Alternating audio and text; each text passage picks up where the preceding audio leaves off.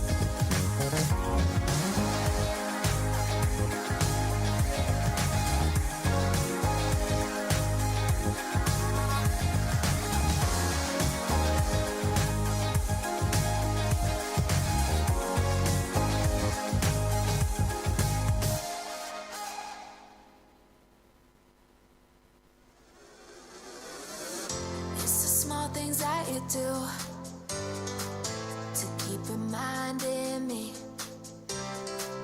there's magic inside me and you. Dreams to reality.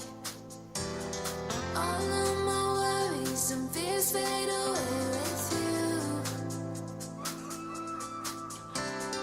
There is no limit to all of the things we can do.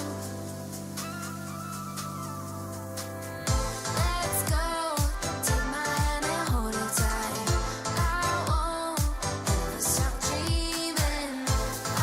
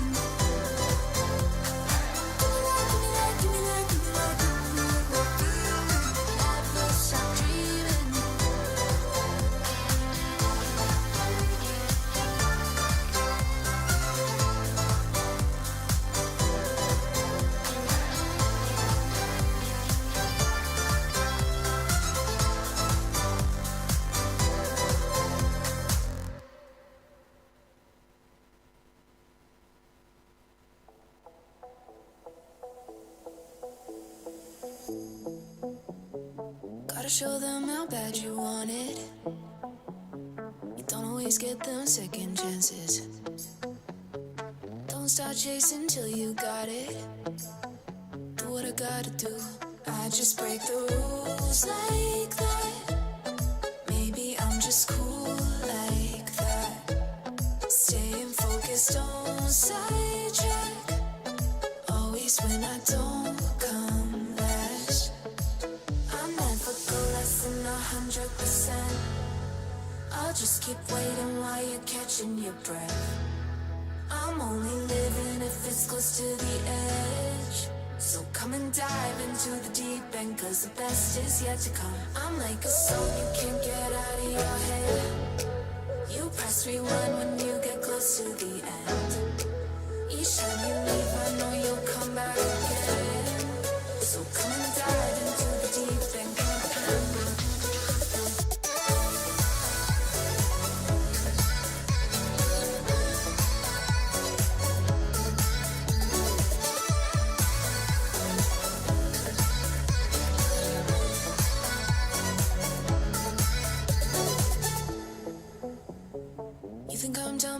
Just started.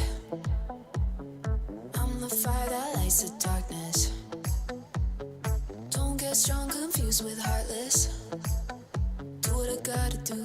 I just break the rules like that.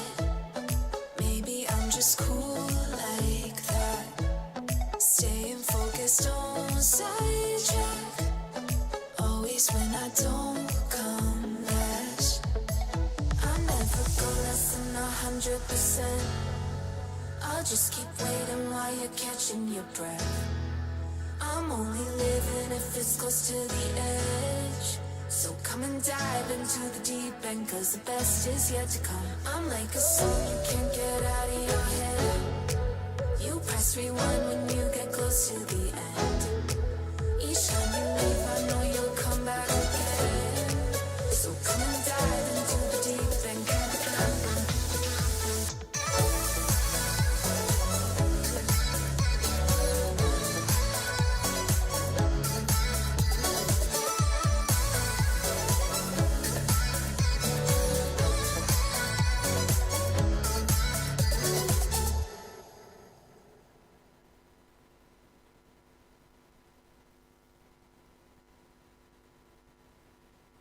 Underneath the neon, denim jacket you can lean on. In the drop we can be gone. Like a dream I think I see one. On the reg you know I need that. On my neck your name is ink black. Got your hand up on your hip like a pin up in that fit. I be lying through my lips, say anything to see a dip. Drop it low, let it show. Leave your thing out on the floor. I'ma count to 1, 2, 3, chorus on the phone. I'm better when I'm with you. I feel it in my bloodline. Ice cold with the go-to, but you the one shining bright. Bump it like woo, baby. Better get your thing ready. I'm better when I'm with you. So would you be mine tonight? Too bad we breaking woke pink. Matter take it slow. Back into the moment when the summer had a summer glow. Body like somebody gon' be missing, they somebody. Zombie. I'm better when I'm with you. I feel it in my bloodline. Ice cold with the go-to, but you the one shining bright. Bump it like woo, baby. Better get your thing ready. I'm better when I'm with you. So would you be mine tonight? Too bad we breaking woke pink. Matter take it slow. Back into the moment when the summer had a summer glow. Underneath the neon, denim jacket you can lean on. In the drop we can be gone. Like a dream I think I see one. I'm better when I'm with you. I feel it in my bloodline. Ice cold with the go-to, but you the one shining bright. I'm better when I'm with you. I feel it in my bloodline. Ice cold with the go-to, but you the one shining bright. Bump it like woo, baby. Better get your thing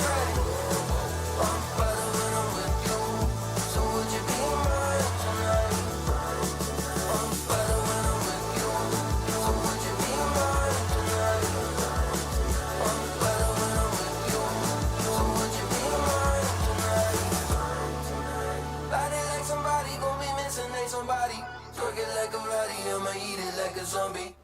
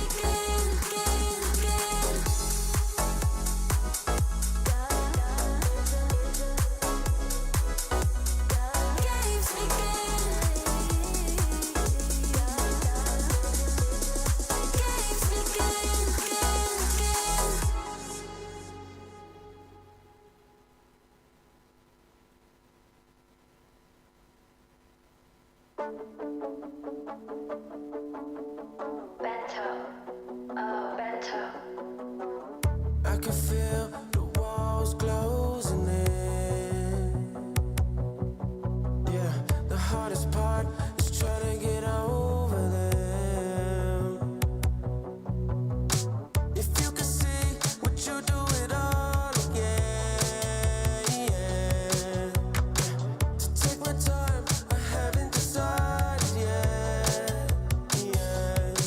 It's just a Saturday night, I don't know if I should call you. Deep in my mind, I'll find it's always all you. Waiting in line, I wish that I could walk through. To tell you the truth, there's still ways to go, and I don't wanna get too far. Now it's too late for us, 'cause I don't wanna get involved, not this time.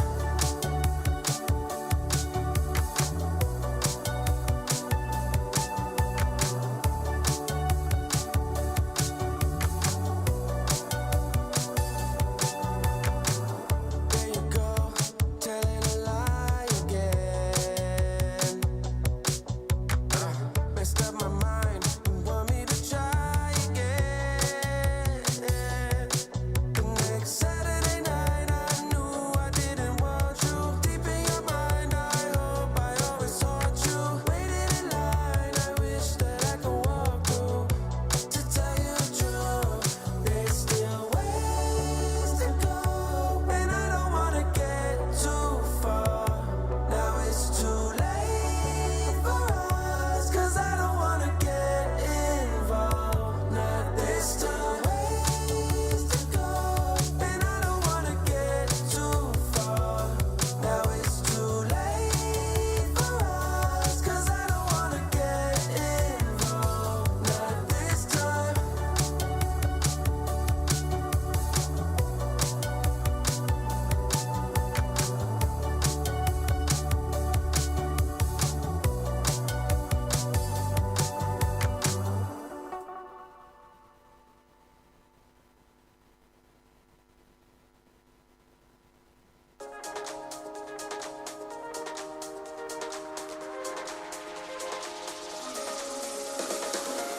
Every day think about you, every night dream of you.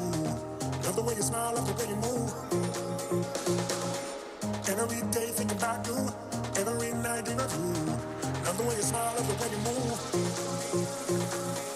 Every day think about you, every night dream of you. Love the way you smile, love the way you move. All I want now is you. Every day think about you, every night dream of you. Love the way you smile, love the way you move. All I want now is you.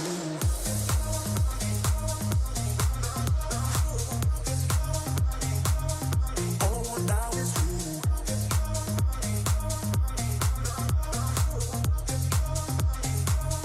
All I want now is you. Every day think about you, every night dream of you. Love the way you smile, love the way you move. All I want now is you. Every day think about you, every night dream of you. Love the way you smile, love the way you move. All I want now is you. Doesn't really matter if the stars don't shine. Who can love you better? Doesn't really matter if the stars don't. Are you curious to play freestyle chess but don't know how to? No opening theory, no memorized moves, just pure strategic creativity. But how do you navigate 960 possible starting positions with confidence? That's exactly what I'll teach you in my Freestyle Chess Masterclass. You'll learn how to develop your pieces effectively, recognize key positional patterns, and avoid early disasters. I'll break down some of the best freestyle chess games ever played, featuring Magnus Carlsen, Alireza Firouzja, and Fabiano Caruana. Freestyle chess is still in its early days. This is your chance to get ahead of the competition. Sign up now and let's take your freestyle game to the next level. Join my Freestyle Chess Masterclass today and save 20% only during the Grand Slam. Vincent, you just won your last game against Fabiano. Let's start there. A lot of people thought a draw was good for both of you, But you went for it. You quickly got a winning position. What was going through your mind before the game and what happened in the game? Yeah, I mean, before the game, I was already happy to be in the situation that I was. I mean, even with loss, I think I would have been guaranteed a playoff. So that's quite comfortable considering that after the second game today, my chances were not looking that great. So I was already happy with that. And of course, it was in my mind that a draw would be a great result. But there's no real way to simplify the position. And I think he was trying not to be slightly worse, and that attempt got really messy. And I think taking the pawn the way he did certainly wasn't a great idea and gave me too much play. You mentioned that after 8 rounds, things were looking tricky, but then you won the last 3 games. What do you think happened? Is there anything you think changed? No, not really. It's just we have to be honest that, of course, also the drawing of the position can influence the way things go. Like sometimes there are positions that are easier to play for white, and against Hikaru, it was a very difficult and tense game. I think out of the opening I wasn't better at all, maybe even worse, and of course winning that game was certainly the key point. So you will be one of the players tonight that the top 4 can choose from. In Weissenhaus, you were the first to be picked. You went on to win the tournament. Do you think you will be picked first again tonight, or they are not going to there? I'm going to see. Yeah, well, I will sit back and see who I'm playing against. And no matter what, I'm really looking forward to playing freestyle classical matches again, which is, I like it better than the rapid. And of course, it's great that I don't have to play for 9th or 11th place, but can still fight for the top spots. Vincent, congratulations on qualifying to the quarterfinals and best of luck for tomorrow. Thank you. Arjun, congratulations. You finished on 6.5. You're qualified for the quarterfinals. How was your experience of playing this round robin over the board here in Paris? Thank you. It was very intense and very exciting. I'm happy that I made it to the knockout phase. You had a fantastic run in the Freestyle Fridays, winning 3 times in the row. Was that the only prep you did for this event, or did you do something else as well? No, I was analyzing many possible starting freestyle positions, and I was trying to make some principles out of it. And I did spend quite some time on it. Tomorrow we move to the classical portion. The top 4 players will be able to choose their opponents out of 5 to 8. At the moment, it's still unclear whether you will finish in 4th or in 5th. It will depend on the last game running. Do you have a preference, finish 4th and not getting a choice, or finishing 5th? Probably slight preference towards 5th, because a 4th player usually gets the best one between 5 and 8. So maybe 5th, but it doesn't matter that much.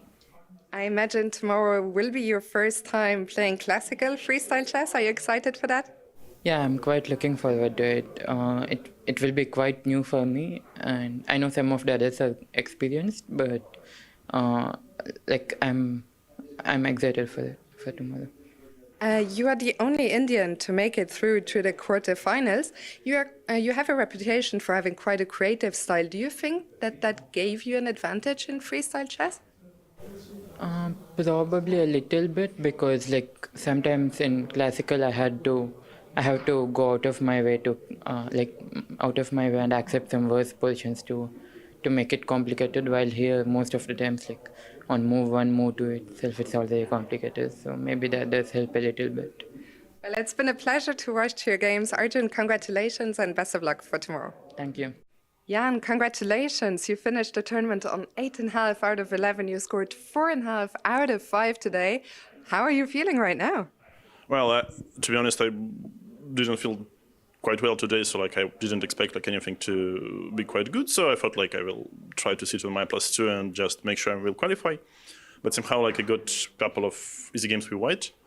Especially actually all 3 games with white I was massively better after opening. Yeah, let's say with Maxime, or with also with Arjun, and also with Gukesh. And somehow with black I also managed to outplay Vidit from a bad position, and then against Magnus at some point I was winning. But it was already time scramble, and I couldn't calculate. So so far today was a great day, but it's important to keep the momentum, because the main tournament starts tomorrow. Absolutely. But so far, this is your first time playing in the Grand Slam Freestyle Chess Tour. How was your experience of these 2 days of round robin rapid? Well, I'm not going to whine too much, like scoring 9.5 out of 11. So, yeah, maybe the time control is favorable for me. So it's like semi-rapid, semi-blitz. So it's a bit faster than rapid and a bit slower than blitz. So it's like possibly my 2 favorite types of chess, currently. And also it's, it does a great job when you shouldn't spend hours and hours preparing. So my head is relatively free of any extra knowledge which could bother me during the game and before the game. So it was fun. But once again, tomorrow is the day. Unless Magnus, who is still playing right now, unless he wins, it looks like you might be the winner of this round robin, and in which case you would be the first to choose your opponent at dinner tonight. Will you give it some thought in the next hour, or do you already have some ideas? I have no idea. First of all, I have to see who finishes which place, who qualifies. So it should have been I think from 4 to 8, from 5 to 8 it should be I think Fabiano, Vincent, I think Hikaru, and maybe someone else. I'm not sure who exactly. Arjun. Could be Arjun, could be Arjun, could be someone else, but probably him. Well, we will see. So I guess we have to understand that rapid is one story, and classical, even classical playing freestyle chess is a completely different game, and I'll surely take my time to consider. In a way, I would be happier to finish 4th, so just to get what I was left with. So no extra responsibility for a poor choice it was in Ferrucci case, I guess. Are you looking forward to playing classical tomorrow? Yeah. At least it will be a shorter day. Instead of 4 games, it will be only 1 game. Yeah. Absolutely. Jan, congratulations on a great result in the round robin, and best of luck for tomorrow. Thank you very much. Maxime, congratulations. You are through to the quarterfinals here in Paris. How did day 2 of the round rapid go? It was a bit less convincing than yesterday. I had a lot of bad positions, but again, I managed to save myself in some of them and to win very luckily against Vidit with 2 pawns down. So, of course, I'm satisfied with the qualification, and now we move to the unknown. The unknown, the classical portion awaits tomorrow. Before that, tonight at dinner, the opponents will be decided. The top 3 can choose between places 5 and 8. It's not clear yet whether you will be 3rd or 4th in this round robin.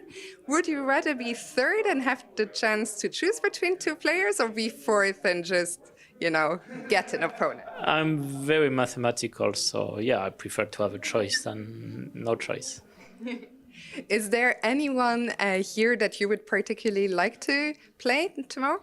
I think we know already we're 5th to 8th, but we'll see. I don't really care. Is tomorrow your first time playing freestyle chess in a classical format? That's why I said I was coming into the unknown.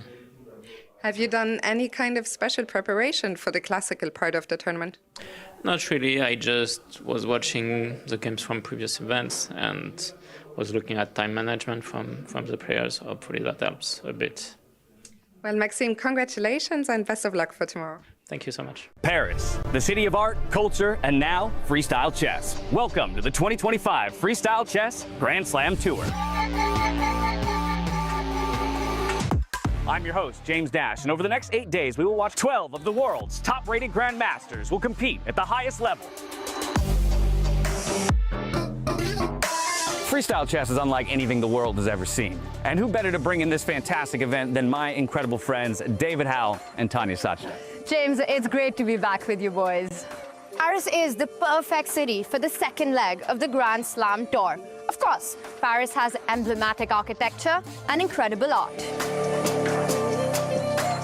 But the city is also home to iconic chess history, from casual matches in Jardin de Luxembourg to 3 global chess tournaments in the 19th century, to chess cafes that have attracted the likes of Voltaire, Rousseau, Ben Franklin, and even a young Napoleon.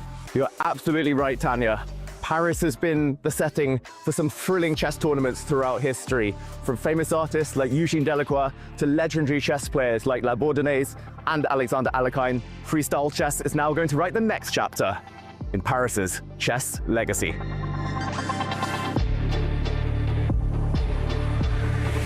What makes freestyle so unique is how we play chess. The players will compete in Chess 960, which randomizes the pieces on the back rank to level the playing field. Before each game, we will pull one of 960 positions, which the players will then have 10 minutes to discuss. Which forces players to rely on their intuition and adaptability.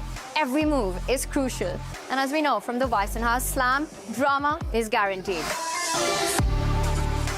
With the best players, creators, and commentators in the world, get ready for the second leg of the 2025 Freestyle Chess Grand Slam Tour, live in Paris.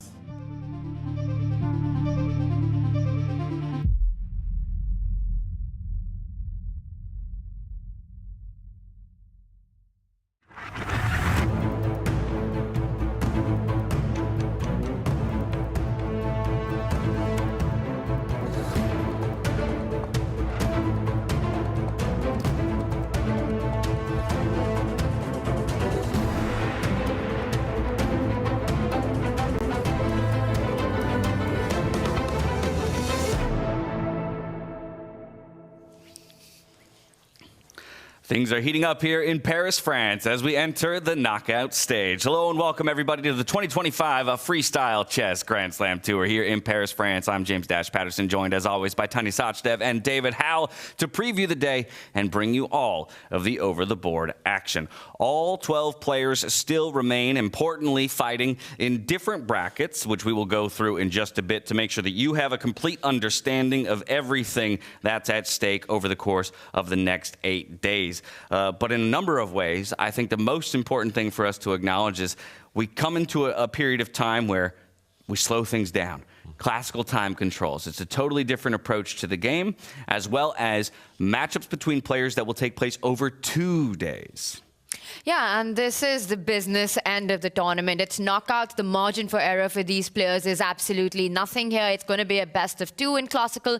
And to your point, James, absolutely a different animal when you go into these longer time formats. And that truly captures the essence of freestyle chess because it's required to spend those extra minutes at the very start. Yeah, and so while David, some players are going to feel a lot of confidence coming out of those initial round robins based on their performance, it's almost a full reset, right? It doesn't really matter at this point if you finished first, you finished 8th, as long as you made it into that top 8 playoff picture, your chances are equal of going through, as we very well saw back in Weissenhaus. That's right. I mean, the first 2 days were a lot of fun. I really enjoyed covering the Rapid, and a lot of the players enjoyed it, some more than others.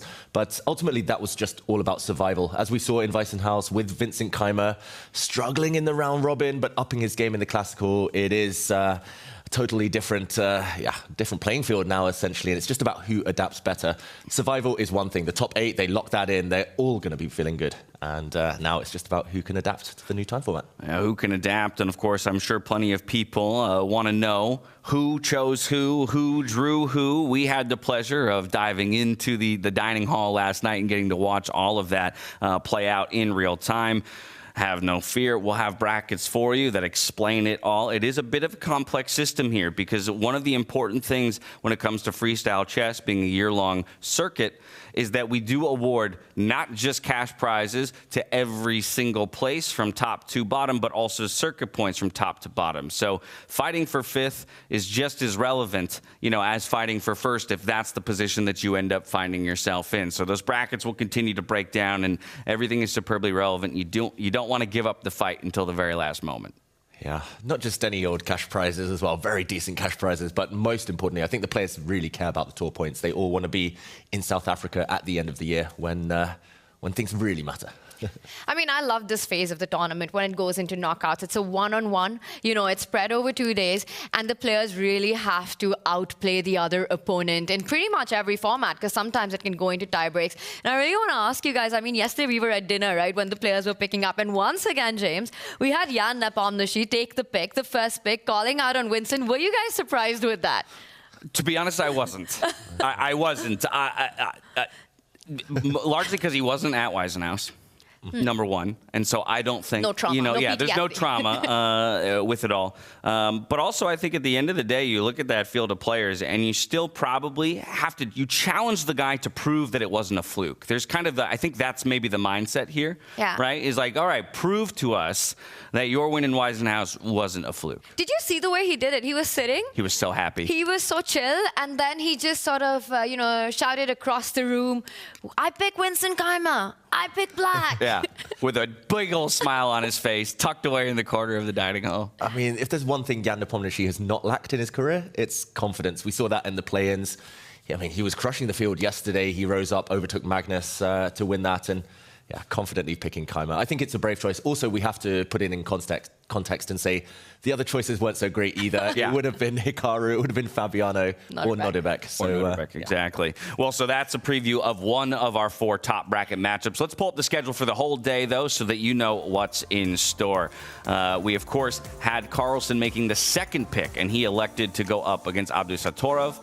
Then Maxime Vachier-Lagrave chose Caruana as his opponent. Caruana having scraped through those round-robin stages in part because of Nakamura's performance at the end of the day. Arjun being left with Nakamura, doesn't get the choice of his opponent, would get the choice of which side of the board he'd like to start. And that's our upper bracket picture. Of course, the bottom 4 are still in play for those 9th and 10th places. So Praggnanandhaa up against Vidit, and there you can see the upper bracket. Like I said, it looks complex. Don't worry, we'll walk you through it all the way, day over day. But those first 4 matchups will take place. Obviously, the winners move on after the second day of play along the upper parts of the tree. Losers will fall down, but playing all the way for 7th place, like I said, money at stake, points at stake in this tournament. We can even look at the lower bracket here. It's a little less complex, but like the upper bracket, winners move to that top game playing for 9th, and then of course the losers will still play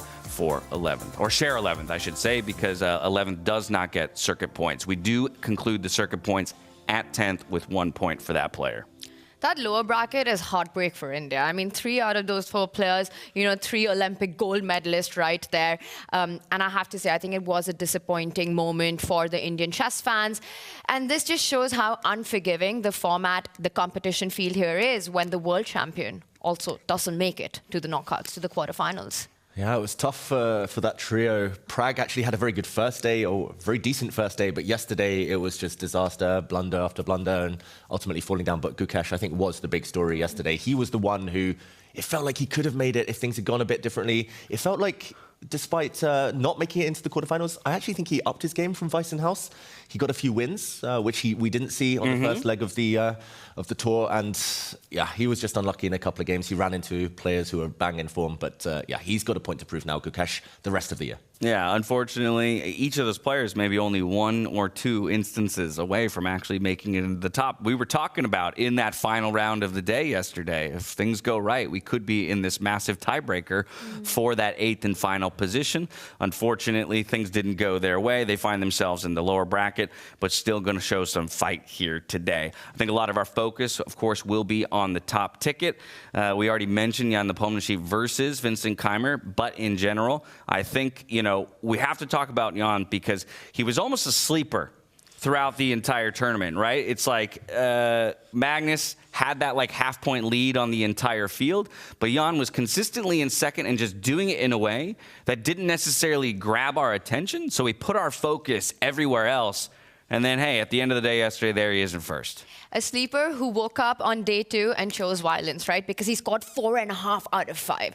I mean, what a performance that was. And then once again, finishing at the top, world co-blitz champion and taking the round robin, both of them with the same points. I mean, Jan was unstoppable, and finishing it in style with a win against the world champion, and the way he did it couldn't have gone better for him. His performance is one of many that impressed yesterday. Let's take a moment to reflect on day 2 of the round robins. We'll take a look.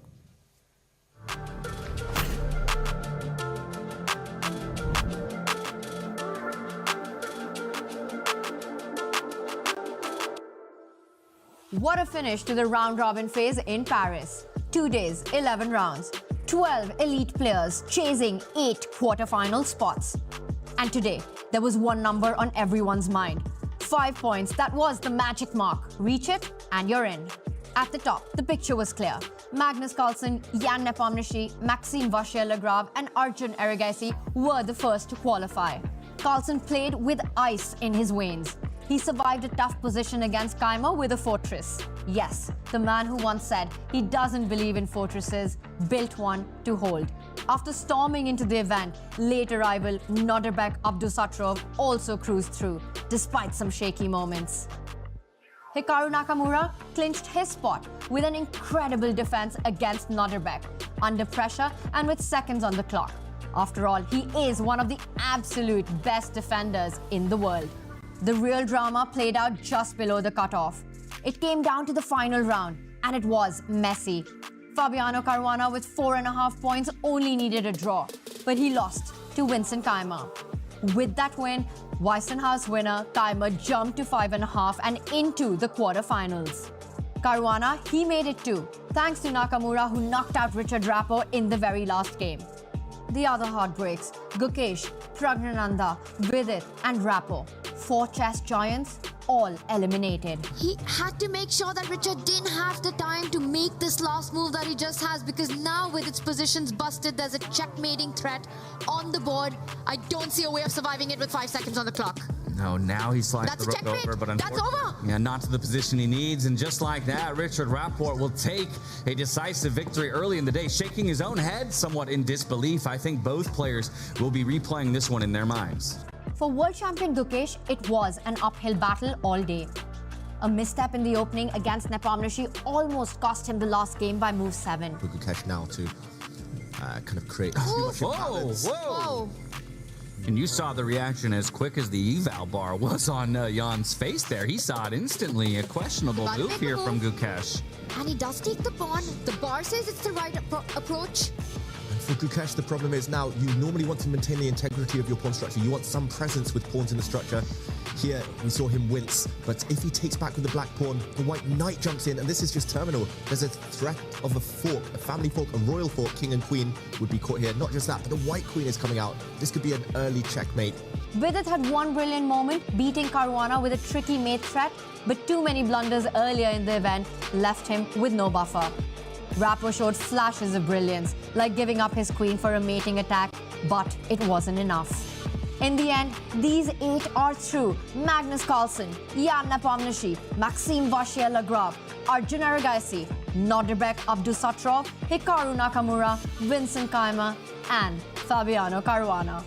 Quarterfinals begin tomorrow. The slate is clean. The fight is on. You stay tuned.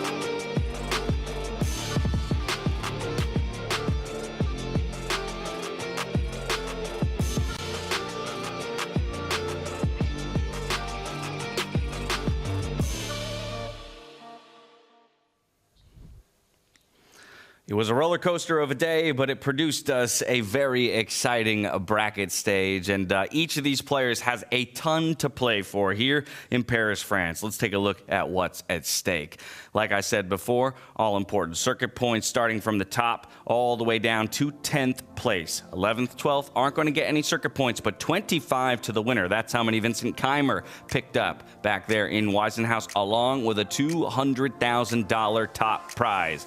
But as you can see, every place of improvement is incredibly valuable when you consider that this is a year-long event as well, right?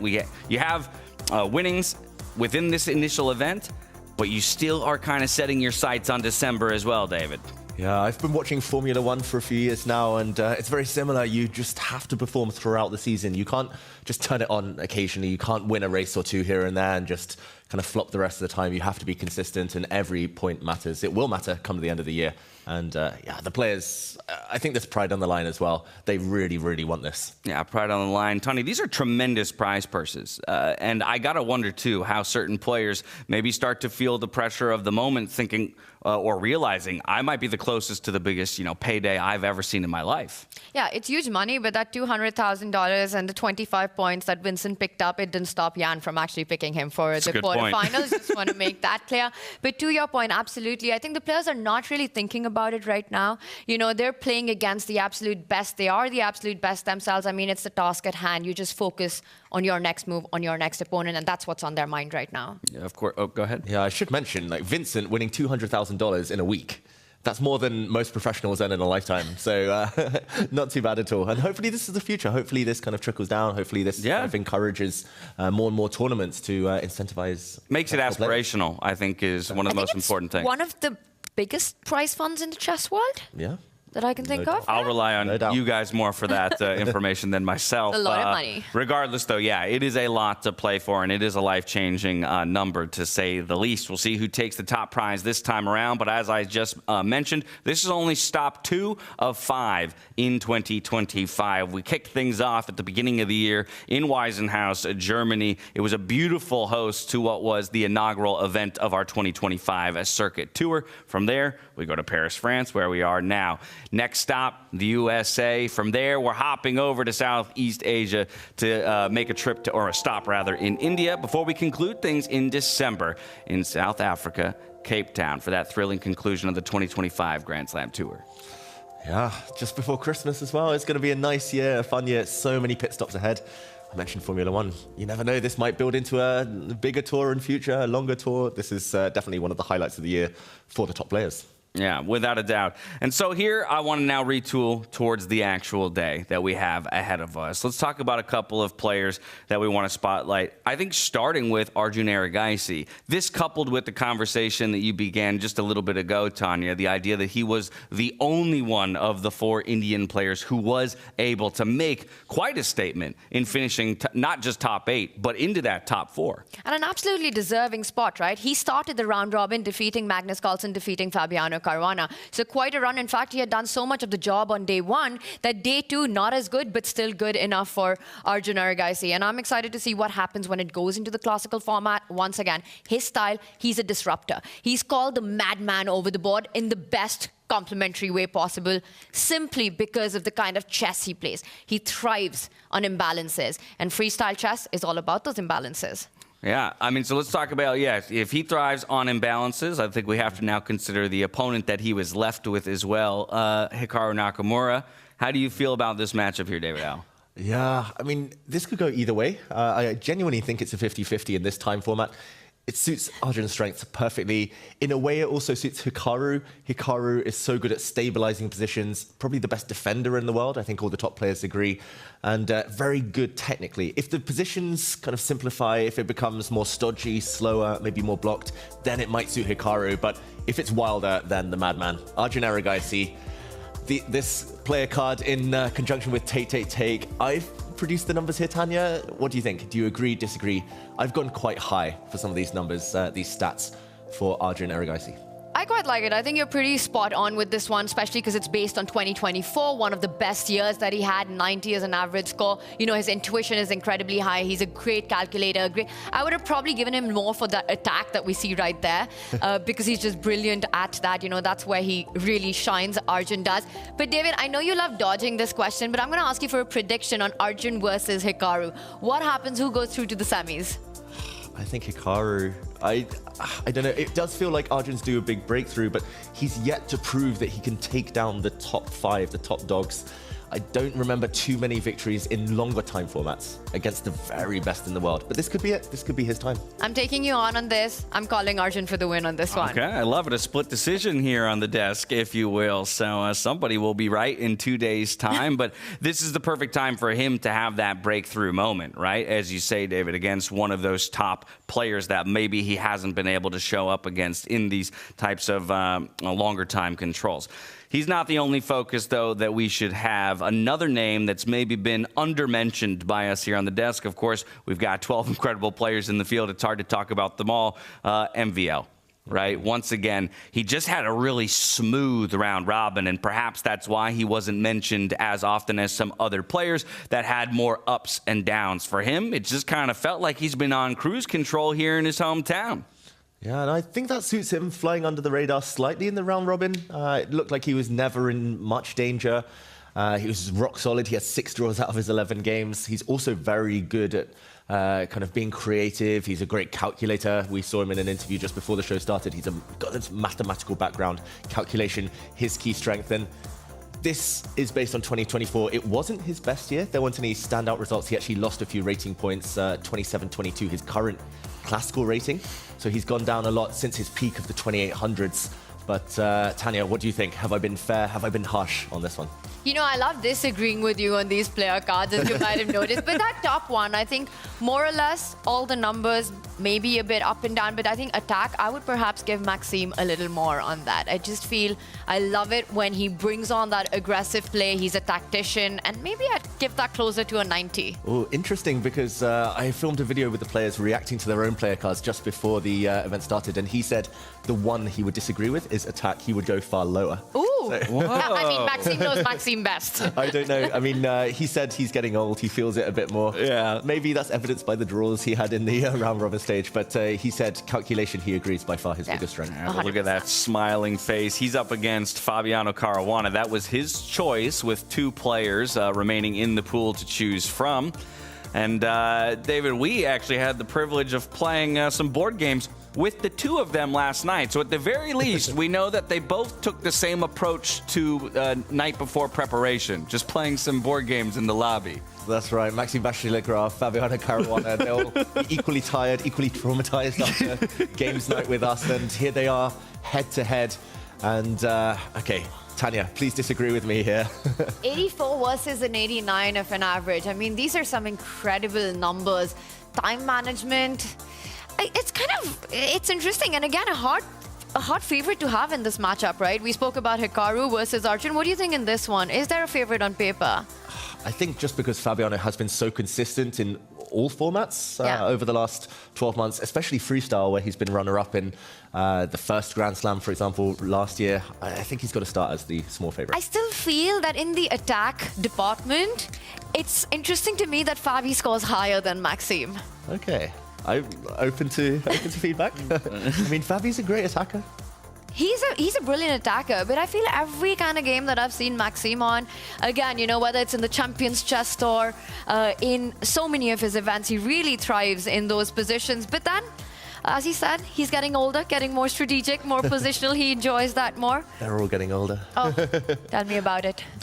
The one thing I will say, Fabiano, one of his biggest strengths is his openings. And those numbers, they're not just the average of those stats. There's many more. There's openings, endgames. And openings, Fabiano's biggest strength, they give him the opportunity to attack a bit more. Maybe for Maxime in classical traditional chess, he doesn't have the most attacking openings these days. But freestyle, they all start on their level playing field. So that could kind of level out that factor. We give the descriptor of consistency to Fabiano, but do we feel like he's lived up to that descriptor in this tournament specifically? I'll reflect. Day 1, 3 losses in a row before putting any points on the board. Yes, then came back in a big way to end the day, 2.5. But in reality, then you move on to the next day, still only scored 2 points out of 5 to move to 4.5 and scrape into the top 8. To me, that is a different look than the Fabiano we saw in Weisenhaus. It's just about whether or not we can we excuse those 3 early losses as a blip on the radar? I would agree with you, James. I mean, it was surprising to me to see Fabi struggle to make it through. It almost felt that he was doing everything not to qualify. That last game against Vincent Keymer, I mean, that was an absolute disaster, something that we're not used to seeing Fabi. He had to rely on a Hikaru win to actually make it through to the knockouts. Yeah, it has happened in the past. We have seen world-class players be dead lost after 10 moves in freestyle, especially in the rapid. But maybe he just needs to take inspiration from the man who beat him in that Weisenhaus final, Vincent Keymer. It's just about survival that first stage. And if he can up his confidence, if he gets a good start today, Fabiano, then we might see him back at his normal level. And Maxime picked Fabi as his opponent. Yes. So Maxime versus Fabi, who makes it through to the semis? I love them both equally, though.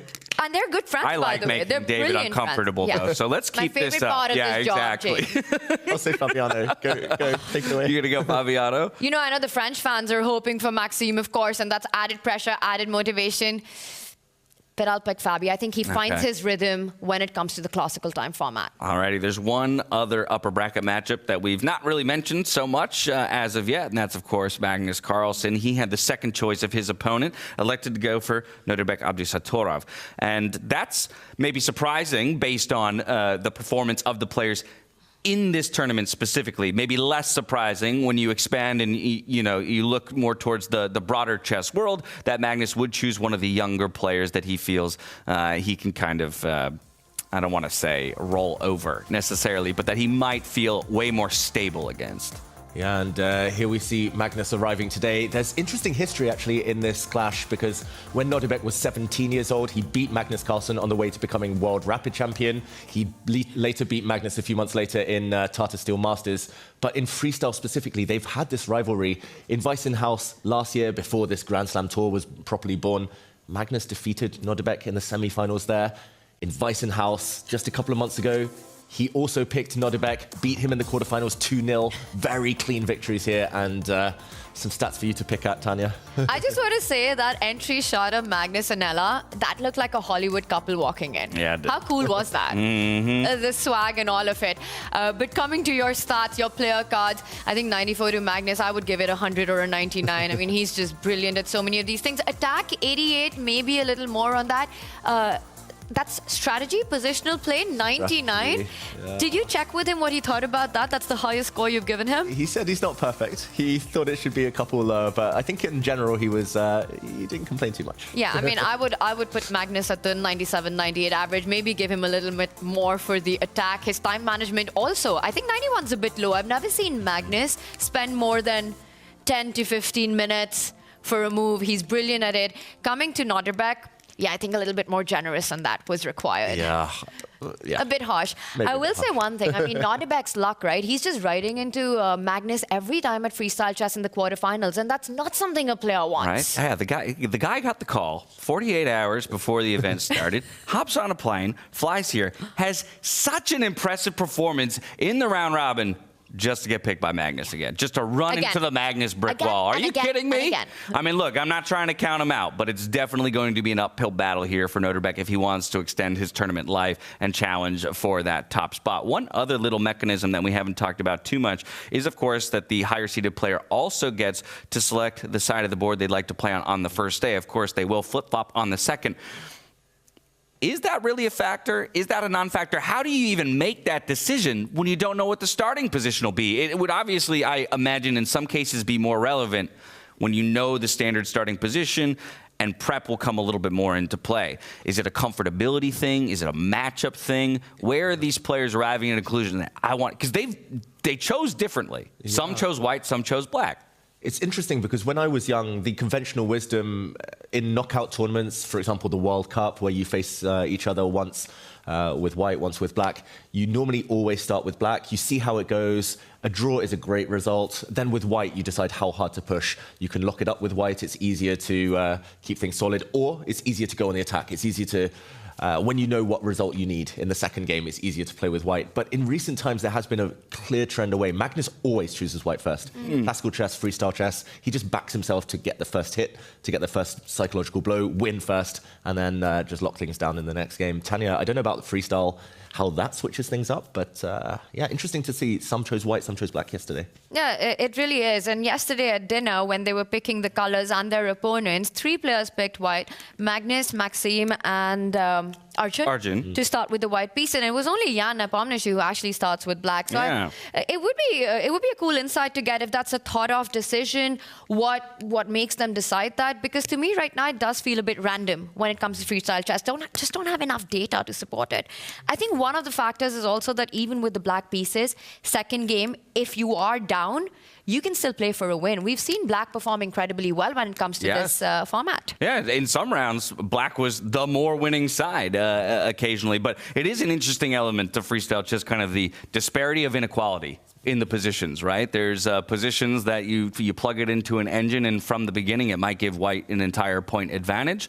There are also some positions that, are akin to equal, or maybe even after 1 or 2 moves made, now all of a sudden black is feeling really good. And again, they're not savants. They don't know what's going to come next on the following day, but it's just an interesting secondary, puzzle to have to crack. Yeah, and I've been talking to Magnus a bit over the last few weeks, ever since Weissenhaus, and he said it's clear the level's increasing. Last year, 1 year ago, people with freestyle, the openings were terrible. They weren't knowing what to push first. They were bringing their knights out to bad squares. They were getting their queens trapped.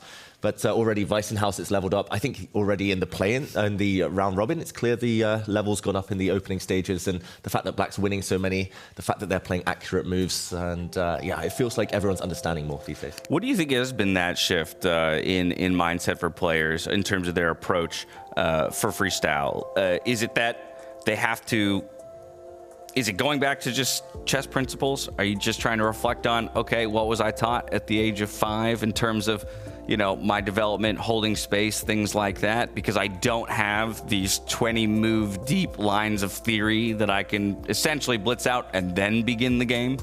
I think they're just adapting better to the format, right? Becoming more familiar with the unfamiliar. With Freestyle Fridays, playing more freestyle chess. As every slam goes through, they get to know their opponents better. They know what's required. It becomes easier to unlearn all the patterns that you have. So everybody is leveling up. I mean, speaking of leveling up, Magnus Carlsen from Weissenhaus, I just want to say that he's in beast mode in this tournament so far. And there he is with his white jacket on. So, you know, yesterday, he had 2 queen sacrifices. Now, in chess, that's a showstopper of a sacrifice. When you give up a queen, not for an immediate checkmate, but for a long-term gain, a long-term advantage. And humans aren't capable of pulling that off too often. Magnus did it twice in a day. And when Magnus is in beast mode, that's terrifying for the other players. Yeah, talk about beast mode. He's getting fully checked out here. Magnus going through all the works. Yeah, very tight security here in Weissenhaus. And yeah, beast mode, if he can keep that up, it's going to be really tough for Nodirbek. But then again, I do think at some time in the near future, Nodirbek is due a breakthrough against the very top guys. He's been so consistent as well. He's so aggressive. He's a bit like Arjun. He's a firebrand on the board. He's always playing the most ambitious move every single time. It just feels like Magnus has figured Nodirbek out over the last year or two somehow, you know, just the results that he's been getting. And Nodirbek was a tough opponent for Magnus because this guy, he's fearless. He doesn't let it get into his head who's sitting across him. We've spoken about just the killer attitude that he has on the board, you know, his presence, his death stare so many times. He loves the opportunity to play against the best. And I think a breakthrough against Magnus at this point of his career would mean a lot to him. I actually love seeing these guys file in. And I will say, for those of you at home who don't have necessarily the pleasure of being on site, it's a pretty epic feeling when you step through those doors and into the playing hall. The atmosphere definitely shifts as there is a tremendous focus on each of those 6 boards, but how well set up they all are, you know, for success with any number of amenities. And it's fascinating, these security checks. They've all been adopting different poses. Right. Hikaru, it's like... Hikaru's hands up. Hands up. Hands up. You got me. Nodirbek was like, power stretch. I am Iron Man. Yeah. Power stance. Yeah, and yeah, of course, they're all just superheroes in their own way. Gotta love it. How about Hikaru at this event, right? I mean, he's got a smile on his face right now, and I think of all players, without really knowing this, you know, in terms of coming straight from him or anything like that, or from any discussions with him, he does seem to be one of the players that's most driven by his mental and emotional state. Yeah, I think that matters more and more.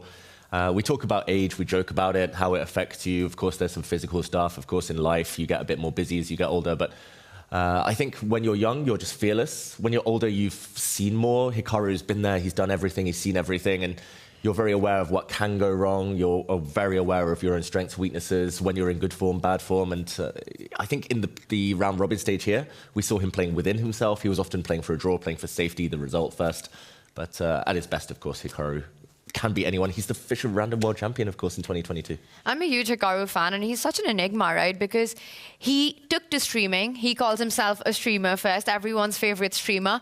And then he's been able to maintain to be absolutely the best in the world. Like, he's world number 2. That is incredible, right? I mean, at that level, to be able to play that kind of chess consistently. And yes, he doesn't play maybe as much as he used to, but when he does, he has top-level performance every time. And imagine handling a full-time streaming profession and being the best in the world at chess. I don't know how the guy does it. No, Jesus, yeah. I don't understand how most of these guys do anything they do. And that's why I'm so glad that I'm joined by the likes of you two to help me, at least point me in the right direction. And hopefully we'll be able to do that for all of you at home all day long. You were pestering David for some predictions for a few of the matchups. I feel like we should just complete the circuit, yes. right? Let's do it. So we had Arjun against Hikaru. You chose Hikaru. You chose Fabiano against MVL. You choosing Magnus over Nodirbek? Or is it going to be the big surprise? I think I have to. Okay. And Jan, and then against Magnus. You're also going to pick... Yes, this one's... All right, Jan versus... Vincent. Come on now. Oh, this is tough. And it's such a clash of styles, by the way. Jan... Total opposites. Yes. Polar opposites. Clash of generations, clash of styles, and I think, Jan saying, hey, none of you could do it in Weissenhaus, I'll try to do it. Vincent saying, I'm going to do it twice, I'll show you, Jan. I'll go with Vincent, this one. Me too. I'm going with Vincent. Let's go. The repeat. All right, we'll find out soon enough. Into the player hall we go to see what that starting position will be for our first quarterfinal.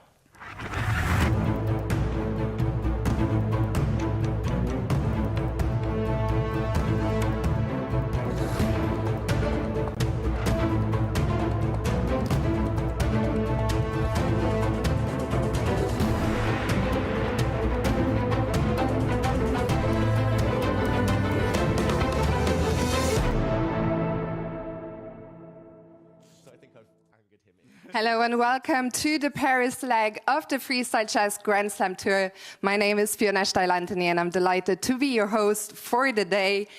So today it is time. We are going to play freestyle chess in a classical time format, day one of the quarterfinals.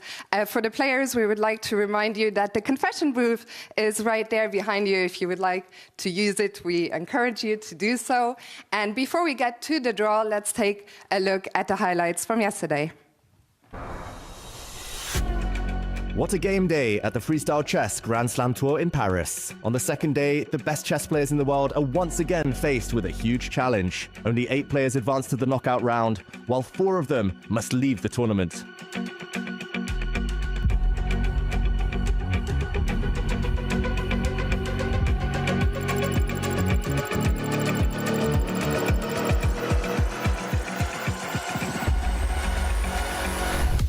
Journey ends here for newlywed Vidit Gujrathi, Hungary's youngest ever Grandmaster Rapport, and Indian prodigies Praggnanandhaa and reigning world champion Gukesh. After winning the Weissenhaus Grand Slam, Vincent Keymer had a difficult start in the rapid round. However, by the win of his last 3 games, he secured a spot in the quarterfinals and emerged as the player of the day. The second game today, my chances were not looking that great. Even with a loss, I think I would have been guaranteed a playoff, so that's quite comfortable. I'm really looking forward to playing freestyle classical matches again. I like it better than the rapid, and of course it's great that I don't have to play for 9th or 11th place, but can still fight for the top spots.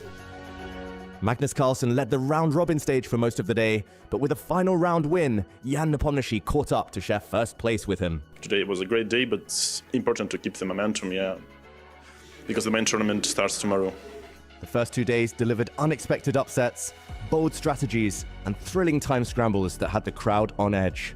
The unique freestyle format pushed players out of their comfort zones, blending preparation with creativity. Paris proved to be the perfect backdrop for this high-stakes drama, where even the best couldn't afford a single slip. With the knockout stage ahead, the tension and the brilliance can only grow. Stay tuned.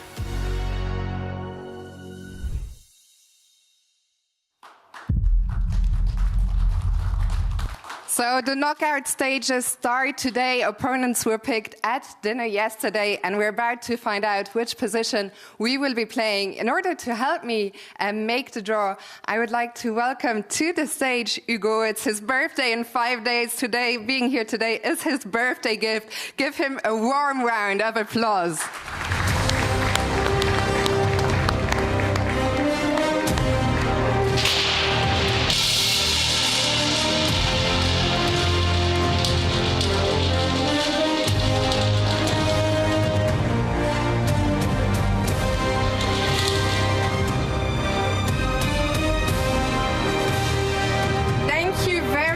The position today is 841.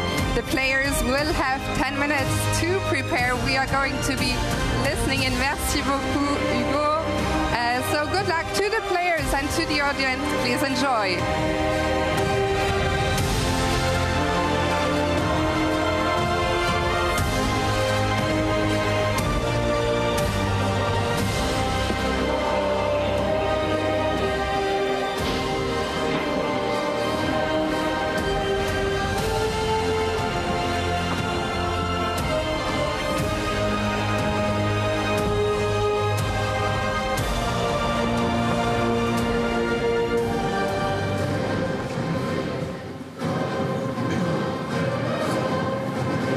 say formal one position. Just A4, A5 changes, right? no, I mean sometimes okay, once again, like maybe 3 comes in tempo in some lines. Okay, so F4 probably. F5 or D5, right? Maybe try to play G4 or one. F4, F5, G4. I mean F5, G4. F5, G4, G6.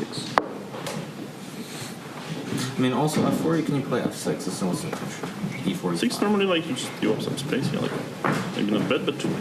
I saw with D5, E4, E5, and then knight D3 and knight G6. Yeah. Knight D3 always like something like D6 wouldn't be as bad. Knight G6 looks more. Yeah. Is F5? It might be too much. F5? No, but F5 you get D5. D5, D3. Knight D6. 6, knight F7 maybe. Or knight D6, yeah. Yeah, No, like the main like pieces are well placed. Out for game and learn But also D4 I think is good for black. D4, C5 and just get space. But okay. I mean, what else can white play? G4, E4 is reasonable. E4? E4 E4, yeah, very reasonable. Makes sense. Yeah. Because you can the king's gambit.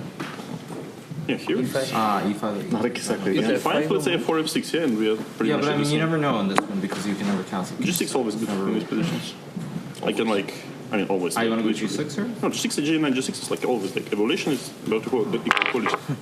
I mean, no, I mean that's no, but like that's like that's not me. That's not me. That's like stop. This looks reasonable. D4 like E5, like whatever. Like, then bishop to G6 and so on. But D4, E5 I don't like. What? You take knight F5 and it goes to C4, bishop G6, bishop F6, and you're already winning like knight B6. no, seriously. No, actually, it doesn't look bad. It doesn't look bad. Winning is a. No, like, and, I mean, it's interesting how that can be like. Bishops come to a good place. It's interesting, yeah, this gambit. Yeah, what about F5, E5? I thought maybe F4. No, I think F4 is very good. F4 like restricting the management. Yeah, no, this is quite nice. Okay, so E4, E5. Are you sure about the gambit? I'm not so convinced. Yeah, I'm not so. A lot of the stake. Okay, white should take it. But how does white play? Because the pieces do so nicely. I mean, the worst case you get is Catalan structure, like. No, why? Like, I mean, like in this. Catalan 96, let's say. Yeah, your bishop's not on B6. Because okay, this pawn, like, I mean, okay, but that's even better for us here because it's true. smaller E5, D5. Yeah, this is developed very, very reasonably. Like, what does white play? Knight G3 or what? Okay, whatever, like. That's true. D3. Like, But D4, E5, I really think this is good. D4, I think it's like quite doable. Okay, white should take, right? Yeah, white should take. F3 is the move. F3? F3, okay, I don't know. Yeah, take bishop And B6, maybe. Yeah. Or bishop F6 immediately. Yeah, also. Interesting. Yeah, maybe. Or knight Yeah, B6. let's go with knight C4. Yeah. This knight is also very. No, I mean, this is like quickly Yeah, this is very. gets out of control for white. Okay, so what's first moves? So what? Not E4. G4. G4. Okay, G4. Can we go H5 here? H5 takes F5. Ah, no, maybe then E3. Yeah, Or knight G. Yeah, knight G3 was the idea. But what's wrong with G5? Not so much. Also maybe E5 also, but F4. No? Yeah, E5 and 4 maybe is not so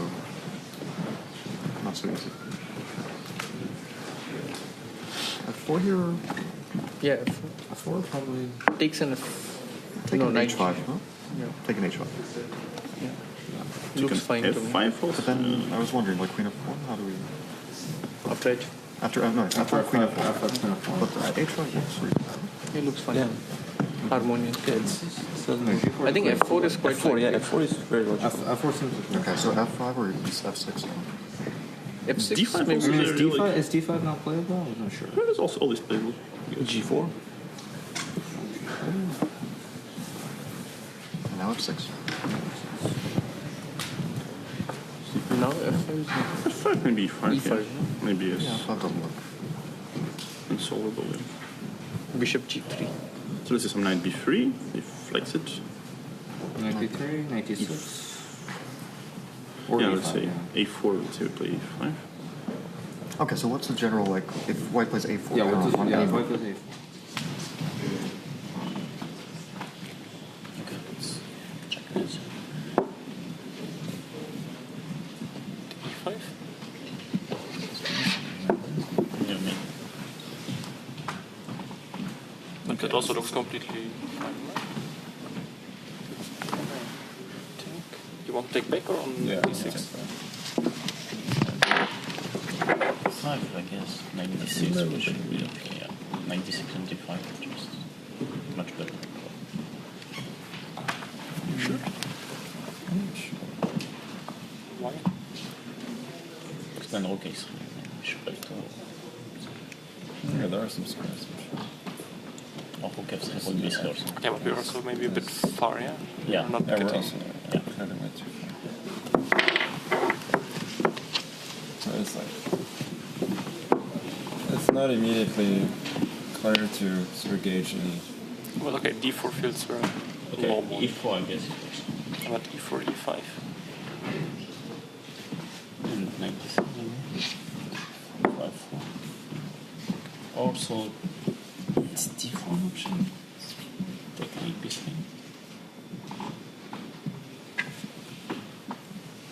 Or knight b3.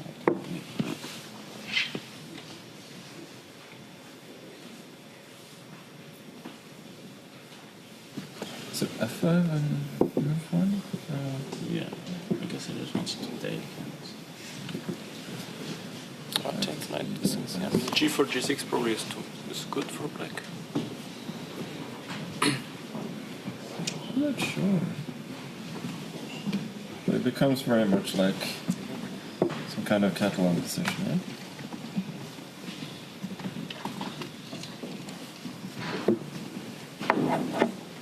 F3, knight g3. Oh, bishop g3 knight f2. Yeah, I'm not sure how to. I think we're not unhappy here. Yeah. Black kind of needs this. No. Yeah, because they're also struggling with their bishops. Both have the same problem.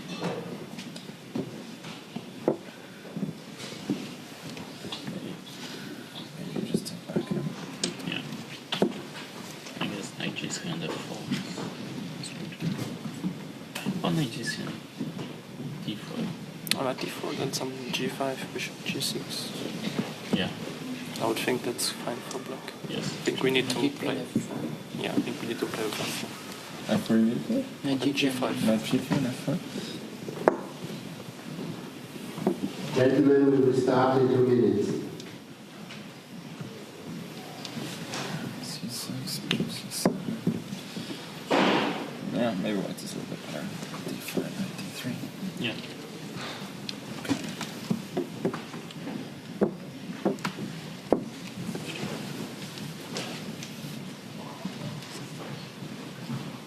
Like if we go with d4, d5 and dagger, like f3, knight d6, knight d3, and then we try to push e4 quickly. But I thought we said d4, d5, g4 was interesting. I mean, maybe we anyway, don't want g4, g5. Yeah, unclear. It's just not sure whether want or need it. Yeah.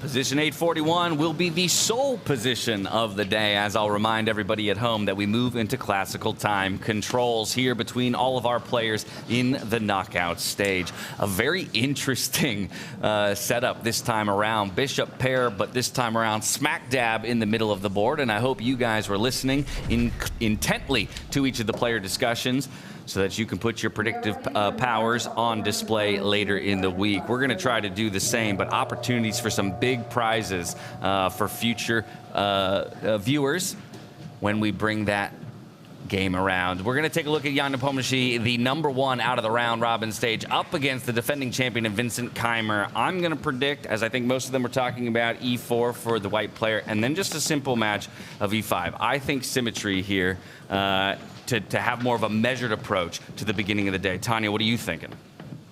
You know, after watching all the analysis the players were going through, I'll agree with your first move, but I'll deviate on the second one. I think we're in Paris, we might see the French defense of standard chess. So one e4, which is the bishop pawn in this case, in the center of the board, moving 2 steps forward by Vincent Keymer.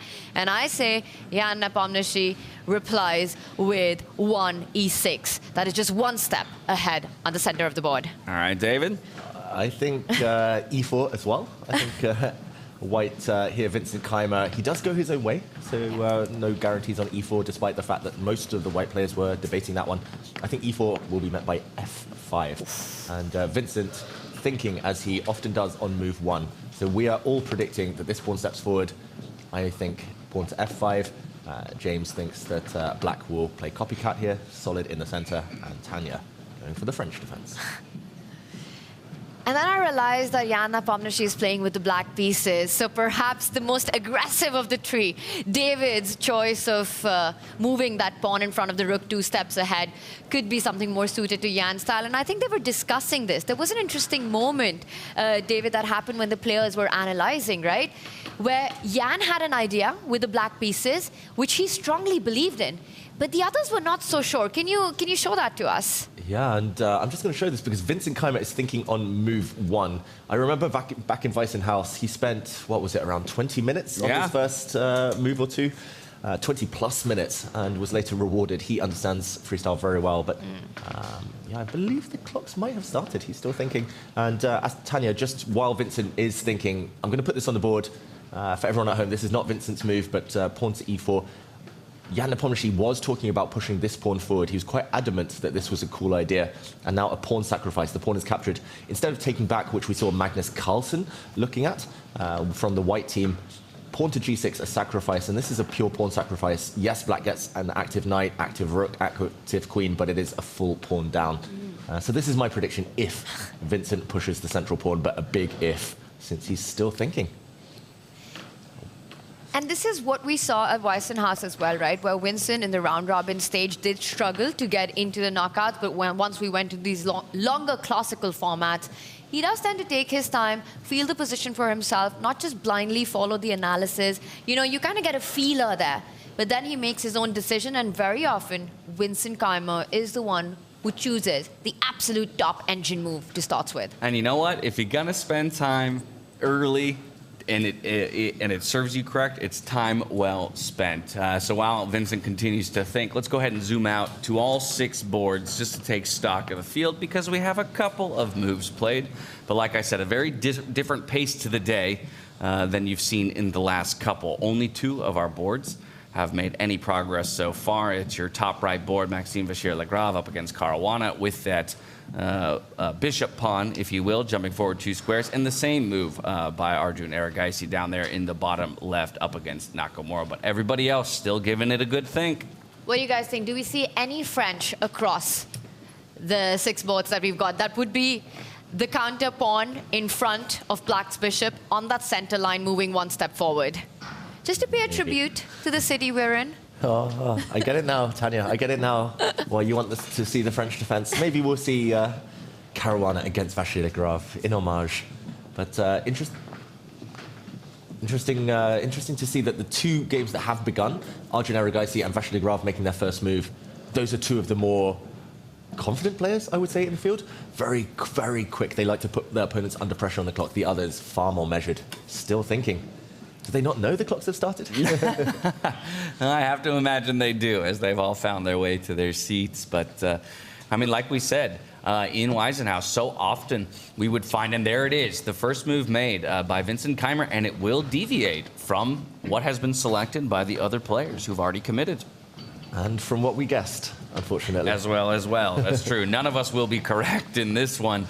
It is going to be that d4, the light squared bishop pawn move. We need to switch our strategy in the studio, you know. I think we need to cover all grounds. So David needs to go for 1 move, James chooses another, I'll pick a third, and that way at least one of us gets it right. Yeah, we got to throw a wider net. I feel ya.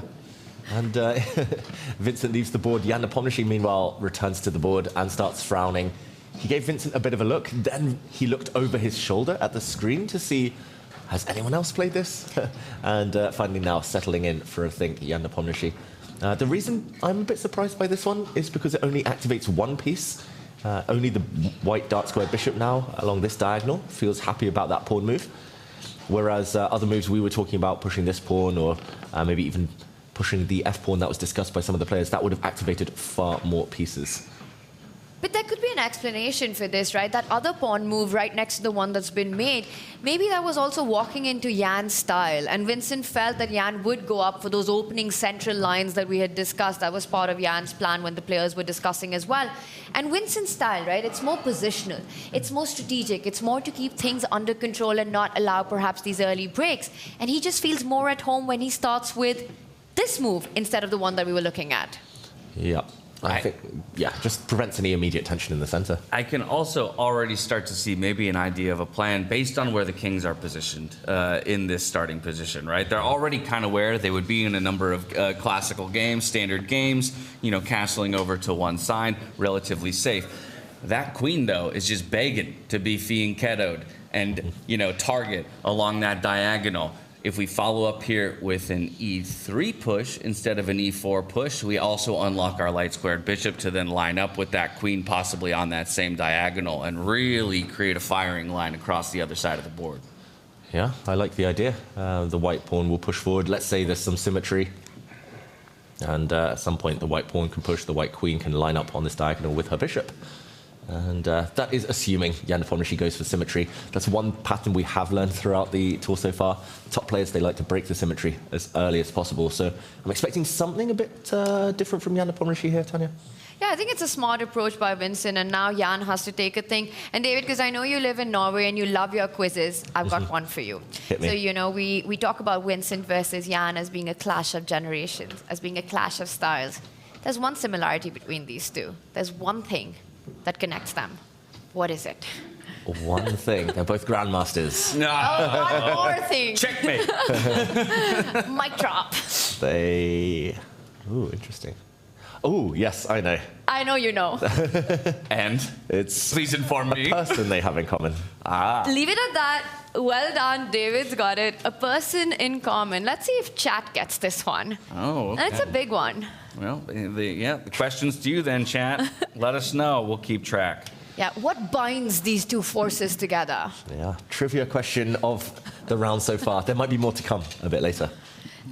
I'm going to open up our chat and see if anyone got it. Jan Nepomniachtchi giving a good think, and perhaps while he does that, we can hop on over to the Arjun Erigaisi versus Hikaru Nakamura game, because it's the only one in which we have a response from our player on the black side of the board. It was that e4 start here for Arjun Erigaisi right in front of that bishop, and then of course met with some immediate fighting tension at the center of the board, the f5 push.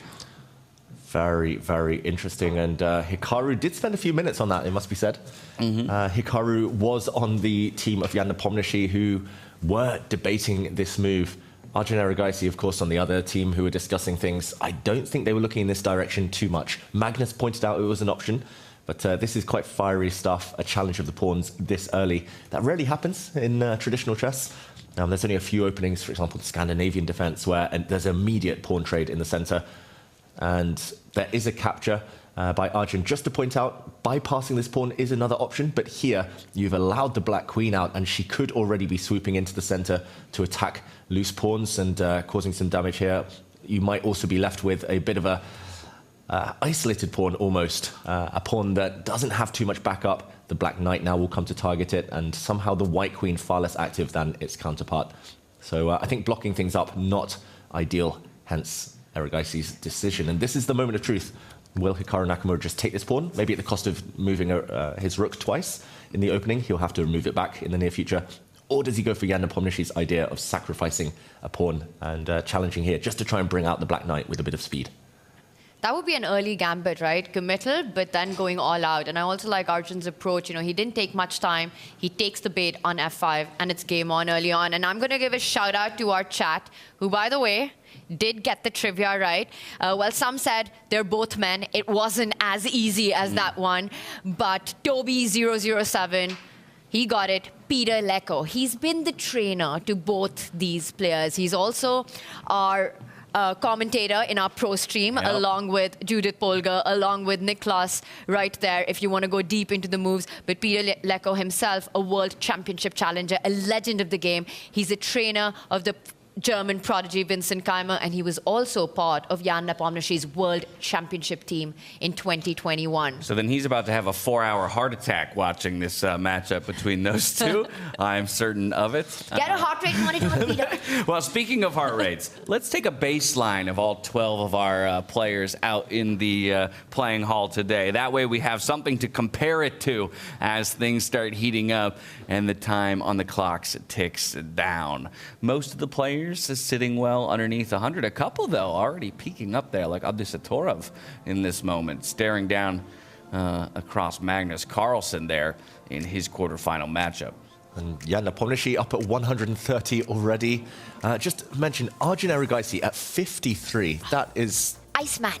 Yeah, that is almost superhuman. That is lower than most people's resting heart rates, let alone in the thick of action during a dramatic game, facing off against Hikaru Nakamura. Yeah, really interesting here. We have the baseline established. We got the baseline established. Let's head back to that top matchup. Number 1, Jan Nepomniachtchi versus the defending champion in Vincent Keymer. As we hop over to that board, you'll notice a bit of symmetry. So I was right on the symmetry. I was wrong on the file. It's the D file as opposed to the E file. Yeah. I must admit, I'm a bit surprised. It's not normally Jan Nepomniachtchi's style. He's quite fiery in his opening choices. But yeah, my prediction would have been probably this pawn to push anyway, just to activate the black queen. Now the big question is, how does Vincent Keymer try to break the symmetry if he does? The one good thing for both sides with this last development is that knights have nice squares now behind their pawns. Another good tip for everyone at home. You normally want to put knights behind pawns in freestyle chess, unless you have clear squares you can jump to next. Otherwise, the knights might just get dominated and get in the way of your own army.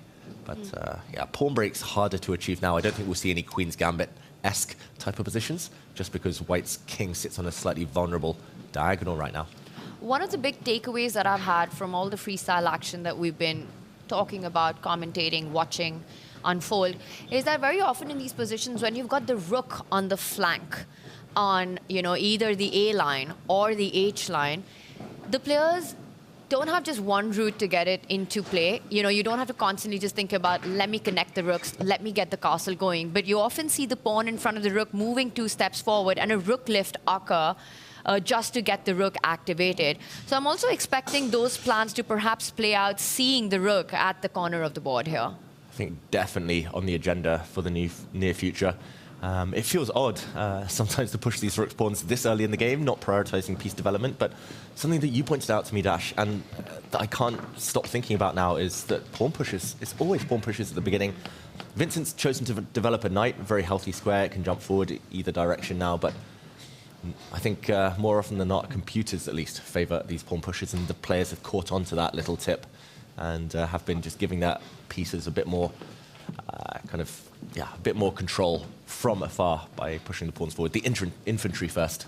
And yeah, it was funny, Tanya, the top line of the computer, move 1 was pushing the A pawn forward. On the first move? On the first move. That is crazy. And funnily enough, on a pretty intense depth, the response A5. Yeah. That's what it wanted. It just wants pawn pushes on the outside flanks. Pretty crazy to think about. More symmetry, though, in this matchup. And I think from here, maybe we can hop on over to Magnus Carlsen versus Nodirbek Abdusattorov, because interestingly enough, Magnus made his first move with White following Keymer with that D4 push. Did make it after him, but we have a very different response from Nodirbek. In fact, what you were thinking, maybe Jan himself would have gone for, opening up that black queen. And this in chess, in traditional chess, would normally be called the Dutch defense. But of course, with pieces on very different starting squares. The reason I expected this from Jan Nepomniachtchi is because he really likes dynamic play, in that he shares a trait with Nodirbek Abdusattorov, and the black queen now activated on this diagonal. The black light squared bishop has some potential squares to jump out to, and the black rook gets a say. Magnus now slightly opens up the white queen, but also hints that he might build a big pawn center. What do you think about that one, Tanya? Interesting decisions from both. I agree with you. I mean, that multi-purpose move by Nodirbek, it just activates so many of his pieces. And I think Magnus is aiming for a big center in this one. So asking early questions, because once that pawn does get to the square that you were pointing out, moves 2 steps forward, there'll be so much harmony, so many nice squares for his minors to come out on. So Nodirbek has to be preemptive about that. And I'm just trying to think, what approach could he have? Could he also think about, traditional chess wisdom, your opponent plays in the center, you play on the flank. Maybe advance that pawn in front of the queen, get more space on that right side of the board. Yeah, I like it. And again, it follows the wisdom that you want to bring out knights only after pawns. Infantry first, cavalry afterwards, and pushing that pawn forward makes a lot of sense. Rematch of one of our quarterfinals here from White's House 2025, and we did put the question to the fans at home: who wins game number 1 here between Magnus Carlsen and Nodirbek Abdusattorov? And it is a landslide in favor of Magnus. People looking for that fairly dominant repeat of the very result that we saw. 77% of the vote going for Magnus. Only 12% are full believers in Nodirbek, and 11% saying we're going to a draw. Yeah, that tells us that our chat, they're not risk takers. Yeah. They need to be bolder with their predictions. Surprise there. Yeah. If I were a betting man, I'm not, then probably the odds would be quite good for Nodirbek then, since he's such a big underdog. It might be worth a flutter. But either way, Magnus, he's established this reputation over years and years, and it's going to take something very, very special to shake the dominance that he's had in recent times over Nodirbek. I'm going to push us from this board to another, because some interesting developments over on Hikaru Nakamura's board against Arjun Erigaisi. We talked about kind of the way that those pawns were facing off against each other and how it might result in some pretty intense action early on. And as you can see, pawns have fallen off the board. So already some early trades here between these two players, opening things up. Yeah, and 2 pawns have fallen off for Hikaru, only 1 pawn fallen off for Arjun Erigaisi, so a pure pawn sacrifice. And this is just incredible stuff, because Hikaru, I was talking about him before the round as someone who probably just wants a solid position against Arjun, just wants to lock things down.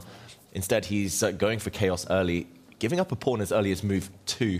He's also showing maximum trust in Jan Nepomniachtchi, who suggested this idea to the black team. He said, trust me, this looks amazing. This looks fantastic for black. The knight is jumping in. The queen is nicely active on this line. The rook is great. And actually, he was laughed at initially when the black team were discussing this. They were like, no, you're just a pawn down. But Hikaru said, no, I trust you. And actually, those who were paying big attention to those discussions, they would have heard this line. And for the prediction games later in the week, you would have been able to potentially win a prize, guessing the first moves to this game. But impressive courage from Hikaru, I'm going to say. Computer evaluation and human evaluations are 2 such different things, and we see our bar, it does favor the player who's got that extra pawn, Arjun here. But I think from a heartbeat perspective, it's so much deeper and complicated than that. That 1 pawn that's been lost by Arjun, it's a central pawn, which gives Hikaru the opportunity to expand his own center. The knight is ready to jump forward as well, start targeting those pawns on the right side of the board. So definite compensation here for black. The eval bar, as materialistic as David and myself are in the way that it likes to approach the games. But perhaps now we can go over to one of the boards we haven't taken a look at yet so far, and that's Maxime Vachier-Lagrave up against Fabiano Caruana, in particularly because we're welcoming in to our very studio none other than Christian Krylia, head coach of the Missouri chess team and Fabiano Caruana's coach here at this event. Welcome in, my friend. It's good to have you. Good to have you guys. Talk to me about what the process of a coach is in freestyle chess, because it is such a different animal than a standard version of chess. For you, how have you approached this role of supporting one of the top players in this format? So we're not doing a lot of chess preparation per se, because there's absolutely no way to prepare for freestyle chess. What I am, I'm just a friend around here. I'm a friend. I take walks with him. I go to breakfast with him. We try to set up a routine. I think this is quite important for chess players in general, and stick to it. That's important. Keep him happy, keep him rested, because that's quite important as well. I think Hikaru was mentioning that the game starts before move 1 in freestyle chess, and you don't have time to prepare. You're not, you don't know the first 20 moves of theory. There's no such thing. So the energy expenditure starts from move 1, which is completely different.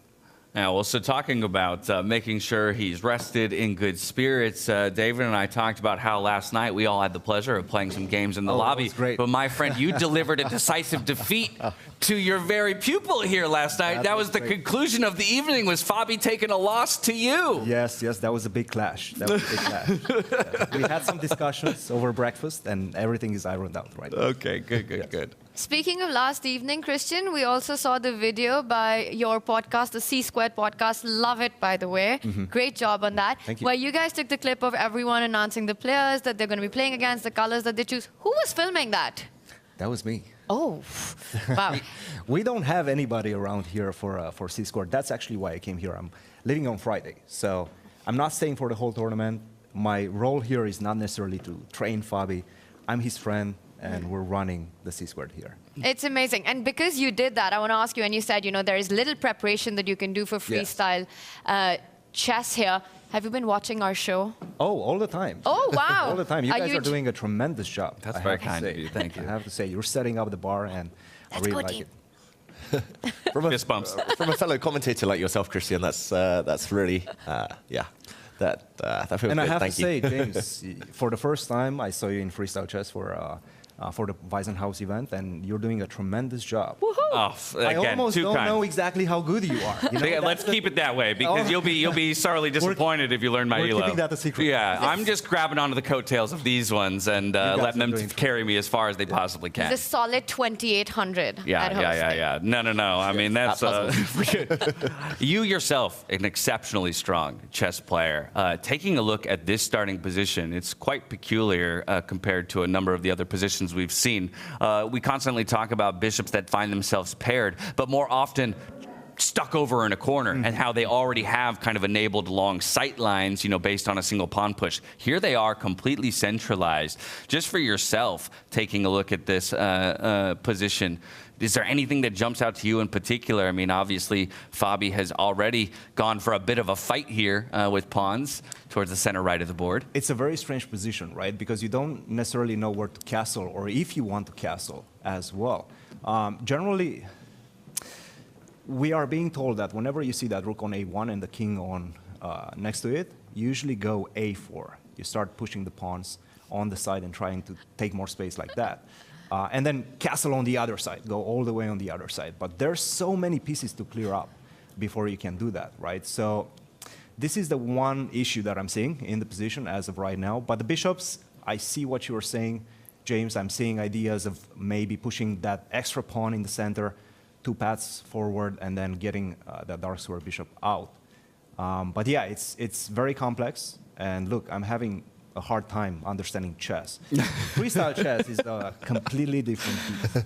I love hearing grandmasters say I'm having a hard time understanding chess. That's incredible. But funny enough that you keyed into immediately the same lines that the engine at some pretty serious depth identified, saying similarly, it's recognizing it wants to get some space in front of that rook.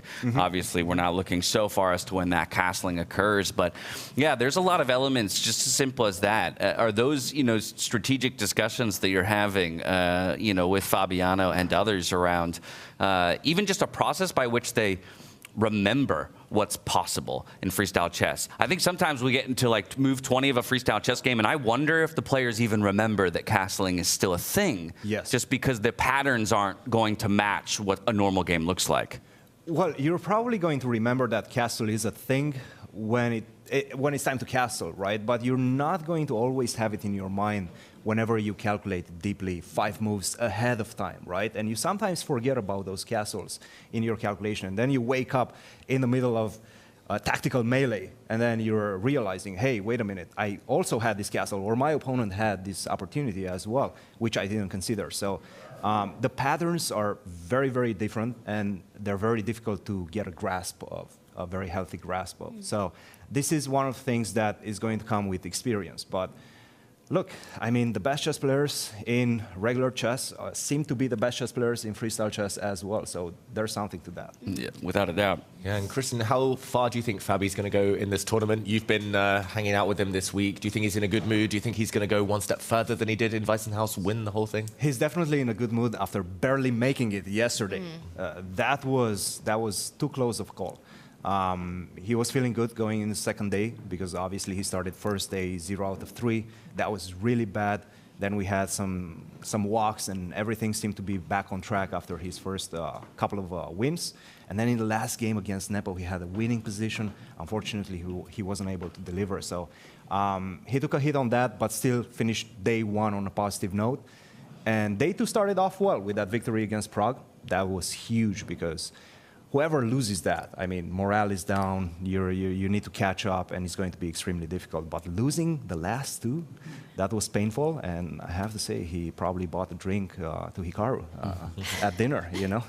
Yeah, definitely a well-deserved one. And, you know, we're not used to seeing Fabi struggle in this format, whether it was Weissenhaus, Chess 9 Alex, in St. Louis as well. He's just a star and, you know, makes it through without any trouble. What do you think happened? What was the big takeaway from the first 2 days that perhaps went wrong for him? Well, I mean, the only thing that matters is qualifying in the top 8. There's not much of a difference between finishing 5th or finishing 8th. Like, somebody's going to pick you, you know. It's important if you can finish in top 4, but once you qualify, the one thing you can take away from that is leave it all behind, leave any sort of negative energy and negative thoughts behind, and start anew, because it's a completely new tournament, different format, different style of chess. You have more time to think, more time to ease into the competition and into the calculations. So yeah, I think this is one thing that he can take away from. He's got to leave it behind. And I keep looking at you, looking at this board, and it's set up wrongly. I think we need to fix this. I know. We need to fix this. I'm going to get this right because it's... I realize that. The bishops in the center pass that one as well. Yes. Yeah. And the knight goes there. Feeling the need. Yes, it's triggering That's the realest, right that's now. the realest chess moment you'll see all day. Okay, I'm going to just set this right. But also, you know, we've got these 2 players here who know each other so well, Fabi and Maxime Vachier-Lagrave. How do you look at this matchup between these 2 good friends and longtime rivals as I set this up? Oh, it's a great matchup. And I have to say, I was pleasantly surprised to see how well Maxime adapted to the format. As the local favorite, he adapted super well. And I think it was his first time. He didn't play in Weissenhaus, right? No. This is his debut. This was his first time. This is his debut, and he really showed tremendous freestyle chess in the rapid portion. So I was very impressed with that. And of course, I was extremely impressed with Nodirbek. I mean, Nodirbek, just a superstar. He gets the call last minute. One day before media day, one day before he starts, and then he comes in, he brings his coach, Rustam Kasimjanov, and they do a tremendous job. So yeah, I was very impressed with that. But speaking of this matchup, they know each other very well. They're kind of the same generation. They grew up together. They know pretty much everything that there is to know about each other and about their styles. But they've never met in freestyle chess. So, you know, it's a completely blank sheet of paper on this one. And Christian, you're a busy man. You do a lot for chess, as well as the C-Squared podcast with Fabiano. I mean, now the head of the chess program at University of Missouri, and yeah, I mean, Grandmaster yourself, commentator for the Grand Chess Tour. Yes. I've got to ask, what's your favorite out of all these roles? I have to say, it's probably coaching the university. I think you know, being able to mentor young students is one of the things that I'm always enjoying, and I have been enjoying since the beginning of the program in 2019. So that's definitely the first one. And commentating is always fun. So there's no pressure. You know, you're not playing, it's not your pieces. You can sacrifice, you can talk nonsense as much as possible. Then you we know? got to have you join us a lot more, Christian. If you ever want to jump in this seat, you know, I can take a break. An open invite, my friend. You guys are doing a tremendous job, but anytime, yes. You did mention you won't be with us for the entire tournament, leaving on Friday. You know, with that long resume that was just listed out, I mean, where can people look for you next? What's on the horizon for you personally? So I'm finishing the semester at the university. We don't have any big competitions for the next month or so. And then I'm going to be going to the Grand Chess Tour. I'm going to be doing commentary for Romania. That's going to be the second stop of the Grand Chess Tour, and then I'm going to continue with that until summertime. So those are my plans for Lovely. the foreseeable future. All right, so if you enjoyed the chess insights that were delivered over the last 10 minutes or so, as much as we did, make sure you guys are looking out for Christian across all socials and all platforms. Appreciate you being here, my friend. Cheers, guys. Best of luck to you and guys Fabi. do a tremendous job. Thank you very much. Thank you kindly. We'll let you go enjoy the rest of the day Thank and you. hopefully a victory in the Fabiano Caruana camp as a result. Thank you, guys. Thank you. Appreciate it. From here, we hop back to that top-tier matchup of the #1 taking on the returning champion from Waisenhouse 2025, Jan Nepomniachtchi versus Vincent Keymer. It's decently well advanced from where we were the last time we checked in, having now officially broken the symmetry that was established early on with the pawns and the knights staring at each other there towards the center of the board. Yeah, and maybe a quick action replay just before we delve into the intricacies of this position. We last left this just 2 moves ago. As James mentioned, the white knight jumped in behind the white pawn. The black knight did the same, and very symmetrical here. It was after this move, pawn to f3, which doesn't necessarily create a threat, but hints at some breaks in the pawn center a bit later on, that it was Jan Nepomniachtchi deciding to eventually end that symmetry. Instead of pushing his pawn 1 square forward, which would have been a very logical move, I think a totally fine move, he pushed his pawn 2 squares. This one, I've got to admit, I'm not a huge fan of it, just because you're playing against Vincent Keymer. Now the play becomes very strategic. It's all about squares. And look at this square in the center of the board. It's a big outpost, potentially, for a white knight. The white bishop might come to a nice diagonal now. But it does clamp down on some pawn breaks. It's now going to be incredibly hard, if not impossible, for white to ever push this pawn in the center, meaning it's harder for this light squared bishop to enter the action. And Vincent met this by pushing his h-pawn forward. He wants to create another nice square for his knights, potentially. It's all about the dart squares right now, and that's why Jan Nepomniachtchi, with his last move, pushes his pawn 1 square forward. He wants to gain even more space, activate the black queen to the maximum, control those dart squares, fight for squares, and this is the position objectively level, I would say. But Tanya, whose style do you think this is going to favor? Who should be the happier of the two? I'm just thinking if there's a student rivalry to prove to the coach, to prove to Peter Lecco, you know, which one's the stronger one right now. So much of this position depends on who gets the break in. I mean, both are hinting at it, right? Either the pawns in front of the queen, it could be white, or the black pieces that strikes goes forward 2 steps. White could do it now, or maybe potentially a central break. But right now, those central squares, if we can just highlight e4 and e5, are so beautifully controlled by both sides that I'm expecting a flank break and files to open up. I do like white's position here. I think, again, it comes to that point of Vincent having that beautiful outpost right at the center of the board. And that's a long-term strategic point. It's something that you can use in the opening, the middle game, and the end game. Meanwhile, notice how Vincent's pawn, which has just moved 1 step in front of the rook, controls exactly its counterpart. So I think that will give him something to play for in a long game. Yeah, so small differences there. While the knights did come out early, we've returned to the pattern of the pawn pushes here in freestyle chess. And to continue some more patterns of pawn pushes, let's hop over to Magnus Carlsen versus Nodirbek Abdusattorov. A very different look here. No pieces have fallen off the board just yet, but the opportunity to do so at any given moment should one of the players choose to do so. Whose hero shot did you like better? Nodirbek's was really cool. I thought the same. He gave that knowing look. He's fierce. Like, yeah, I got this. The Death Star. The Death Star. The Even respect through warrior. the camera. And okay, this one, it's definitely 2 clashing strategies. It's central strategy for Magnus Carlsen, very classical stuff. Normally you do want to push your pawns forward in the center in chess, control the battleground, control the midfield. Whereas it's more flank pushes from Nodirbek, who's actually brought a knight out on his last turn. Just a quick recap of the first few moves here.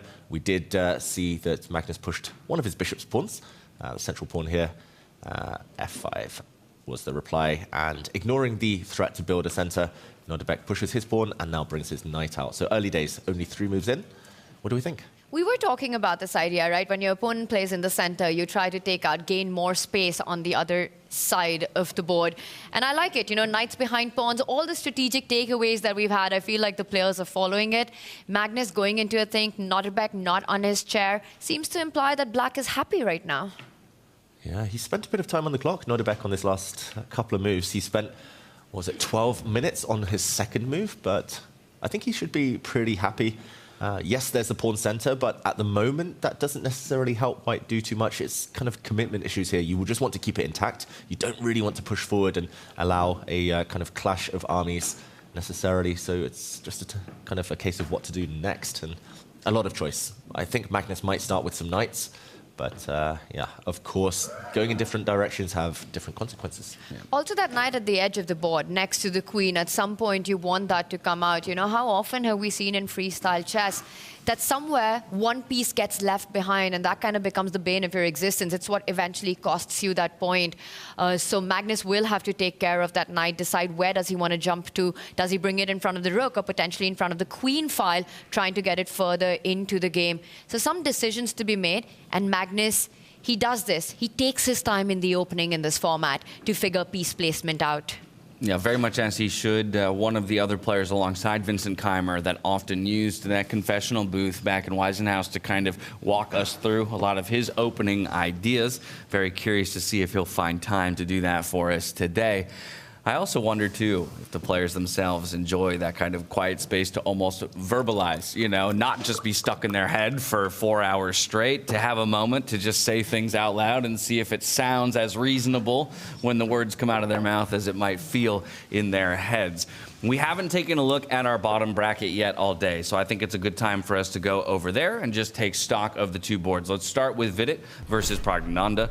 Praggnanandhaa did elect to play against Vidit Gujrathi with his opportunity to select his opponent there in the bottom bracket.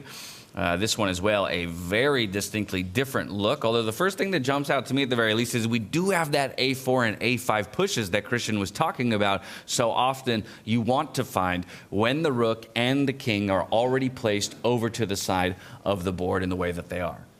Yeah, I think to break down the logic of these pawn pushes, it was fascinating to have Christian in with us, and the first thing that came to mind was those pawn pushes. The one thing we should say is that the kings have pretty much already castled. The kings are very safe. Castling, there's 2 points to castling in chess. One is to put your king in the corner where it can be attacked from fewer angles. It tends to be a bit safer. The only other reason really to castle is to connect your rooks. And the white rook in the corner, the black rook in the corner, those are problem pieces potentially. They will struggle to activate. So I really like actually what Pragg has done. Yes, he's put his knight in the way, but later he can swing his rook up into the game, and then he doesn't need to castle. His king is super safe. And he's activated that problem piece in the corner. The one problem for Vidit is that now his rook doesn't really have a way to get into the game and swing across, because he's had to put a pawn here on the 6th rank to block. But yeah, it's all about kings, all about rooks. Tony, the other thing I noticed is just less committal pawn moves there in the center of the board from Pragg, right? Always having the opportunity to jump 2 squares forward if you want on the first move with that pawn, but in both cases, a more tempered approach, not willing to commit all the way towards the center of the board just yet. I think he wants to keep some squares under control, because especially after the first move that was chosen by Pragg, what happens is that if you go all out at the center, you're going to leave some key squares that David is highlighting for Vidit's knight to jump to. You know, you were talking about the key points in this game and about castling and how important that is. But I think really this match goes beyond what's on the board, especially for Vidit. But I think he's quite devastated with what has happened in the round robin. You know, he had 7 straight losses in a row. Mm-hmm. So this matchup is so much about the inner game for these two players. They're finding that motivation to fight. And I have to say, I think for Vidit, that's going to be a bit of a battle. He is an emotional player. It's something that he's constantly working on, getting stronger. But I know it really affected him, you know, the round robin stage. And I hope that this goes to be a full hot fight so that both these players can bounce back into form. Okay, well, with that hope, do we feel like the setup lends ourselves to a real fight here, David?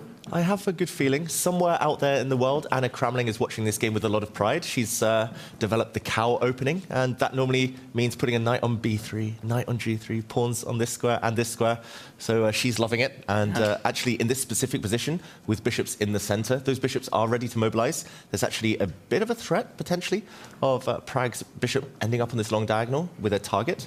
And look at this, already the clash of armies has begun. Vidit trying to open up his rook. If she's happy, then so must be one of her star pupils in Tyler 1. I know that he piloted the cow opening to a pretty solid elo gain over the course of the last year or so himself. Yeah, but look at that pawn structure for black. The backwards flying V. Yeah, I'll just highlight it. It looks really nice actually here. A lot of space, a lot of potential. they could start advancing later. Super flexible pawn structure. And as long as the bishops have nice squares to jump out to, the knights as well, they have pretty decent posts. I think there's a lot of potential for both sides. Yeah, the one thing about Vidit's games in the round robin was that he'd get good positions and not be able to convert them. And I think having extra time on the clock, if he's able to get a comfortable middle game, I think he'd be feeling more at ease. I think we'd see more of the Vidit that we've gotten used to seeing over the last year than what we saw over the last 2 days. So this one promises to be a fun one. A lot of pawn moves by Vidit, a strike in the center. I think it's a good moment to switch as well, as Pragg is thinking about his response to the last move. Exactly. The other bottom bracket battle still to check in on. This one, sports, the world champion in Gukesh up against Richard Rapport. Now, both of these players, it's important to note, they still had chances. They still had chances, fighting chances going into that final round of the round robin yesterday, but unfortunately for them, robbed of that opportunity and do find themselves here battling it out for 9th place. Yeah, and although we didn't go back to the start in the Vidit versus Praggnanandhaa clash, I think maybe here we just do a backtrack because it has touched upon some themes that we've talked about already. And I just want to point out that the only player to play the computer's top choice on move 1 was Richard Rapport, the creative genius. Pawn to a4. The rook pawn, of course, controlling some squares. We joke about moves like this in normal chess, but here actually the rook does have a nice entry point, and of course that was met by the corresponding move, pawn to a5. That's not actually necessarily to even develop the black rook, just to make sure that, for example, it doesn't get clamped down on. Then the black rook will never ever enter the fray. Also, this pawn a battering ram against the black king. Some moves coming in, so let's catch up with the current position. We saw now a central pawn push, and then this pawn sacrifice that we saw on the boards of Hikaru Nakamura and Fabiano Caruana, both going for this pawn sacrifice. This was not accepted because then the black knight might be jumping in, and we'll see that in a separate game a bit later. Instead, pawn to g4, stepping this one forward for Rapport. Very surprising because now there is a potential queen trade on offer, but taking the queen first doesn't necessarily win the pawn back for black because taking here would walk into a double attack. Whoops. And suddenly 2 loose pieces on the back rank. So instead, we saw the knight jump out. The queens did get exchanged, and this is the current position. Tanya, to my eyes, it looks pretty successful for Gukesh. Yes, he's a pawn down temporarily, but surely this pawn not long for the world. And yeah, he's got a very solid pawn structure here with black. Definitely a healthy pawn formation, right? Once you do pick up that pawn, notice how white's pawns are separated on the right side of the board, giving more targets to Gukesh in the long run. Also, important to activate the pieces as quickly as possible. I agree with you. It's a pawn sacrifice, and even though the evaluation bar seems to say that white is doing better right now, but from a human perspective, it feels like it's enough. You know, you bring the rook to align with that f-pawn, pick that pawn up, take your pieces out eventually. The knight will come out to the square on that g line once the pawn disappears. Maybe jump even further into that f line from there, and things are looking pleasant for black. So I don't really understand the evaluation disagreeing with the compensation we're talking about for Gukesh. Yeah, very balanced position, I think, but maybe the computer just being slightly materialistic. And again, interesting to me that you say that, because just the idea of now the doubled pawns, the disconnected pawns as well, goes against a lot of those kind of fundamentals that you're taught in chess. But either way, the players have agreed to this position between the two of them. Gukesh now, with his opportunity to give a good think about how he wants to respond back over to the upper bracket, we should go. Vincent Keymer, one of the first players actually to dip below 1 hour on the clock. Again, this isn't necessarily a surprise, or shouldn't be a surprise probably to most people, as he has typically given such a big time to think. But as well, we've got Carlson and Abdusattorov locked in battle, and I'm always curious to to take a look at what Magnus has cooked up when it comes to those early ideas in a position. Yeah, Magnus with an interesting pawn push. It looks like he's slightly weakening his king and some squares around it, but still, it's that clash. The central pawns, which could start stepping forward, versus the flank strategy of the pawns on one side for Nodirbek and the Black Knights. And as I said, I'm always curious to know what Magnus has to say about an early position. He did treat us to a bit of a confessional just moments ago. Let's go check in on that. I think as white, this is the most difficult choice in the first move I feel like I've had in this is the third tournament that we do now. I like we had some discussions with the other players before, and we didn't really get to too much. I had no idea what to do. I was considering probably 5 different moves. I mean, G4, F4, E4, D4, and F3. And none of them seemed particularly promising. I think in the end I kind of defaulted to one D4 since it's protected by the queen and it looked like a little bit safer. But honestly, I don't see how to follow up. So it's probably going to be another 10-minute thing on move 2, but that's it's part of the fun. What a world we live in when the world number 1 is left without a clue of how to approach a position, saying perhaps the most difficult starting position he's ever had to analyze from the white side. Never happens in standard chess. What? Never happens in 5-1-8 when you get the first few moves blitzed out. And, you know, he pointed out these possibilities and how difficult it was to actually decide. And he's kind of struggling to see, David, where the advantage could be to try to push for more. And I also really like Nodirbek's approach that he's taken. You know, he's gone head-on for the battle. He's pushed his own pawns. There's a lot of tension in the center. We might be seeing chop, chop, chop on that central line along the rooks, and then even a further break by Nodirbek himself. I think this is such a complex position, as Magnus was talking about, for both players. And that's why we see these early things also resonating with Vincent taking his time for move 1. Yeah, on the flip side, though, of this very board itself, looks like Magnus is preparing yet another pawn push to just take crazy control of the central squares of the board. Obviously, still plenty of opportunities for trades, as we've highlighted many times. But this is kind of where I would be curious if Nodirbek is feeling any kind of pressure to start grabbing some space back before he gets smothered out of the game. Yeah, sooner or later, and normally sooner rather than later, you should be fighting for squares, fighting for space. And I fully agree. I think it's time for Black to start pushing pawns before he gets squeezed by Magnus's central avalanche. And the first move that comes to my mind is maybe this one. I agree with Tanya. The big question is whether to trade off a bunch of stuff first. Do you take, and then push your pawns forward? Nice plug in there, David Howell. Love it. Very smooth. Thank you. Yeah, I guess you could keep the tension and push this pawn forward. I think the one thing to avoid for Black right now is to allow Magnus's pawn kind of phalanx here to just continue advancing, because this would just lose too much time with a piece that's already developed here. You don't want to move a piece more than once or twice in the opening normally, and this Black Knight would be kicked to a really bad square if Magnus is allowed to advance further. It's so tough to decide, right, as a chess player. I mean, how many times you're faced with this decision? You have this plan, you realize the urgency of the situation. You can't allow Magnus to get all the space in the world that he wants. You want to push that central pawn. But again, the critical decision, do you first go with the trades? Is that the better way to proceed? Or is it better to go immediately? And before I put David on a spot, Nodirbek to the rescue. He goes instantly, pushes that pawn, it's game on. Now, this really is starting to feel like a medieval battle. All of the infantry is really being flung forward. They're going to have to battle it out first and make room for the rest of the reinforcements, the heavy hitters, to come through and start to get involved in the fight.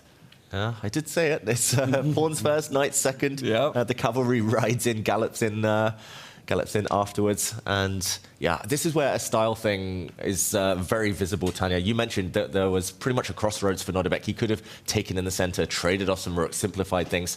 I think I would have gone for that 9 times out of 10, just because I want simplicity, but he loves complexity.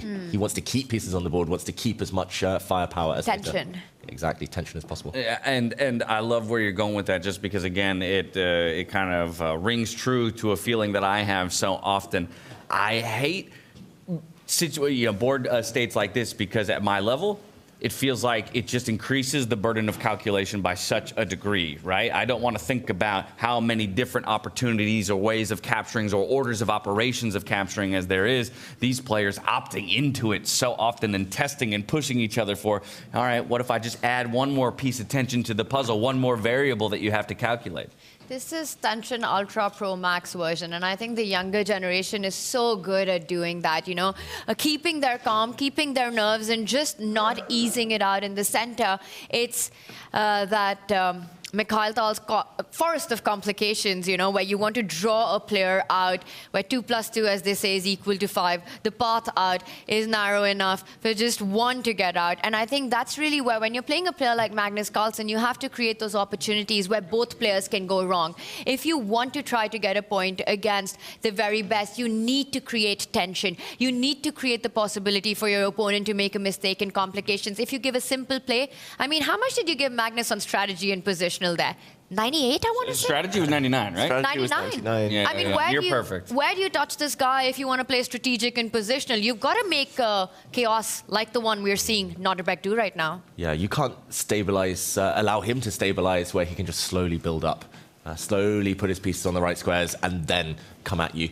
You have to hit him hard, hit him fast before he's able to compose himself. No better example, right, than that 117 move win over Vidit in the round robin where, you know, again, with perfect play, could have been maybe taken to a draw, but Magnus will continue to ask questions of his opponents all the way to the very end and look for every avenue to victory. Tanya, earlier you mentioned Vincent Keymer, and I think it's wise we check back in with him because once again, I'll remind people at home, he's the one who's ate up the most time on his clock, now down to about 52.5 minutes, whereas his opponent, Jan Nepomniachtchi, it's almost like he's still playing in the blitz rounds.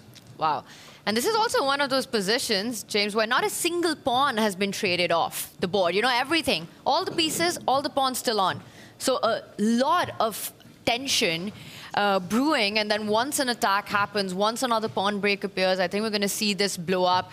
And while I think I'm going to let David take this because I have my eyes on another board, Arjun Hikaru, which I want us to pull at some moment because really it's fireworks there, and we'll go there next after this one, David. Yeah, for now, I'm just going to say it's very level, very blocked. The infantry starting to look at each other. The pawns here, maybe one trade incoming, but it's going to be about maneuvering for the next 15, 20 moves of this game. So before we hop to that other board, though, David, you had mentioned in the analysis portion, Jan Nepomniachtchi almost laughed out of the circle when he proffered up one of the engine's top lines. He as well stepped into the confessional booth just a bit ago. So let's see how he's evaluating not just the starting position, but where he's at currently in the match. Yeah, so meanwhile, openings, okay, at least in my game, is quite solid and calm. I'm a little bit concerned because I fed like the gambit of 5g6 to all my black team, and okay, in 3 games it happened. So I'm a bit, I'm a bit concerned, and the gambit will, finally work out because what Arjun did is quite sensible to me, and also what Rapport did is quite interesting too, and and one more game is from MVL, and maybe MVL also like finds a refutation, so it will be Nepo Gambit 3 times refuted. Yeah, hopefully not. And how about that? That is a true confessional right there. Man's not even thinking about himself. He says, I may have just put 3 of my own comrades in a very tough position by offering that idea. I love it. Nepo Gambit. I think we can all agree that is the idea that we need to call out, and a petition to name it the Nepo Gambit in this position. And David, he would have gone for your prediction. That means, had his opponent started with the other pawn, had Vincent chosen that central e-pawn to go forward. Really fascinating insight there. He was hoping for it. That's what the confessional booths are for. More of that, please. We want more of that. And, I mean, earlier it was fascinating. I was just eavesdropping. I hope everyone at home as well was listening in when the players were discussing. And he said, look, you gambit a pawn and it's almost winning for black. He was like, trust me, in practical terms, it's almost winning. And everyone was like, nah, mate, nah. But then the fact he was so forceful, so passionate about it, he convinced them. But you live and die by your word, and his reputation on the line. They will blame him if they are just a pawn down for nothing and end up losing this game. But, okay, it's ironic that he ends up with the most calm position out of them all. Exactly. Out of all the 4 boards, he's the one who didn't get it. And how smart is that of Vincent Keymer to actually avoid an opening move that would play into Nepo's style? The kind of positions that Nepo wants. Because for sure, Vincent would have thought about this pawn sacrifice and realized that the play in return for that extra pawn is immense. And he doesn't want to be on the defense against this guy. It's true.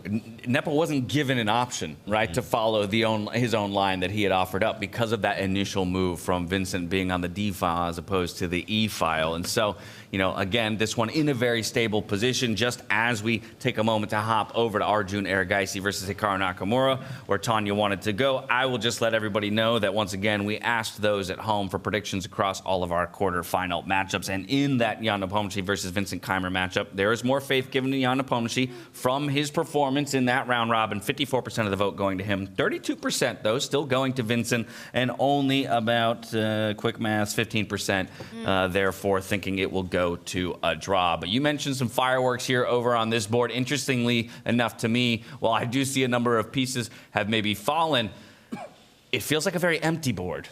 Yeah, emptying up, at least in terms of pawns. Although most of the pieces for both sides still on the back rank. 7 out of the 8 pieces still fast asleep. It's all been about the pawns. And a quick recap of those fireworks. We last left this. Actually, let's show the Nepo Gambit from move 1. Yeah. One more time, action replay. So this happened on 3 boards, as Jan Nepomniachtchi mentioned. Pawn into the center, met by a challenge. Pawn captured, not met by a recapture this time, which is also totally fine, we should mention. But instead, the much more ambitious pawn to g6. And after a trade, the whole idea is to accelerate black's development, to open up lines for the rook, for the queen, for the black knight to be nicely placed. And now a controlling move. Not a good move for the white knight in the corner, we should say. Not a happy move. This white knight is still stuck. But more importantly, controlling the black knight. And suddenly a very clever move. And I should mention the top move of the computer for white, by far. Arjun Erigaisi finds the best move, fighting for space. It's all about those pawns, as we're becoming used to by now. Not resting on his laurels, not just trying to consolidate the material advantage, but trying to forcibly simplify the equation. This black pawn was about to be joined by a fellow. No time now. There's a trade of pawns, and due to the fact there's tension between the queens, black cannot go and win the pawn back. Knight takes pawn, for example, would be a backfiring move here after rook takes knight. And white has won a piece. Just very important that the rook could come down and continue the action, a double attack. But this is not what black wants, just trying to equalize. And instead, the queen shuffles, and this is the current position. So can't go for the white pawn just yet. But Tanya, I feel like that's a weakness that Hikaru is going to have his eyes on for the remainder of the game. No opportunity to support that pawn with a pawn on either flank. They've already been removed, so it's going to tie down minor pieces or major pieces at the very least if Arjun wants to hold on to that one. Absolutely, but it does help to have an extra pawn so that you can give it up at the right time as well, once you've found the coordination of the pieces. And it's true, Arjun had to break free, creating this weakness, because otherwise there was no future for that knight next to the queen. So by this trade that we've seen of the pawns, he's also created a square for eventually that knight to land to. The g3 spot is where that knight is headed. And we've been focused so much on Hikaru's compensation on the right side of the board. I also want everyone to not forget the left side of the board. That little move by the queen to that edge, it lines itself up perfectly on the long diagonal to be joined eventually at some point by the bishop to also start targeting some tender pawns in front of the white king. And once we see the idea of the rook lift, something that Christian mentioned, something that we were alluding to as well the whole show, the pawn moves forward, the rook comes ahead, slides over. We're looking at counterplay on both sides for Hikaru for that extra pawn.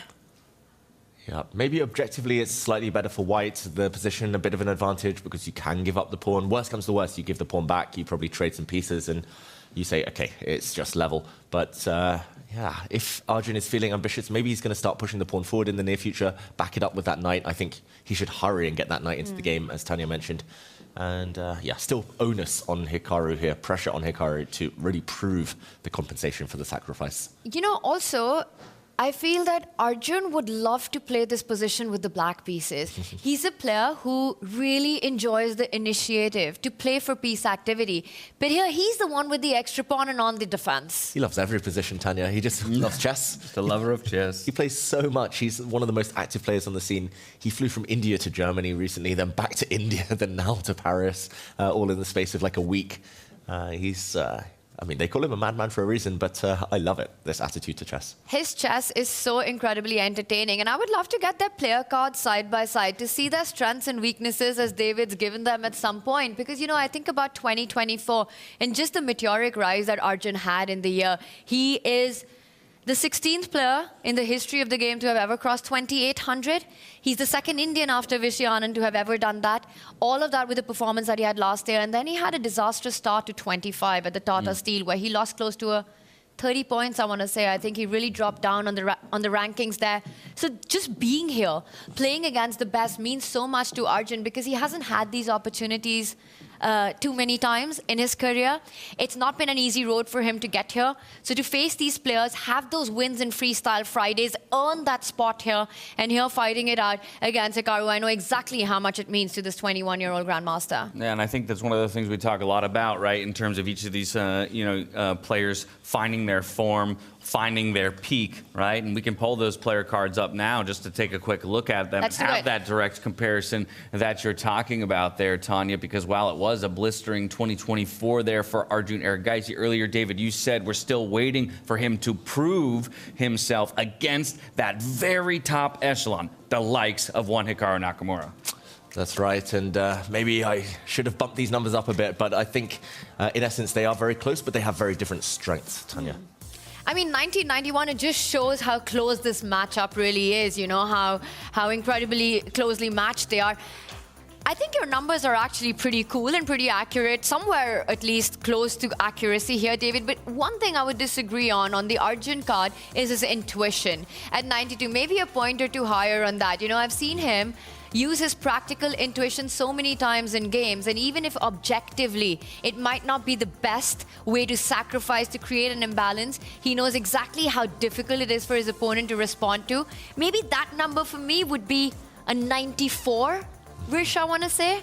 And for Hikaru, I mean, he's just a beast in everything, as we can see from the numbers that you've given him. Attack, would that be slightly higher? I think in his younger days, yes, definitely. Hikaru these days prefers a more measured approach, but I did actually film some content with Take for these player cards, players reacting to them, and the players themselves did say maybe time management for Erigaisi. He wins a lot of game by pressuring his opponents on the clock. I think that should have been higher. That's one of my big regrets. Time management, I think, should be in the 90s there. And for Hikaru, yeah, I think he's just a great all-rounder. Maybe time management slightly higher. All right, interesting, though. He's got a 13-minute lead on Hikaru right now when it comes to the clocks. And so, yeah, a little bit of time management there. Obviously, still plenty of time left for both players. I'm curious for the two of you. We've got 6 individual statistics there. From my untrained eye, I would imagine, or at least I would like to believe, that intuition and calculation would be the most important, or maybe even more important in this version of chess than a standard version of chess. Do you agree? Do you feel differently? Would you have more confidence in a player that maybe on average that top left score was lower but over-indexed on their opponent in a different category? Yeah, it's interesting. I mean, intuition definitely important. I think maybe I was a bit harsh with Gukesh in intuition. He agreed, Gukesh, that was maybe not his strongest, but it did show in the round robins with the rapid format, especially that intuitive feel for where pieces belong is so important. These guys very high. I think both of them big strengths, but. Yeah, it was interesting when we had those interviews with the players. Hikaru thought that it was actually too generous on Arjun, his defensive skills. He thought 84 for Arjun. He thought that was far too high, in his own words. So it should be lower than 84. Wow. Yeah, no spoilers for that content yet to be published, but he did say that defense was clearly Arjun's big weakness. Everything else strong. Yeah, I get where that's coming from. I think you can see it. You know, he likes to be on the offense. We've seen that. And 96 to defense, that's exactly why Hikaru overshines here, you know. And it's true, he is perhaps, I would say, maybe not even second to Magnus, just at par with Magnus when it comes to being resourceful and holding difficult positions, not just holding them, but often turning them around. So 96 versus 84, that's a big battle right there. Now, I don't know about the two of you. I want to hear from the players as often as we possibly can here, especially on these initial days. And I've been told that Vidit has already made great use of the confessional booth, hopping in there not once, but twice. Let's go ahead and get one of those insights now. It's interesting to see that there is different move on all the boards, which is slightly different from the Rapids because almost all the games used to start with the same move as the players discussed. But here I think players are taking more time over the board and trying to play what they feel like is the best move. I'm just here because my position seems pretty normal. It's just one move and I thought I'll just join in and tell about my observation. I think it'll be interesting to see how the games go on. I think Arjun versus Hikaru is gonna spice up a bit. That's my feeling.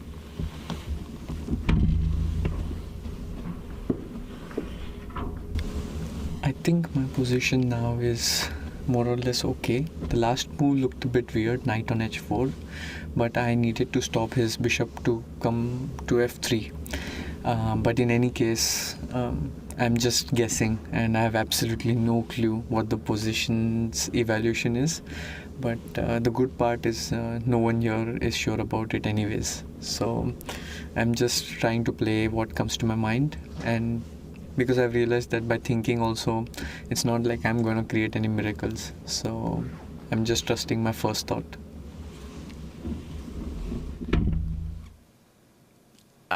I absolutely adore that. First of all, just say my game is in a stable position, one move in, I'll just hop in for some insights. But I mean, tremendous insight. He's exactly right. If we were to go back and relive all of the round robin games, a majority of games would begin with a, kind of a concrete or an agreed upon idea by a number of the players here. A lot of players choosing to go their own way. And as he cited, just kind of having to trust his intuition. I'm going with my first thought. But that makes a lot of sense as well, right? When you've got a little time on the clock and you sort of come to some consensus, you know the big questions lie ahead, you try to minimize your sort of time management earlier on, you don't want to burn the clock. But here, it's classical. So you want to spend those extra minutes. I also really liked how he said, nobody knows what's going on. It's like, if we go down together. That song, Paris, taken from that. Shout out to Chainsmokers right there. But it's really about that in classical, that you have to figure your own way out. When you analyze, yes, you get some ideas. And I think the MVP for the analysis award definitely goes to Nepo in this one. We saw that idea being played across 3 boards. We saw it happen, except his own board. And to what David said earlier, it was one of the top choices by the computer. So incredible understanding there. Yeah, incredible understanding, and really nice as well for Vidit to come in. I guess some pressure is off for him, but he will want to win this match. A lot of honor, Indian honor on the line here. But I think he evaluated this quite well. He doesn't know what's going on. It's very level. I don't think he's done anything too committal. Neither side's done anything kind of illogical so far. It looks relatively symmetrical. And once both sides start bringing the minor pieces out, the knights and bishops, I think that's when the fight really begins. It makes me feel good that he says they don't know what they're doing, because it makes it a lot easier for me to accept that I don't know what they're doing. And speaking of not knowing what they're doing, I think we got to go check in on Magnus Carlsen versus Nodirbek Abdusattorov, because I now see 4 black pawns in a row horizontally placed on the right-hand side of the board here for Nodirbek. Again, probably something you wouldn't find in any standard game of chess. How do we explain this one? That's 5 pawns at the center of the board. 1 white, 4 for black, and Nodirbek has just pushed his entire right flank across. He's putting pressure on Magnus, and I don't know what the deeper evaluation is, but the first, the intuitive instinct that you have when you look at this position, it does feel good for black. Like, Nodirbek's the one who's going to strike against that developed knight that Magnus has first. He already has pressure on that central pawn that Magnus has pushed on that central line, which is about to lose one of its defenders. Look at the camera as well. Nodirbek looking relaxed. Magnus trying to figure his way out. There is a big threat on the board. Push that knight away, win the central pawn. Yeah, if he gets one more move, Nodirbek, he'll push this corner pawn away and force Magnus into a kind of undesirable exchange, or force him to retreat and win in the center. I just want to shout out my favorite game as well, my favorite board game, because both sides have won. We'll call it a draw. White has connected one set of pawns, connect 4, and black has connected his set of pawns, also connect 4. Yeah, Magnus is saying, I got it first. I got it first. And double connect 4. Wow. It's the pyramid. This is the flying V, as opposed to the reverse one that we had earlier. Wow, this is a pretty pattern, but he's ignoring the big threat, Tanya. He's ignoring the threat that Nodirbek has hinted at with his last move. Is he going to kick away this knight? It feels like this one, the advantage is going to be it's going to be resolved in the near future. Whoever's going to be able to establish their pawn chain and show that it's stronger than the opponents is going to emerge on top. I'm sorry. I know that we said we kind of like the way it looks here for black, but now that we've established the flying V, we all know ducks fly together, and there's nothing left here for Nodirbek. I feel like Magnus has got this one in the bag. You really like the flag. I really it's do. Just about we for victory. Come on, a little Mighty Ducks throwback. Let's go. They were the best hockey team in the world. Unstoppable. Speaking of some fireworks, though, we heard Vidit himself say, taking time to look at a number of the other boards, and he very much like you, Tanya, had identified Arjun Erigaisi and Hikaru as a board that might have some fireworks here in the near future. We'll jump straight to that. But I really want to point out, I think this one's about to blow up, by the way, in the next move or two, because I'm expecting Nodirbek to continue with his plan of going on advancing those pawns on the right side of the board, and we'll check in with that if Nodirbek does make these decisions. But absolutely, this is where the action's at. This is where the action's at. This is where Hikaru is a clear pawn down and might need to show some of those defensive skills or some of the attacking skills that he definitely showed off a lot in his younger days, because he needs some kind of compensation. He either needs to round up this extra white pawn, a passed pawn we should mention, but also isolated, or he needs to find some kind of measure of counterattack. Tanya mentioned one concept earlier, planting the bishop on the long diagonal. I get the feeling that the compensation has been mishandled over the last few moves.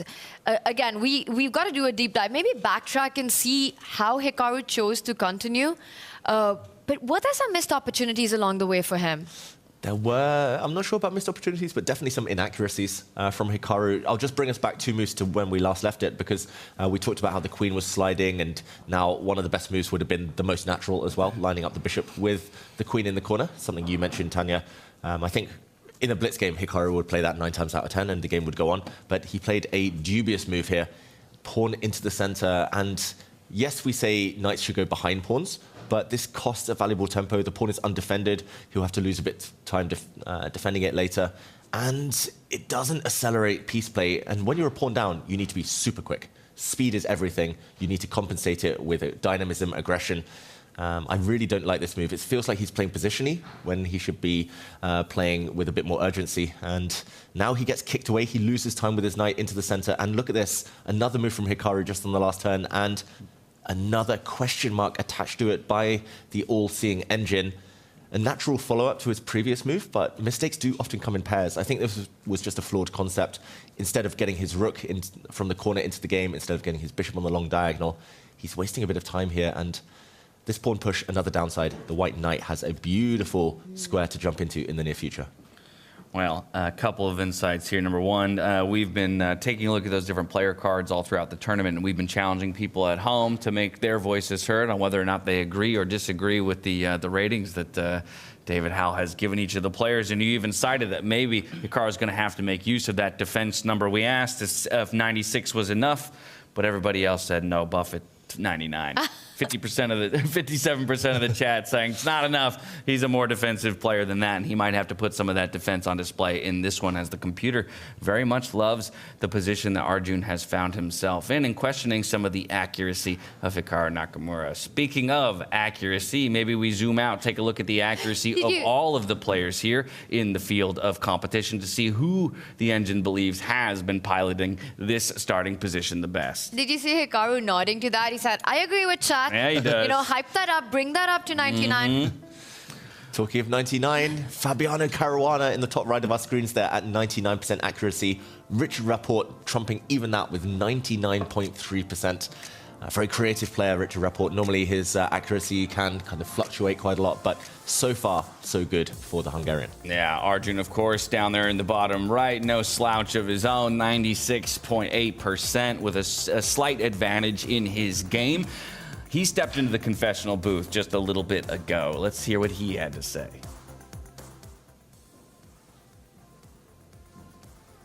I feel quite confident about my position. I really didn't like how he handled the position after like e4, g4. I was expecting some knight d6.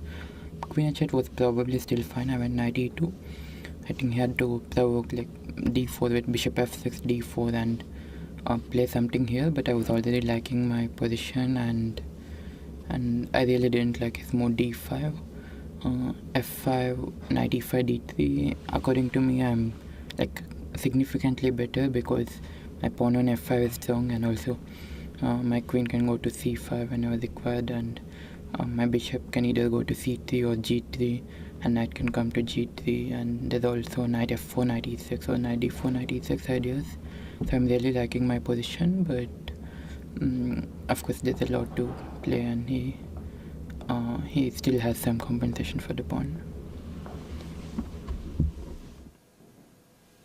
So maybe somewhat sharing a mind with the engine there, saying doesn't like the approach too much from Hikaru in giving away that pawn and maybe not getting the compensation that he needs, and saying I still have plenty of options in play for a number of my pieces. Yeah, he sounds incredibly optimistic about his positions after the inaccuracies that we saw, and I think he echoed the ideas that we were discussing earlier, that perhaps the queen and the bishop needed to be lined up for Hikaru there.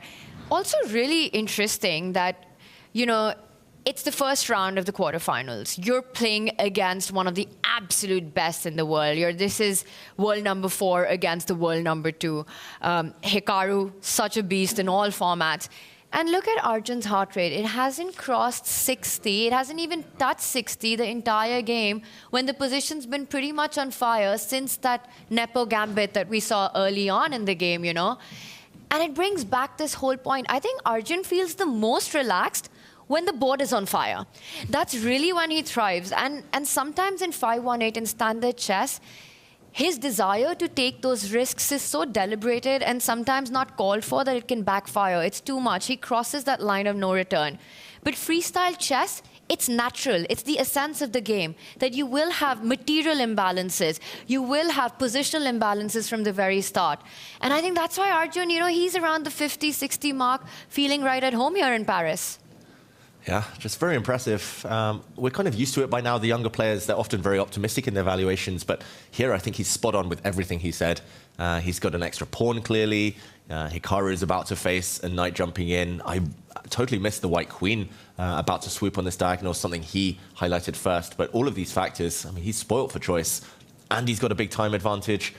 Everything in Arjun's favor right now. Great start. And he picked white, showing his confidence to start off well, go for the win in game 1. Arjun, without a doubt, loving his position on the board. Over on our matchup between Jan Nepomniachtchi and Vincent Keymer, I could at the very least say that Jan is loving his position on the clock. An hour and 17 minutes to his name. Take a look at Vincent Keymer, though. Already down below 38 minutes. He's 20 minutes behind our next lowest across any of the boards. Wow. Get those player cards up. I want to see how much time management was given to Vincent Keymer by David Howell. Get the Howell cards on the screen. It's really funny, all of the reaction videos we film with the players about those player cards. I mean, every time we talk about these stats, it's always those one things that come up. With Vincent, it was time management. He said, that was too generous, if anything. And already it was one of his lowest numbers, so we'll get that up in a minute. Yeah, and he said, and if you don't believe me, David, let me prove it to you in this first round of the quarterfinals. Exactly. I gave him 82, Vincent Keymer, for time management, but he said that was quite generous.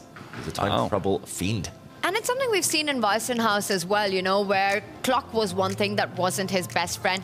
Really interesting for me to see counterpart Jan Nepomniachtchi, time management at 94. And I think this comes from, when it comes to speed, James, he's the dash of chess.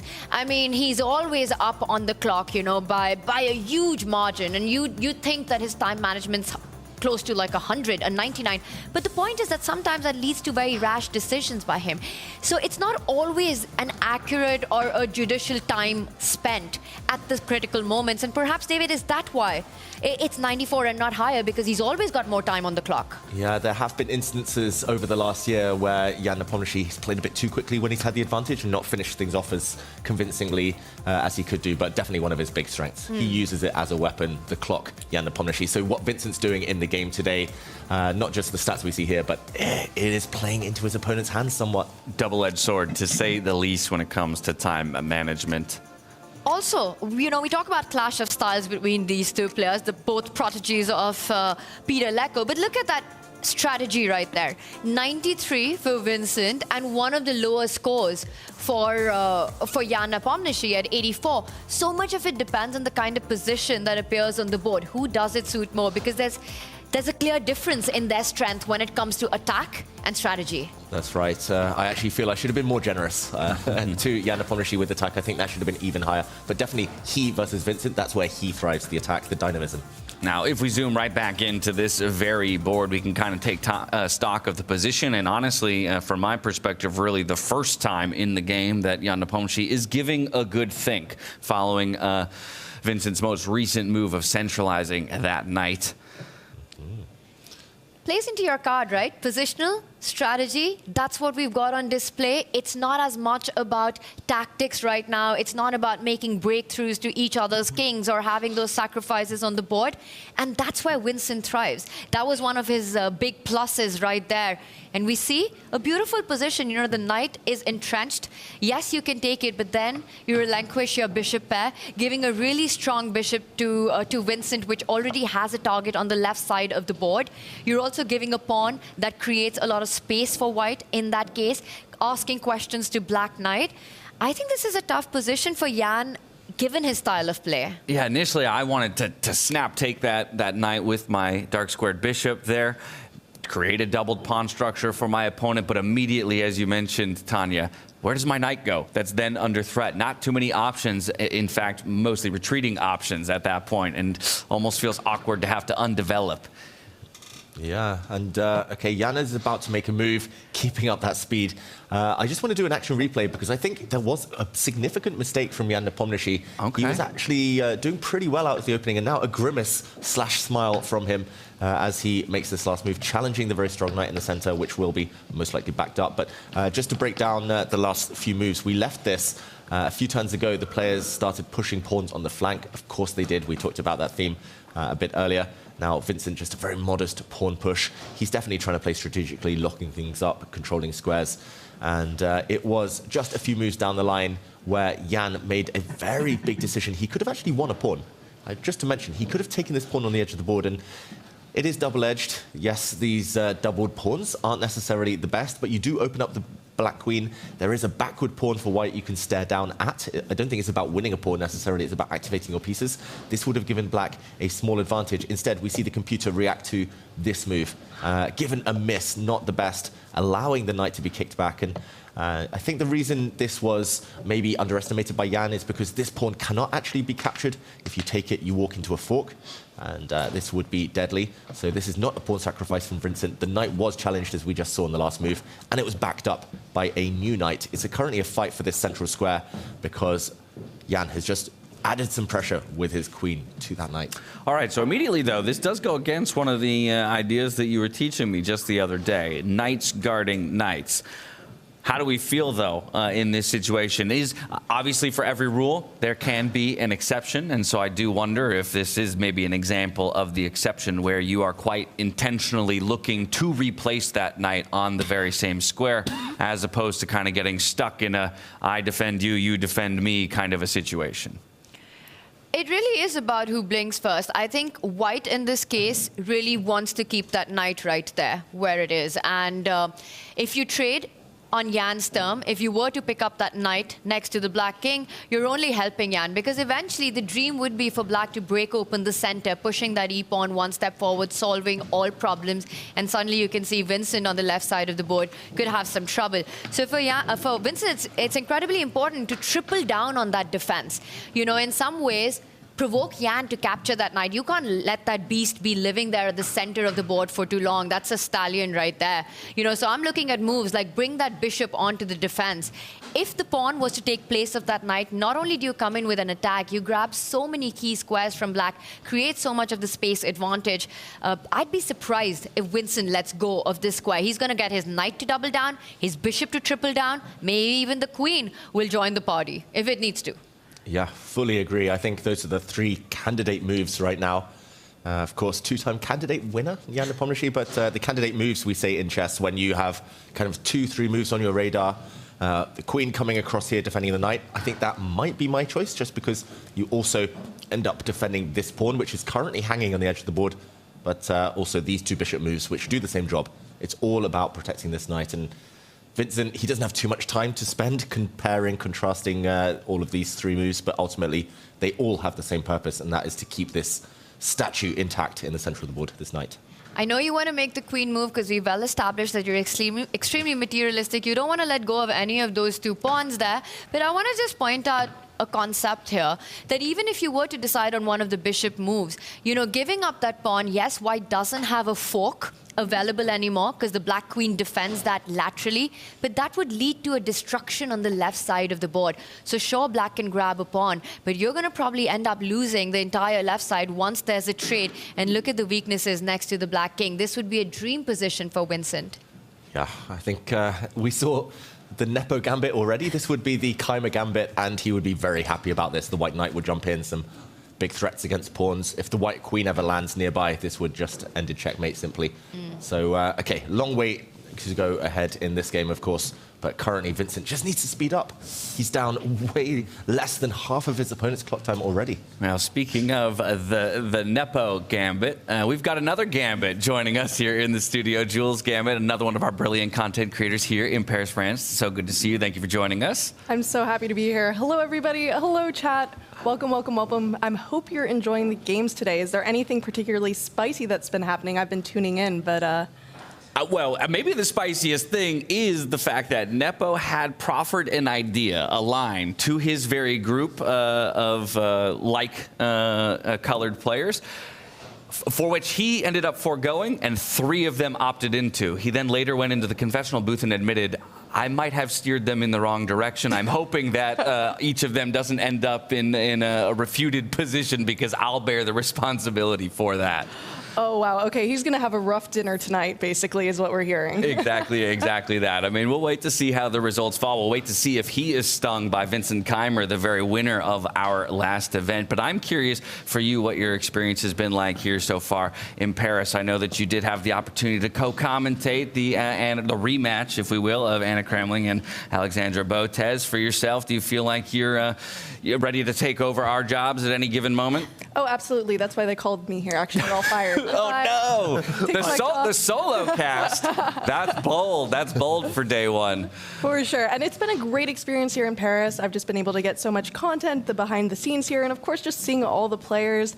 One thing that actually surprised me last night was, in fact, Nepo picking Keymer. That was not something I had on my docket. I think we were all predicting what would happen, especially me and David. And, you know, I don't think I personally even saw that coming. What was your were you thinking then maybe the Nodirbek would have been the pick from him? Yeah, that would have been my guess because Keymer, you know, he's had such a strong performance in his freestyle events. I know that Nepo wasn't there in the last one, but you know, he definitely was following it. So there must have been something that made him think, okay, maybe I can take him down. Yeah, I wonder if it's that or just a personal challenge, right? Did he basically say, I want to take down the champion on my way to winning it, and the only way I can guarantee that I face him is to pick him? That would be an interesting dynamic. Got to beat him somewhere along the way, most likely. So why not now? Why not warm up against the very best? Exactly.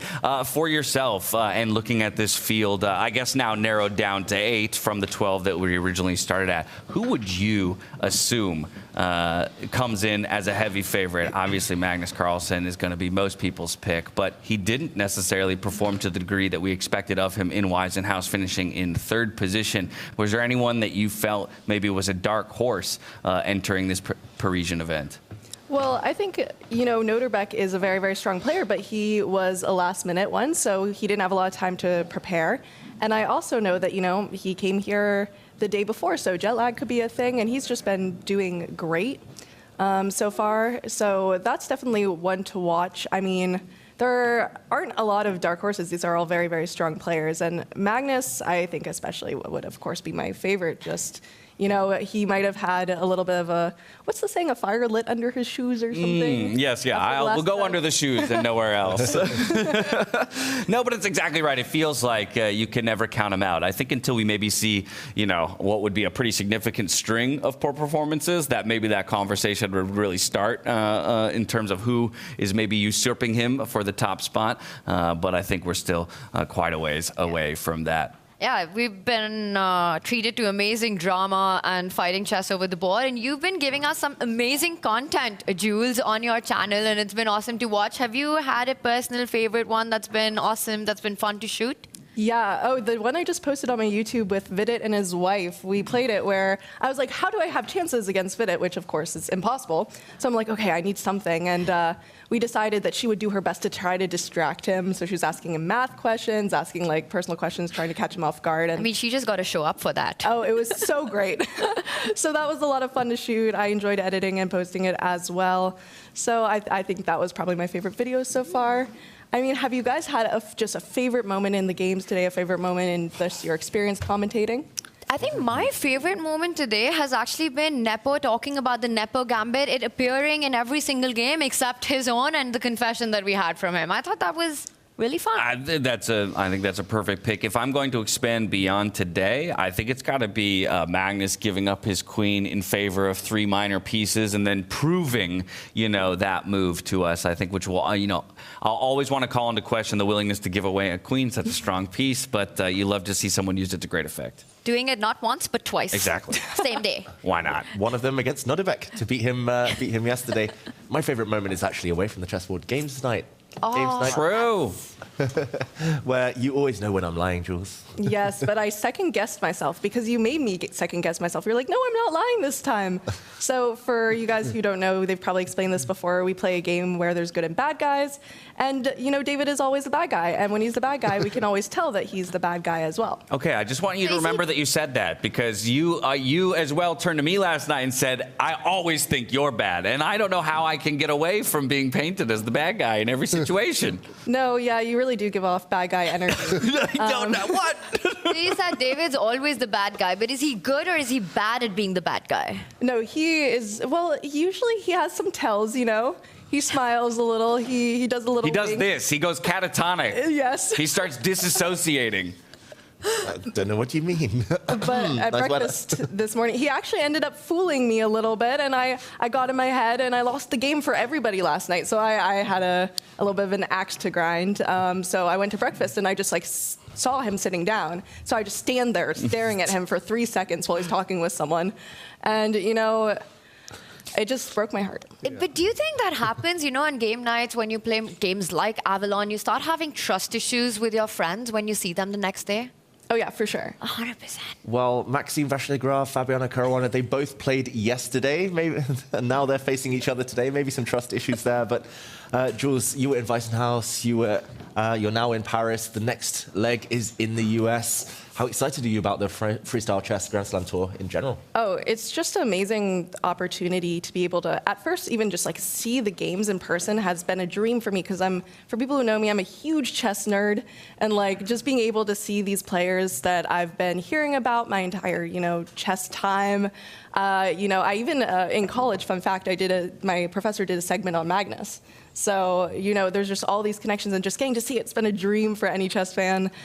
And also just as a content creator, there's not a lot of opportunities where we can all collaborate, get to know each other. And the best thing about this event is we've all been able to get to become really close friends and seeing all the players just interact and play games with each other and all the creators do the same. It's been a really cool experience. And I'm wondering actually if that's a little distracting for the players after being friends with each other the whole time, playing games with each other and then having to go on the board and do what they need to do. I think it's a super interesting question, right? Part of what comes with becoming, or being in an evolving space, one that's becoming even more and more at the forefront of, pop culture or, like you say, digital media. So many people have access now to pro players. Therefore, the demands on them become even greater, not just in the game, but outside the game. We had some questions as well around, Gukesh, you become the world champion. There's a lot of demands that come with that responsibility of bearing that title.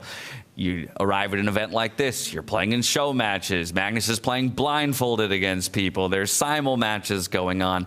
There's a lot that goes into, being at the top level of a sport, and I think everybody deals with it differently. But then you've got this image of Magnus in front, and you realize that when they're on the board, when they've got the pieces set up, then it's completely in the zone. They're locked in. And with so much on the line, we've spoken about the prize money, the tour points, the season-long tour. Everyone here, they're not here for sightseeing, no matter how beautiful Paris is.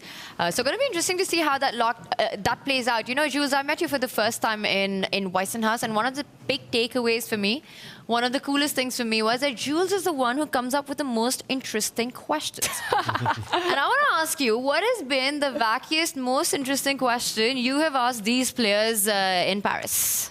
In Paris? Yes. Okay, I had one with Fabiano during an interview where I said he won candidates in 2018 with a mustache and lost candidates in 2024 without a mustache. Does his facial hair influence his play?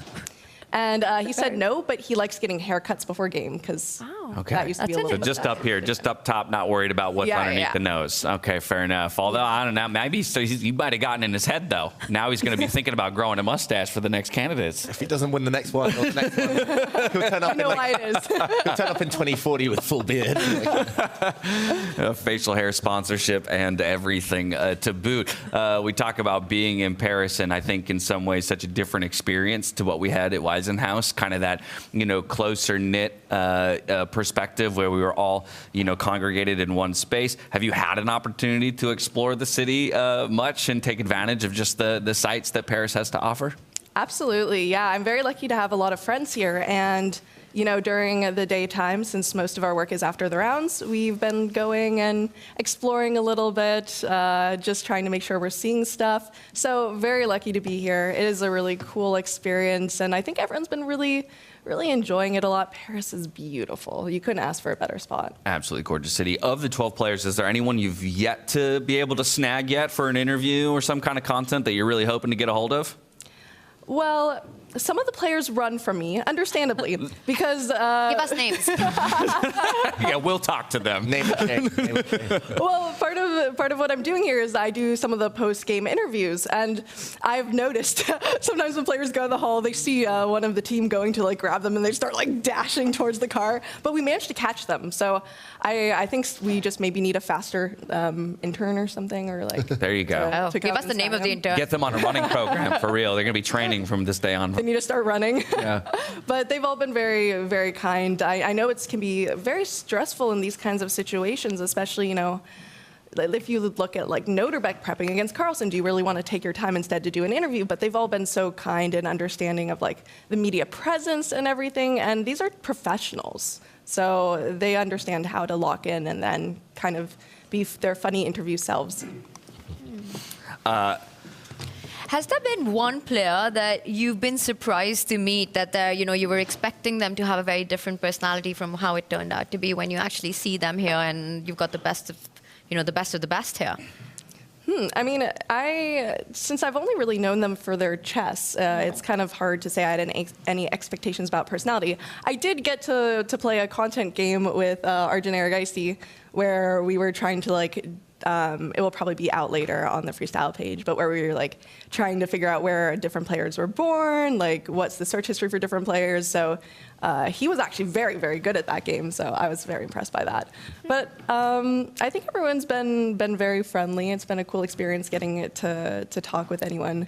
Do you have any good player stories that we wouldn't expect, seeing them walk around all locked in like this? I do, but who's got the split personalities? Yeah, who's wildly different over the board than? That's a big question. I'm saving the juiciest stories for my autobar. Okay. I'd say Fabi, right? Because he's just so locked in when he's playing. We've seen him have these incredible performances, and you'd be thinking that he's spending so much time preparing for the games, thinking about his opponent, and then we've got Christian come in and say, you know what, it's about being in the good mood, the game nights that he's been having, and he has been the organizer of those game nights. I was going to say, he's taking the time to walk around the dining hall at the end of dinner evenings, phone out, taking notes for who will be joining for the game later on, recruiting, coming up to every table. You in, you in, you in. I'm like, you have a very important match to play tomorrow, sir. Are you sure you want to commit to a couple hours of that? But hey, if it works for him. I'm going to put the pressure to you, as I've done to these two as well. With our 8 remaining players, who do you feel, who would you predict is going to walk away the champion here in Paris? Would it be the repeat of Vincent Keymer? Will the #1 in the world, Magnus Carlsen, return to his throne? Will Fabiano get that one position that he has eluded him up to this point, or will it be someone entirely different? My guess right now would be Magnus Carlsen, just because, I think that third place finish really just, as we said, lit a fire under his shoes. I know that's not a saying. Forgive me, chat. Now we're sticking with it. We're sticking with it. But I definitely see almost a new player here when we're looking at his games and how he's taking the tournament and what he really wants from it. So I think he's been really in form lately. So that would be my guess there. But there's so many people who could take it. I mean, Keymer also has been playing very well. He's very good at freestyle, as we have learned. And really, anything can happen. That's what's so interesting about this format, is you just get into these wild positions where anything can happen. Well, I mean, with that, I think that's a perfect place for us to end it. Magnus Carlsen, always at his best when he's playing, maybe a little bit angry, maybe a little bit wounded in a way. I appreciate you so much for joining us, your wonderful insights, and we look forward to more of the content that you have to produce for us throughout all of the Paris event. Absolutely. Thank you for having me, everyone. And we got to shoot that reel, Jules. Let's not forget that. We won't. Yes. We won't. There you go. That's content right there. Content planning happening live on air. Once again, Jules Gambit. Everybody go check out all of her content across both our channels and her own at home. We return to the game at hand. Magnus Carlsen versus Abdusattorov. Jules's pick, Magnus Carlsen, to take the entire event. David, catch us up. Where have we gotten to? I noticed that my all-important flying V has been disrupted. Boo. Half a V. Agreed. Half a V. But one Connect 4 still intact. It is one pawn chain for Magnus Carlsen that looks pretty good right now. And I only say it half-jokingly, by the way. I do believe that he has the better pawn structure. I just want to point out before we do a quick action replay, a quick recap of what's just happened, that all of White's pawns are on light squares. All of Black's pawns are on dark squares. So it's a clear kind of standoff here. It's all about the pawn structure. There's not many pawn breaks, not too many open lines here for either side. But Magnus has a bit more space in the center due to that front pawn, and he has a beautiful outpost for a bishop, knight potentially in the future. Let's just do a quick action replay, because there was a big decision by Abdusattorov last time we left it. Let's actually show how that pawn chain was broken. He actually did push forward his corner pawn, destabilizing the black knight, the white knight even, that guarded the center. The knight had to trade off here to avoid losing a pawn. We saw these pieces leave the board, and small missed opportunities maybe by both sides.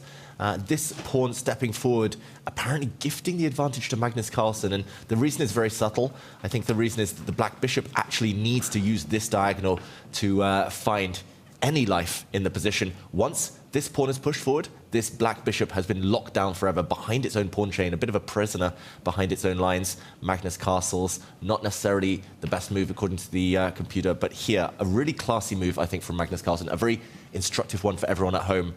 In block positions, if you have the better pieces, you have the advantage, you should kind of embrace that block nature. And Magnus pushed this corner pawn forward. He said to Nodirbek, okay, you're never pushing this pawn now. You're never pushing the corner pawn either. And if you can't move this one, it means your bishop is trapped, your queen is trapped, and the game is going to take on a very slow nature. We're going to be seeing this pawn structure, I feel, for the next 20, 30 moves. Yeah, it makes you wonder how and when then that bishop will become involved in the game. Might be a while until we see that. A game that might not last forever, though, would be Vincent Keymer versus Jan Nepomniachtchi, as once again, Vincent Keymer continues to lose time on his clock and eventually is going to have to start blitzing out some moves just to stay in it. Wow, Tanya, I mean, it's like looking at myself in a mirror. 25 minutes left on the clock after just 14 moves. And we should remind everyone, you don't get added time at move 40. This is sudden death, pretty much. This is till the end of time. You do get a 30-second increment after every move, but Vincent doesn't look comfortable at the board. He just leant back and exhaled. What do you make of his position, though? The clock is the biggest problem, because on the board he's doing absolutely fine. You know, he sort of maximized everything. He's combined both our ideas, David. He's gotten the bishop out. He's doubled down, tripled down on that knight at the center of the board. And at some point, you have to make progress. And that progress often now depends on a pawn break, once your pieces are in their ideal position. I think for Vincent right now, he's got 4 attackers on that central piece. He's got 4 defenders. He's thinking what happens next. It's a very pleasant position. Does he take the time out to improve the position of that rook next to the king? Or is it time to start striking with one of the pawn moves and asking some actual trade-off questions? Is this the moment? But whatever decision he does take, he needs to do it fast, because we still haven't traded a single pawn or a piece. So most of the game, most of the critical questions lie ahead. Nepomniachtchi's barely spent any time on that chair. Yeah, and this is, I mean, I know Jan very well, but this is classic Jan Nepomniachtchi. He's been doing this ever since we were 8 years old, when I first met him, first played him in the world, no, actually in the European Under-10 Championship. Wow. He was the same. It was just blitz chess. Other players are playing classical, he's playing blitz, and he's never at the board. He's always strolling around very confidently. And you need to know these things in order to let the kind of chess speak for itself, not to let his behavior get under your skin, not get flustered. And it's clear, look at him on the camera, Vincent Keymer getting flustered, feeling that he needs to speed up, and then you start to panic. You're like, oh, I'm too slow, and it's only later that the mistakes creep in. Yeah, you can tell on his body language, and he knows that the whole game lies ahead of him, and he's got about 23 minutes on the clock. You know, the time has just vanished, and really nothing's happened so far. He's just placed his pieces on ideal square. Speaking of that under-10 championship, David, is that you being humble about the podium finish that you just had?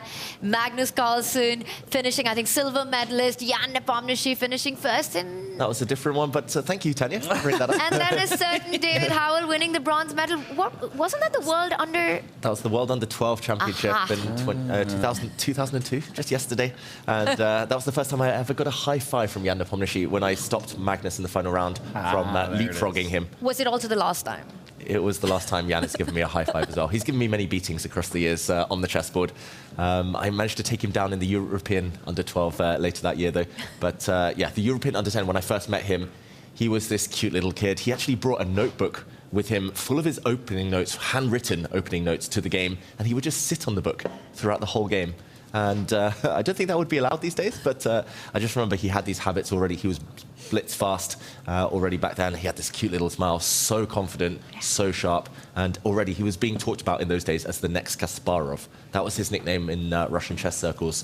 Of course, he never kind of became classical world champion, at least not yet. Still some chances ahead, but yeah, it's kind of clear that in recent years something's clicked. He was stuck at 2,700 for a long, long time, unable to break into the world top 10. Then, yeah, around 2016, 2017, suddenly his game shot up, and yeah, he's just a beast these days. Winning the candidates twice in a row. I mean, I'm struggling to think of another player who did that. You know, he's a 2-time world championship challenger, an absolute class player. He lived up to that promise that he showed then. And I'm gonna throw a challenge to our chat, James. They've got to find that photo of Jan Nepomniachtchi, Magnus Carlsen, David Howell on the podium. I know it exists somewhere. Yeah, surface on that photo for the internet sleuths. Will get on it as Keymer rapidly approaches just 20 minutes on the clock. I'm going to bring this over to Fabiano Caruana versus Maxime Vachier-Lagrave because it's one of the first times throughout the early stages of these starting positions that the computer has kind of swung in, well in favor of one of our opponents, but it comes off of what it considers to be quite a questionable move here from MVL. Someone that I had said felt like maybe the most solid player through the round robins in a lot of ways, maybe taking that moniker away from Fabiano. This time, maybe have just put himself in a really tough position. It's good news for Fabiano Caruana, and it's also good news for Jan Nepomniachtchi, the Nepo Gambit. It looks like it's paying off in this position. True. This game did start with that famous opening that we've been talking about for a while now, but the Gambit wasn't accepted. Vachier-Lagrave gave back the pawn very quickly. And just to backtrack one move before this mistake, this was the position, looks very level. Black actually has an isolated pawn here. That is compensated for by the activity of Black's pieces, especially this knight in the middle. But Tanya, I'm going to say the question mark given to this move, it's fully understandable. That's actually a very ugly move. The intention is to clamp down on the other Black knight getting into the center, so it's trying to control the enemy pieces. But not only have you weakened your own king on this diagonal, you've also weakened some dark squares around that side your king sits on. It just looks anti-positional, to say the least, and dynamically maybe some problems as well. It's super committal, right? And it shows Maxime's ambition because you play such a move with the idea that you're playing for the advantage, but the strategic drawbacks of it are just far too many. He's not only taken control of the central squares, he's eyeing those dark squares that you were pointing out, the knight jumping to the center of the board. But the drawbacks that we're talking about can immediately be sort of cashed in on. Fabi could line up his bishop against that weakened backward pawn immediately and start threatening an advance of that f-pawn, not only opening up the rook, but also the bishop to a very deadly weakness and a very deadly diagonal. Hello to that white king. Not just that, you could also think about planting your knight to those two dark squares that have just been left absolutely weakened, waiting to be taken, and the path is easy and clear to find. You push that pawn one step ahead, land one of your knights there, ideally the one that's coming in the way of your own pieces, and boom, it's there. Notice how white's knight are far away from getting to the squares that you've left behind. Nothing's landing on d5. Nothing's landing on b5. It's Black's cavalry, as David likes to call it, that's arriving first. Yeah, and as you mentioned, it's such a committal move. I think it's of note that it took him 18 minutes to ultimately commit to that move. So he definitely toiled over the decision himself, but ultimately went for it. So we'll see if it is the makings of his own demise, or if Fabiano fails to capitalize on perhaps an opening here in this game. Wow. Maxime Vachier-Lagrave is normally a very quick, instinctive player. And that just harks back to Bent Larsen's quote, I think it is.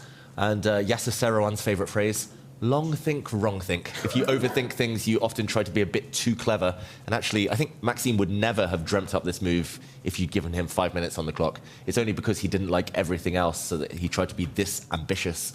But the ambition might just backfire, Tanya. You know, as your core time trouble addict, David here, is there a magic number to how much time you can spend on these critical moves? And pawn moves are pretty critical because you can't take them back, or critical decisions. Because I think it's Magnus who said, right, like beyond a point, your thinking's all fogged up. You're not even making progress. You're actually, it's sort of taking you back.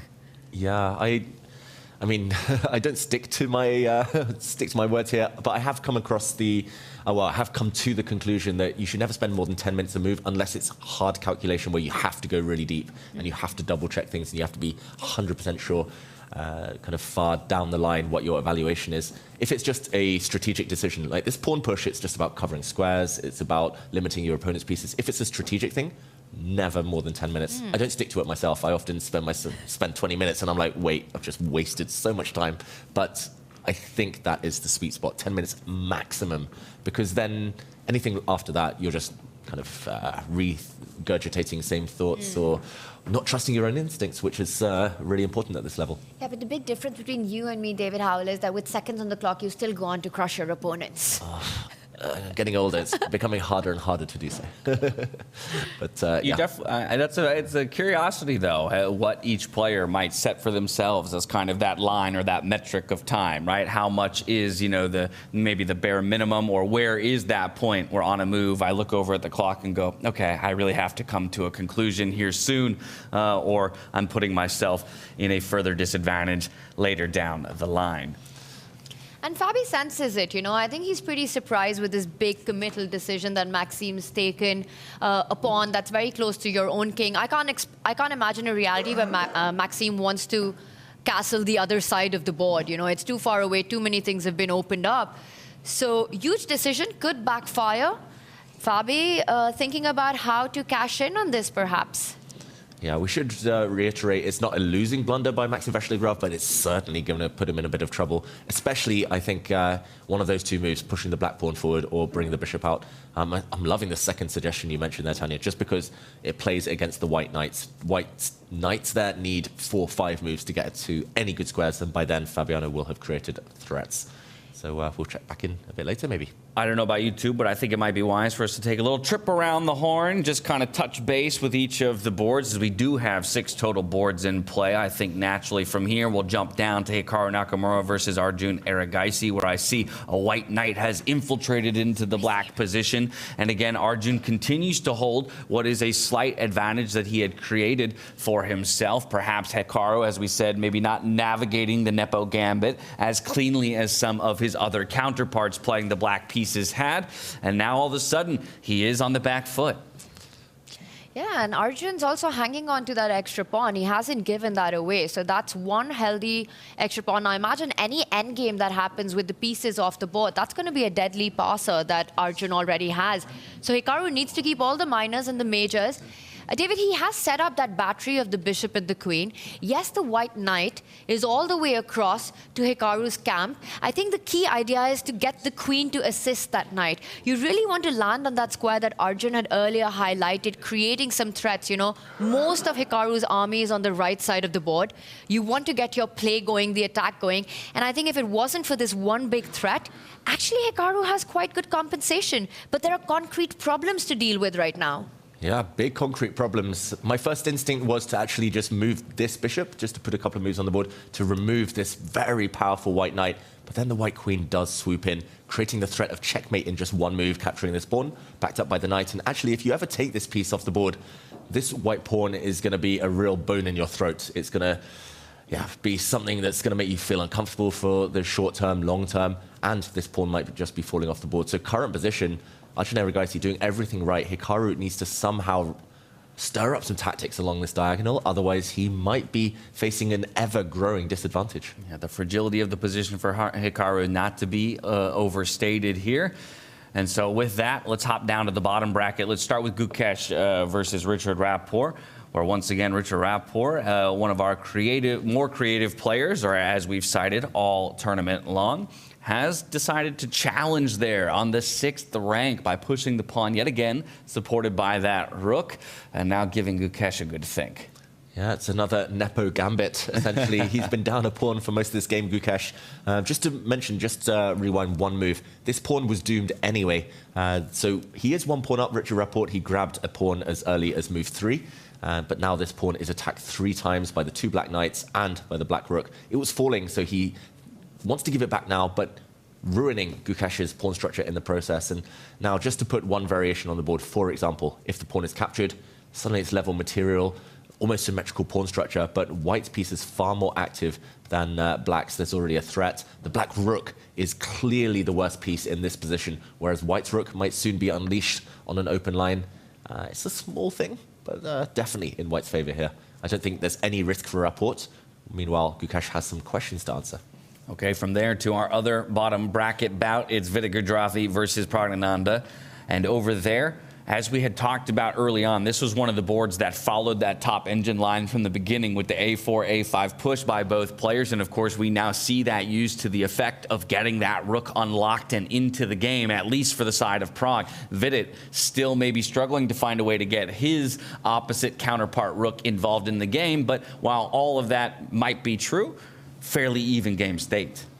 I would say very even on the board, but what's happened to Vidit? Is he having a nap? He's been kind of rolling his head back and forth, head in hands, for ages now. Does he know it's his turn? 100%. This is classic Vidit. You know, but we've seen him do this so many times, and you know, players have different ways of thinking about the positions. Some look sideways, some look upwards. Queen's Gambit, we've seen all of that happen. A lot of times players are walking around but thinking about their position. Vidit often does this, you know. He just looks like he's napping, but calculations on right now. He's trying to really understand how to handle the fact that both knights are under pressure. You know, with this last move that Pragg has played, retreating his knight back, he's eyeing that knight at the edge of the board, and also the bishop and the rook are lined up against the other knight. And I want to ask you a question. Was there a reason? Because on the previous move, Pragg, in fact, could have picked up that knight with interest, the one that's being eyed by the bishop. Was there a trap that Vidit had set up one move ago? Yeah, right here, David. He's woken up, Vidit, from that little siesta. But yeah, just to answer your question, a very important one, Tanya, there. Bishop takes knight was definitely on the agenda and was definitely calculated by both players. Maybe that's why Vidit was going into such a deep think. But here, after a recapture, I don't think white has enough time yet to capture this pawn, because there would be a fork on the white rook and white right and white knight here. And the bishop, more importantly, defends this pawn, so the white rook cannot capture. The black king does look a bit in danger, so still not entirely clear. But I think this is what he tried to step away from by retreating this white knight from the center. So, as you mentioned, now not only challenging this piece, also trying to get the white light squared bishop involved, by the way. If there is a trade, he'll happily occupy the long diagonal, but also, maybe more importantly, more urgently, threatening to win a pawn by taking this knight with the bishop and then the rook. I look at Vidit, looks a bit disheveled. Maybe I'm in the wrong, you know, maybe you're right. He hasn't slept well after the round robin, been a tough one. Maybe he was actually grabbing that nap. And things are heating up on this one. It looks like it's not going to be easy for Vidit. Somewhere it's turned around since we saw him in the confession booth. Yeah, the eval bar might say level, but it might feel slightly easier to handle for white here. I think Pragg's moves are more natural, intuitive than they are for Vidit here. Camera as well, right? Pragg's looking more confident. Yeah. Yeah, this has been kind of the look for Vidit all tournament long. He's got that small bounce in his body, maybe trying to find a way to let some of the energy out of his system, nerves at play. Though I will say, loved his attitude in that confessional booth earlier on, and so hopefully he can keep that positive mindset rolling forward. 2 more boards to check in on here just to complete our round robin. Magnus Carlsen versus Nodirbek Abdusattorov. Let's look at that one. We had previously seen the 4 stacked horizontal black pawns. Obviously, that's been disrupted as we went over a little bit earlier. Has it been a major factor in the position, or rather, who has an advantage at this point? I think is the question yet to be answered. Yeah, first of all, there is a big threat on the board. And Tanya, it was a checkmate, a very similar checkmate to one that Vincent Keymer missed yesterday. A queen and a knight combo, we call it the Kissmate. That last move, watch out, that queen's about to sweep right in front of that king to deliver a blowing checkmate. That would be game over on the spot. I don't think it would be missed by either of the players in this one. That's going to be stopped. You've got to plant one of the pieces at the center of the board. I think Magnus has taken the decision. It's the knight. You still get your flying V, by the way. Yeah, but now there's a horse up there with all those ducks. That is a horse is flying now? What's going on? So you know what? Fine. Yeah, if in Magnus's world, horses do fly. I would say that this position, on the face of things, looks very balanced. It's so locked up, so blocked, and there's no easy pawn breaks for either side. So for the rooks, for the queens, that is not a great sign. For example, black cannot push on this side. That pawn is locked down, covered twice. White cannot push on the other flank. That pawn is locked up twice. The one problem piece for Abdusattorov, though, is the black bishop. And we could see a scenario easily long-term where Magnus trades off this black knight. He's got to do it at the right moment, not to activate the black bishop, but he could trade off this knight, and it would be a good knight versus a bad bishop scenario, especially with the queens off. That would be a really scary prospect for Nodirbek. I will say, just visually to me, the white position looks more pleasant. I don't even necessarily have much of a reason behind that, so much as, again, just kind of the fact that that white knight feels like it's going to be very difficult to kick out at any time because of the inability for pawns to come forward and challenge it. You're absolutely right. I mean, if you look at it, it's only Magnus's one pawn, the one that's on that central line that's sort of gone halfway across to his opponent's camp, which means he's got more space. His bishop, as you were highlighting, David, much more active. Black's bishop is sort of just entrenched behind his own pawns, and there are no targets to be made. All the pawns in the light squares. Things are looking good for Magnus. Also, the kind of position that he really likes to grind down. I think the one thing that Nodirbek can play for, if we look for counterplay, at the right time, if he can go up the board with that flank pawn, try to open up the rook next to his king, get an inroad into the position and create some counterplay. Otherwise, this just looks like it's going to be a strategic grind down. Yeah, Magnus always seems to find the type of game that he enjoys, and we're moving towards that here in this one. Final board for us to check in on, that's Jan Nepomniachtchi versus Vincent Keymer. Vincent Keymer, the one who needs to make a move. He's got 13 and a half minutes to do so, and Jan is still sitting with more than an hour to his name. Let's catch up to where we are now, David. Yeah, and Tanya, I heard an exclamation from you. This has gone wrong for Vincent. And it's got nothing to do with what's on the board. It's the clock situation. I mean, maybe, he's managed to also sort of somewhere give a little play to Jan Nepomniachtchi as we see that G-pawn up the board. There's a weakness now that Jan has that he can target that H-pawn, which is just defended by that one queen, and then the very central square that the black knight can jump to. Yes, he's got play, but the biggest problem for Vincent Keymer is his clock. 13 minutes in this position.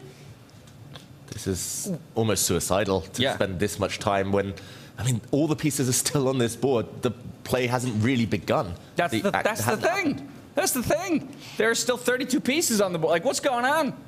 And you can't even trade that knight that the bishop's hitting on. You need to allow that knight to jump to the center of the board, because if that trade would have happened, White's knight would have been in a lot of trouble then. You'd be forcing so much activity in the center after those trades. And look at that. The knight lands to that square. A 1 hour almost advantage on the clock. Jan Nepomniachtchi looking very strong in this one. I just need to take a look real quick. Okay, this wasn't the move in which Vincent spent the most time, but even still, if we just make the comparison, right, it was nearly 5 minutes spent on that last move for Vincent. 60 seconds, under 60 seconds for Jan. He's just blitzing out those moves. The moves feel almost easy and automatic for him. While it's just, you see almost like a sense of like pain on Vincent's face as he tries to calculate his way through this. And it's okay to spend 5 minutes if you rush with your next few moves, you know, if you're able to get them quick. But here in this kind of a position, David, Vincent will be burning minutes every single move. Nothing's obvious. Exactly, and in chess you have to play the board, that's the main thing, but sometimes you have to play the opponent, and he knows Jan Nepomniachtchi's biggest strength is to hustle the opponent, to trap them, trick them when they're low on time, and he's played right into his hands. I just want to highlight one very brief moment as well. Vincent, his longest think of recent history was a few moves ago, back in this position, where there was all this pressure on his knight. He actually had the advantage here with white. Even if he does nothing, I'm just getting so excited about it. So panicked about the clock situation. But even if he does nothing, if he moves his king, if he moves this pawn forward, he has the advantage. But he stepped this pawn forward, allowing Jan even to lock things down and establish this beautiful knight in the center of the board. I think the position is turned, not only the clock situation. This black knight is a monster right now.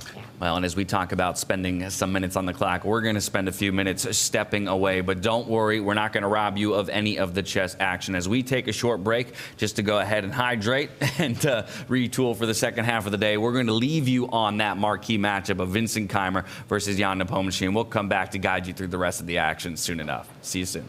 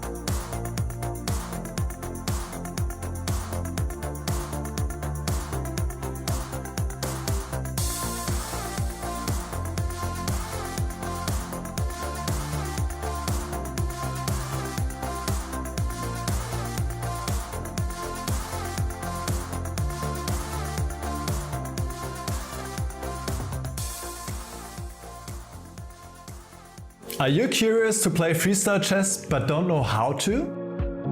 No opening theory, no memorized moves, just pure strategic creativity. But how do you navigate 960 possible starting positions with confidence? That's exactly what I'll teach you in my Freestyle Chess Masterclass. You'll learn how to develop your pieces effectively, recognize key positional patterns, and avoid early disasters. I'll break down some of the best freestyle chess games ever played, featuring Magnus Carlsen, Alireza Firouzja, and Fabiano Caruana. Freestyle chess is still in its early days. This is your chance to get ahead of the competition. Sign up now and let's take your freestyle game to the next level. Join my Freestyle Chess Masterclass today and save 20% only during the Grand Slam. This is Magnus for Freestyle Chess, take 1. The Norwegian Grandmaster Magnus Carlsen, widely regarded as the greatest of all time, began his journey at an early age. I learned the rules of chess at about 5 years old from my father, and then I got into it at the age of 8. One of my first goals starting out in chess was to beat my older sister. I generally wanted to beat her at everything.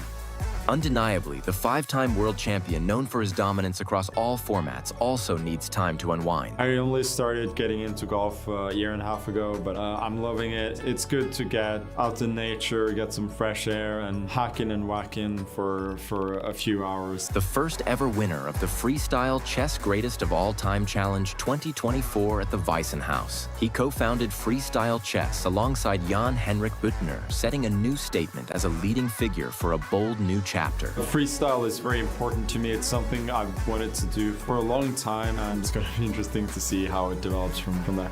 With a peak ELO rating of 2,882, he's not just part of chess history, he's still writing it. I have a goal here to learn even more, and most of all, just to delve into the intricacies of the 960 different positions that we might get.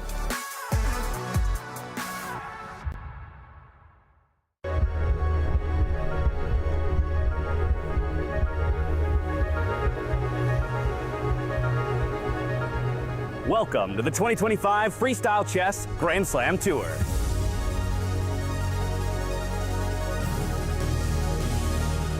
Twelve of the world's greatest chess players will battle in a unique and thrilling format.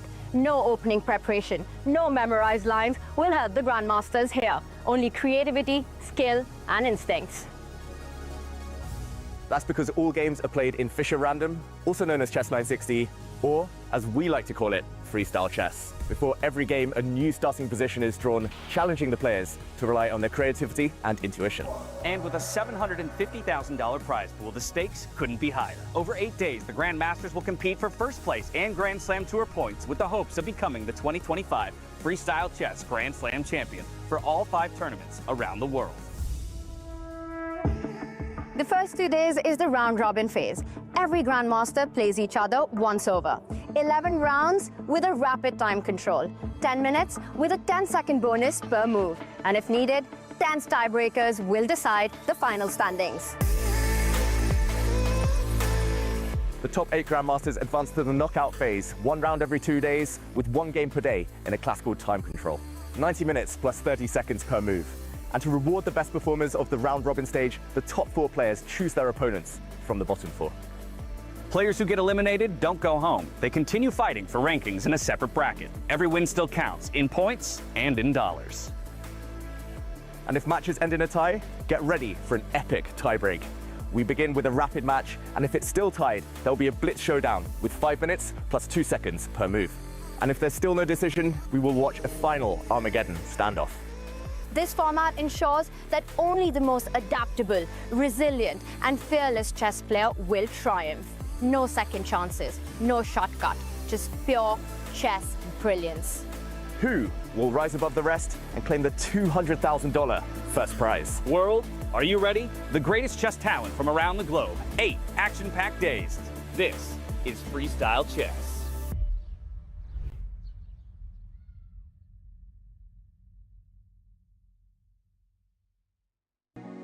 Chess is being reimagined in 2025 with the groundbreaking Freestyle Chess Grand Slam Tour.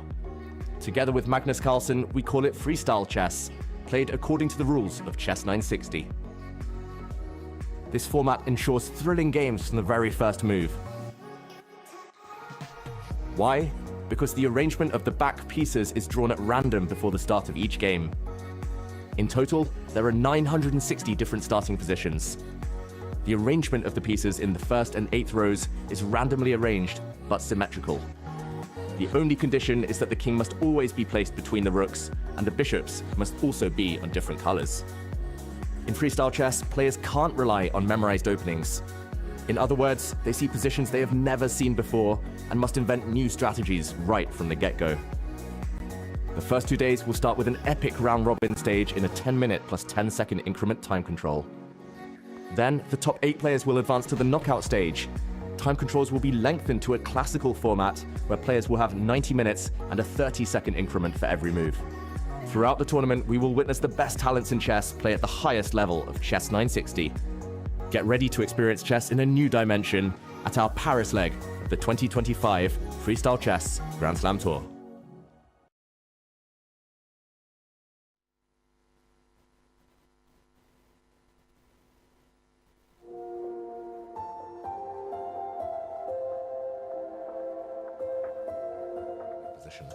Here we come.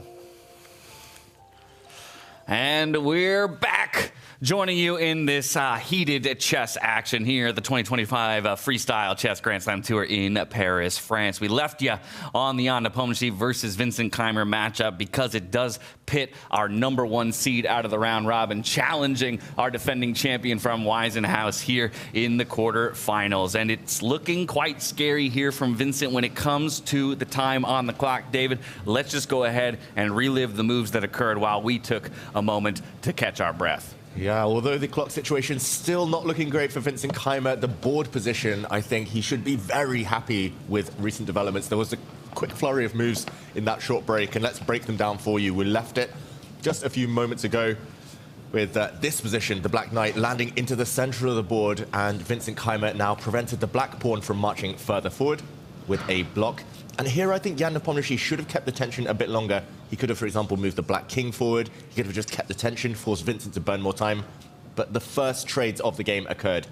Here on move 19, a capture of the knight. This allowed Vincent to take back and establish his knight on a very strong square, attacking this backward pawn. This forced a trade in the next couple of moves once this Black Knight was feeling a bit uncomfortable here. There was a capture, a recapture, and now that 2 sets of minor pieces are off the board, I think Vincent can breathe a bit better.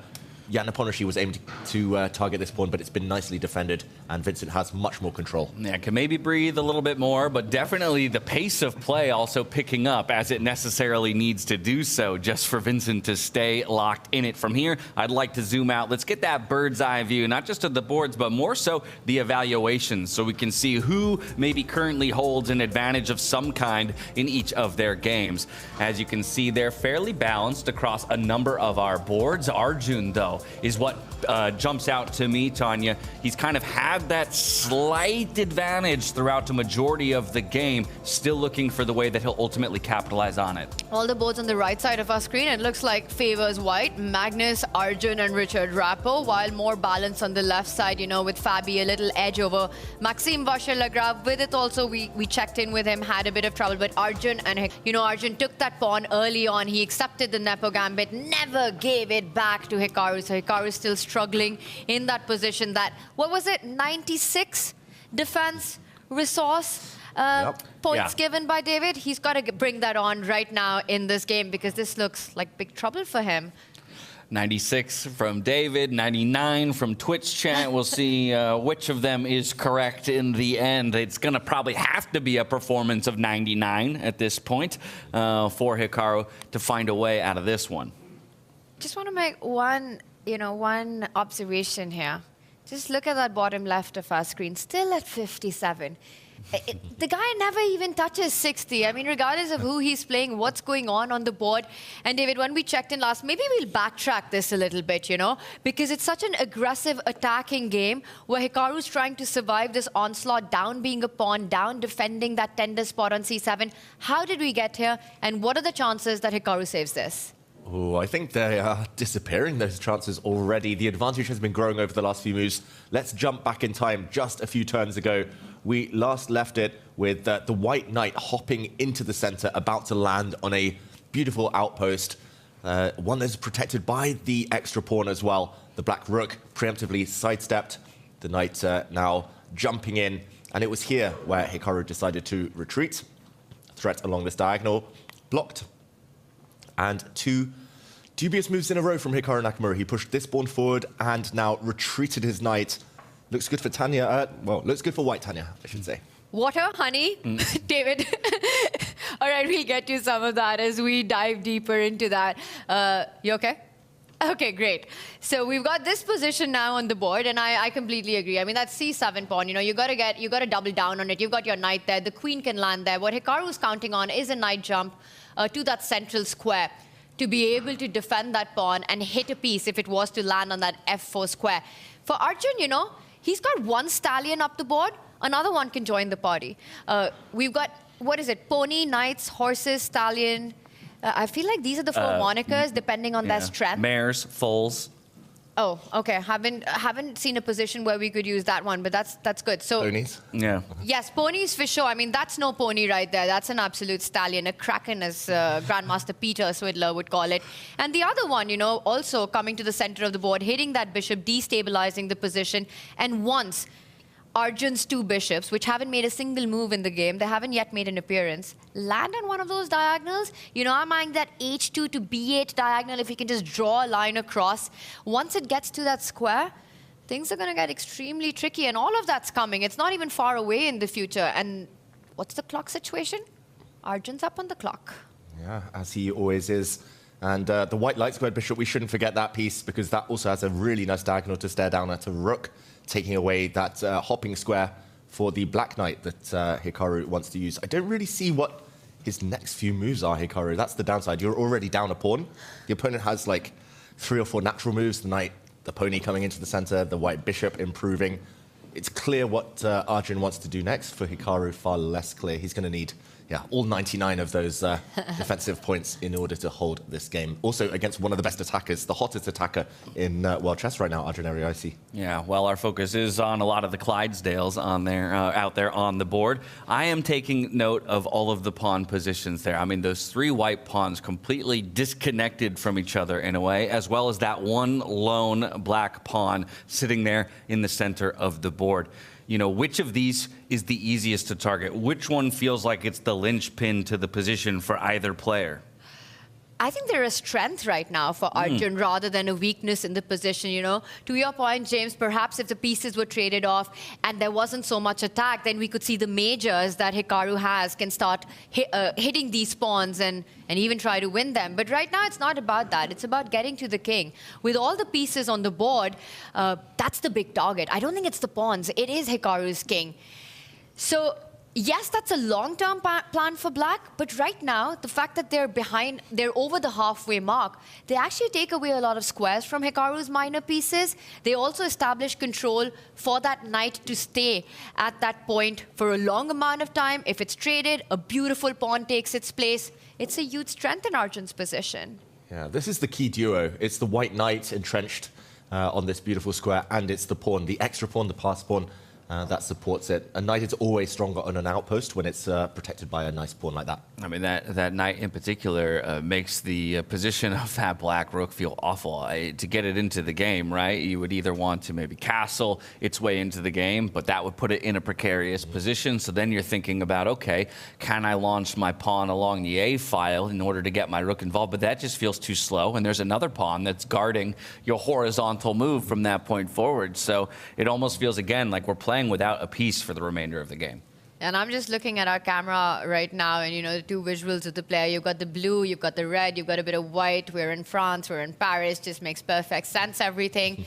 In a beautiful position out of freestyle chess. This is not what you get in standard 5-1-8 ever. Hikaru, does he look a bit tense to you? I mean, usually, we see him lean back, looking around, giving those boss vibes.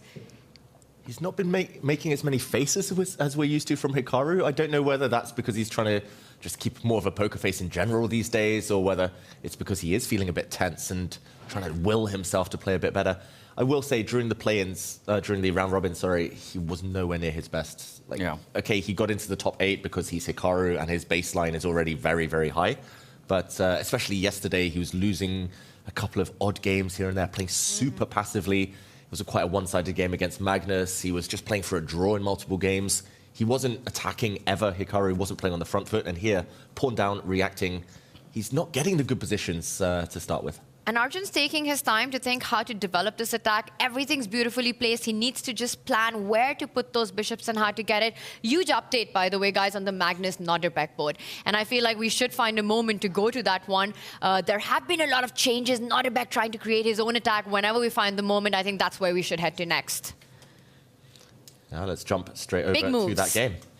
And away we go. Let's take a look. There it is, the question mark given to the most recent pawn push there along the A file for Nodirbek, looking to infiltrate, kind of constrict the space around the king, and maybe get the rook more involved in the game. But for whatever reason, the engine doesn't like it. Yeah, lining up a nice double attack, essentially, or a laser on those 2 pawns. Looks good for me. Where was the oversight here, David? Yeah, I think essentially it's a long-term mistake. If Magnus can ward off the immediate storm and kind of nullify the threat of this black rook coming in, then this black pawn is actually going to be a target long term. Again, if the queens are off, it's going to be a very easy endgame victory for Magnus because he has a beautiful, untouchable knight, and black has this terrible, terrible bishop. Good knight versus bad bishop. And now the white rooks actually have an easy way to line up against this, this pawn in the corner. The only thing is tactics, and Magnus needs to consolidate. I don't see the immediate kind of reason for this to be a big mistake. I think if Magnus is able to somehow trade off this knight, maybe then bring his queen to a blockading square, and then rearrange his pieces slowly, maybe that is the way forward. But I don't think it's a blunder. I don't think it's necessarily a bad practical decision either from Nodirbek. I think he's taking a risk because he knows long-term he's going to be suffering anyway. So why not try to muddy the waters short-term and force Magnus to be accurate? Nodirbek's clock, though, not looking great. He's got less than half the time of the world number 1. And I'm expecting him to come in with a rook in the near future. Ooh, first he lines up his bishop. Bit of an odd move. Clear threat, though, Tanya. He wants to push that pawn, come in with a check, and create some havoc on the right side of the board. It will be spotted and avoided and dodged by Magnus.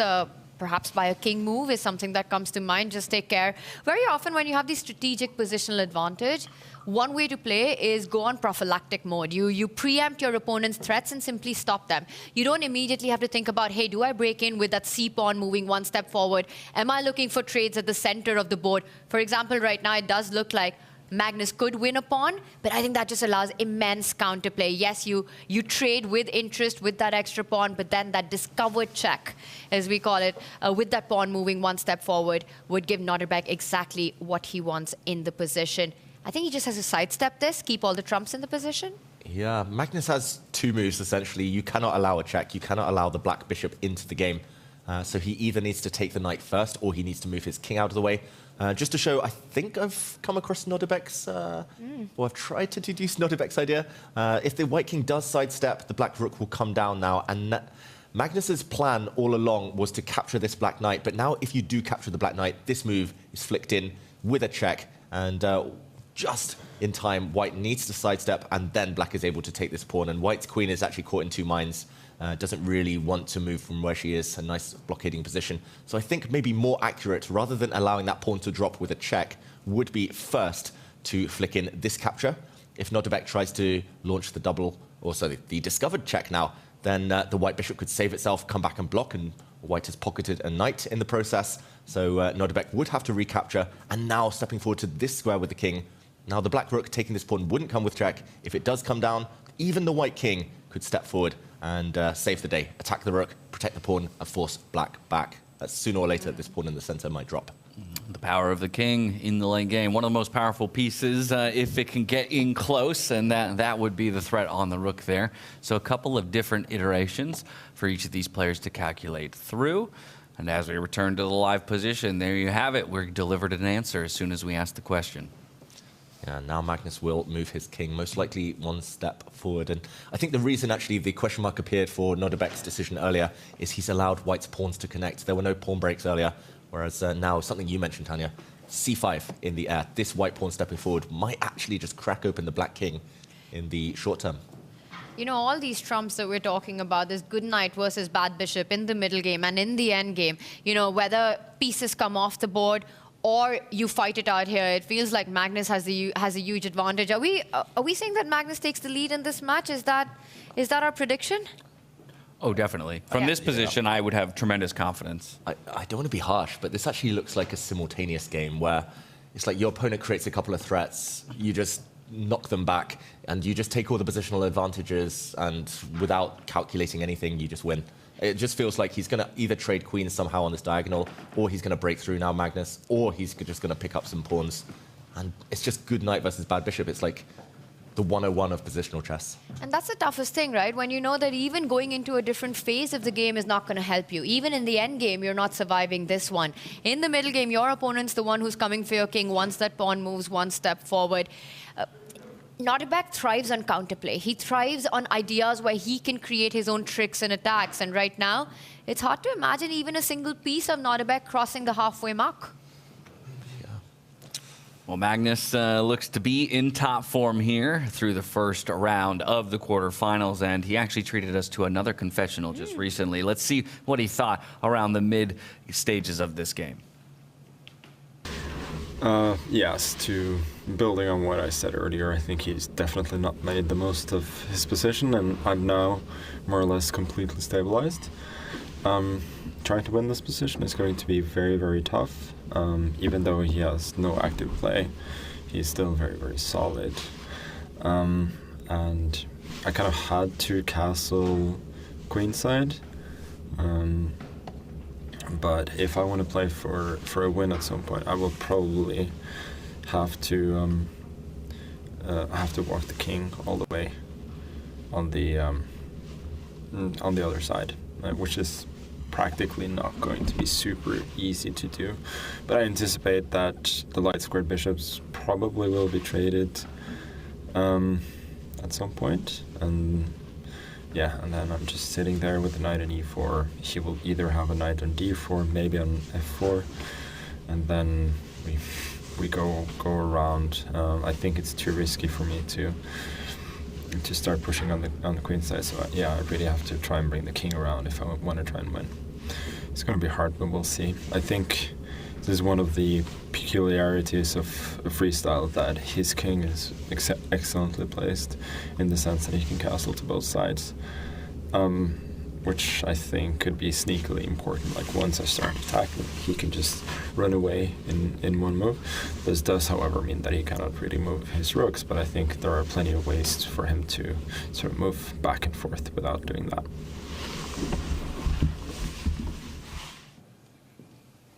And how about that? So much of what Magnus just offered to us there did end up playing out on the board. Another just key interesting idea, or rather two, both kind of tied to the idea of king safety. We had that conversation with Christian earlier about castling and how, you know, yes, all of the players are still going to a degree, remember that it's a possibility, but you might not be thinking about it sometimes 5, 6, 7 moves ahead in your calculation. Well, it appears Magnus has got that top of mind. While I do want to launch an attack eventually, I have to remember that defensive resource that my opponent has at his disposal later on.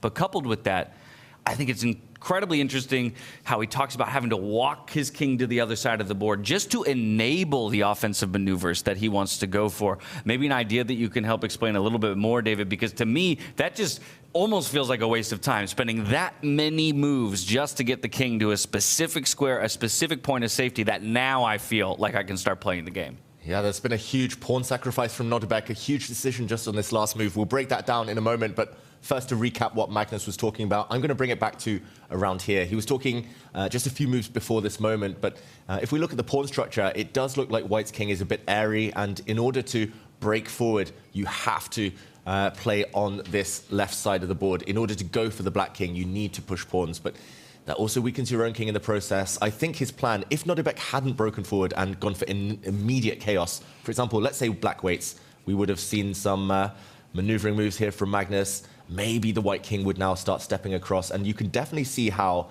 the white king would feel safer tucked away on this flank because there are no real pawn breaks, and all kind of lines covered, all lines closed, and only later, once he's fully ready, once his king has been vacated, then he will open lines towards the black king. This was like a 10, 15 move plan.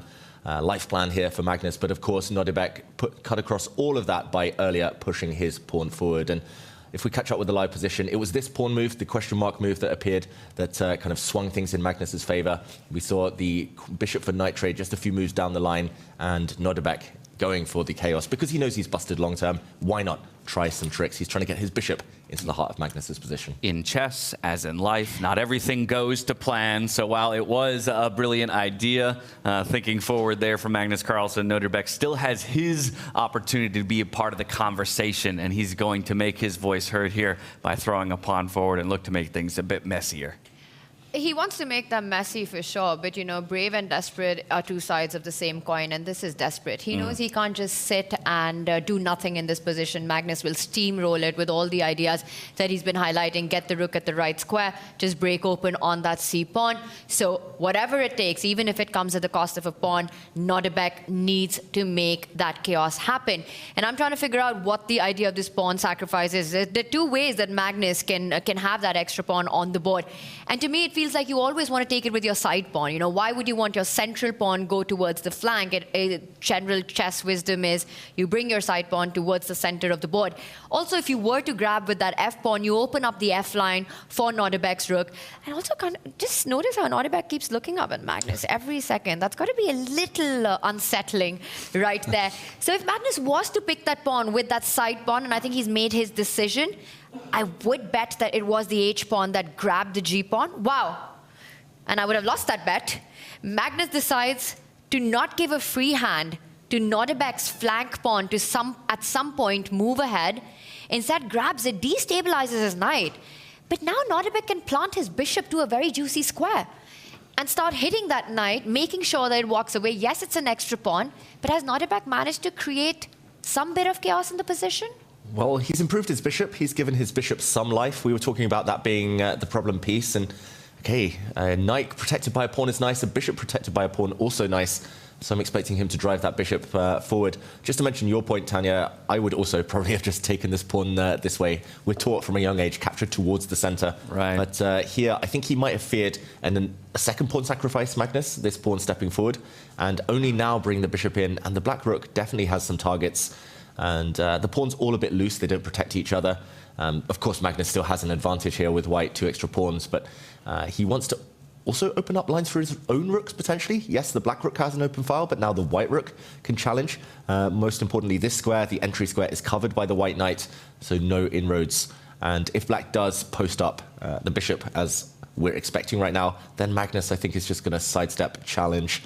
It's actually really hard for black here to maintain this tension. If, for example, you move your king forward and try to protect your rooks, connect your rooks, then whoops, there's a check. And your own queen is actually hanging on the next move. So there's tactics in the air. Magnus is backing up the strategy here with tactical ideas. And okay, he's castled. Oh, there's that castle. Whoa. All the way to the other side of the board. This is not going to catch Magnus Carlsen necessarily by surprise. It's something that he told us about just moments ago in that confessional booth. And so it finally does get played. The rook will stay on the file that it was on, but the king will make the long jump of 6 squares to the other side of the board. Kings do fly when it comes to freestyle chess. You know, when Magnus went into that confessional, it was a few moves ago. It wasn't particularly in this position. So I'm still amazed that first Nodirbek decides to throw a pawn, you know, give up that one lone pawn in front of the black king. Another one's already disappeared. The h-pawn far advanced on the board. You've got no pawn cover in front of your castled king and just walk straight into that. He just feels it's safer there. It also gives up another pawn, right? There is one more pawn hanging. What Nodirbek wants to do is, I think, just play on the open diagonals. If Magnus got greedy, some pawns are better on the board than off the board for you, and I think this could be a case like that. You want that pawn to stay because it restricts black's bishop. If allowed, you know, that open diagonal, the bishop falls there, the queen comes there, and then you're already looking at checkmating ideas on the left side of the board. Wow, Nodirbek. He just death stare. He just keeps doing it. It's like, yeah, for real. At this point, it's like he almost has to, implant, an idea, psychically implant bad ideas in Magnus's head to try and buy himself something. But I like moves like this. Like we said, maybe a bit brave, maybe a bit desperate. Either way, at a certain point, you need to take risks if you find yourself wholly on the back foot. Would you take that pawn? Would you take that risk? No. On Magnus's side? Yes. Absolutely, I wouldn't take the pawn. Yeah. For the very reason that you explained, right? We're just stepping into an improvement of line of sight for the bishop while effectively then having to use a tempo, right, to bring my queen back to safety, line up for opportunities to use that pawn that was placed on a3 so long ago to great effect by maybe eventually bringing the queen in. And of course, now the black rooks are connected. So while the rook in the top left corner of your screen was difficult to find a way for him to get involved, he is officially a part of the game. Mm-hmm. Yeah, I must admit, despite the fact Magnus literally warned us 2 minutes beforehand that black would castle, I totally forgot that was legal. But nice practical try by Abdusattorov. Given a question mark, but I don't think it was a mistake at all here. I think it was very important to get the rooks connected, just as important as the king's safety here. And for Magnus, I'm surprised by you, James, materialist at heart. I know, not taking right? a second pawn. Like I said, exception to every rule. So yeah, typically my rule is grab the material. Here, I'll make an exception. From this board, let's zoom out. Let's get a bit of a holistic view of the field, taking a look at the accuracies sported by each of the players across our current match. See who the computer thinks is piloting the position the best. And here we go. Some 95% Jan Nepomniachtchi, Gukesh with a 95 to his name as well. Magnus Carlsen up above that 90% mark, Keymer as well. And then Vidit, actually. That's who I'm noticing has the top score at the current moment, playing the black side of the position. And in fact, I think he's the only player on the black side of the board that the computer gives any amount of favorability to. Perhaps we zoom in on his position just to see how he's achieved what no other player with the black pieces has been able to just yet. Yeah, Vidit with 97+% there. Pragg down at 87%, so a big differential. And we see the eval bar hugely in Vidit's favor. There's been a question mark move on the last turn. Maybe just a very quick backtrack, because Pragg's last few moves have been a bit self-destructive. I'm just going to bring it back 4 or 5 turns, because here it looked like a very level position. And we actually left it just 1 or 2 moves before this. Here suddenly bishop takes knight, given a question mark. We mentioned this idea as a possibility. The rook now capturing a pawn. He's now gone 1 pawn up here at Pragg. But the problem is his rook gets hit. The rook is very clumsy on the square. He ends up retreating it, allowing this pawn to fall. Suddenly the black rook has a line of sight towards the white king. Watch out, the black queen as well, lurking on this diagonal. That was Pragg's downfall in the fiery game yesterday against Vincent Keymer. The white knight jumped forward. Another question mark move, second in 3 moves, and a fourth here. No, a third even, in 4 moves from Pragg. Another mistake. And here he's giving up 2 knights for a rook. Tanya, am I counting correctly? Rook takes knight. Maybe not the best, maybe there's better, but here, black has a bishop and knight just for a rook and pawn. Small material, well, not necessarily advantage, but a certain preference for Vidit here, for black. Your math is definitely mathing right now, David. I mean, I would take that. 2 minor pieces for a rook. Usually that plays to your advantage. And it will right now, especially given Praggnanandhaa's king's safety issues as well. It's so easy for Vidit to line up the rook and the queen along that A line and start actually threatening big checkmates, something that White has to be incredibly careful about. You know, you do inaccuracy after inaccuracy, mistakes after mistake against an opposition that's over 2,700, you are going to end up in such big trouble. I'm very surprised with the way Pragg has handled this game. You know, last time we checked, he was in control. He was attacking those 2 knights that Vidit had in play. The opening had gone well for him. He was doing well on the clock. Vidit looked like he was napping or in distress. Nobody knows what was happening, but big questions to answer. And now here we are. Vidit Gujrathi spoiled for choice. He's taking his time, though, and I wonder if that has something to do with confidence issues. You know, you know things haven't gone your way. You've had those great positions. You haven't transitioned them into a win in a good way. And now you start thinking twice about everything, because rook takes knight would be a decision that Vidit would take in seconds. Yeah, well, and I hope after all this calculation that he does kind of take the page out of Magnus's playbook from earlier in the tournament and trade one more singularly valuable piece for two smaller pieces, but in the end kind of retain the overall piece advantage and use that extra minor piece that he has at his disposal further down the line to snag a victory. I mean, and what a victory it would be for him after such a tumultuous group stage. Yes, don't want to be in the bottom bracket, but at the very least, you've got this new opportunity as a small bracket reset to jump up to 9th place. You'd sleep slightly better. Sleep slightly better, exactly right. Yeah, and for Pragg, it feels like he's playing just really loose at the moment. He's just allowing opponents to attack him. I think maybe what's slowing Vidit down as well is the fact that he has an abundance of tempting moves. He could switch his queen across. That other idea you mentioned, he could invert the order here, Tanya. Also super tempting. Threaten checkmate. But yeah, either way, Praggnanandhaa has gone very badly wrong. 3 big mistakes in the last 5 moves. And Vidit, decisive advantage. And speaking of our bottom bracket battles, let's hop over to the other one just to get a quick picture of how it's played out to this point. Taking stock of the clocks as well. Richard's move to make 23.5 minutes on the clock. The world champion dealing with 12 minutes and 43 seconds himself. Did just decide to reposition the king for a little bit of safety there for Gukesh. Richard's still trying to find a way to break through. While I'm not as materialistic as the two of you, I do like the extra pawn in this position. I mean, you know, it's nicely guarded by that knight and that bishop.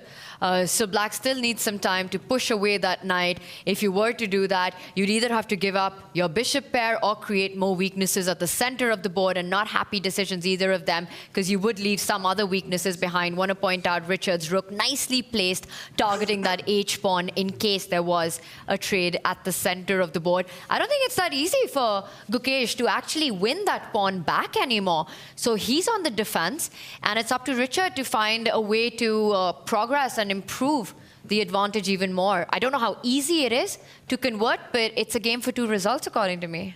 Yeah, fully agree. It feels like Gukesh, if he plays well, if he plays accurately, defends at his best, then he should probably hold a draw, or likely to hold a draw. But yeah, Richard, if he can apply some pressure, if he can induce a mistake from his young opponent, then serious winning chances, I would say.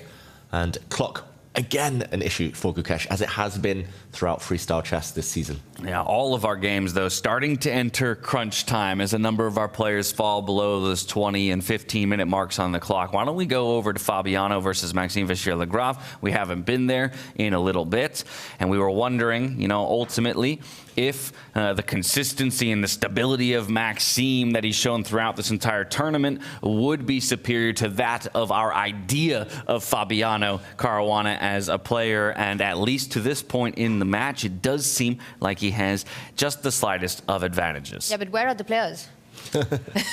Just both confessing their sins in the confessional. We've got 2 men missing. That's a really good point.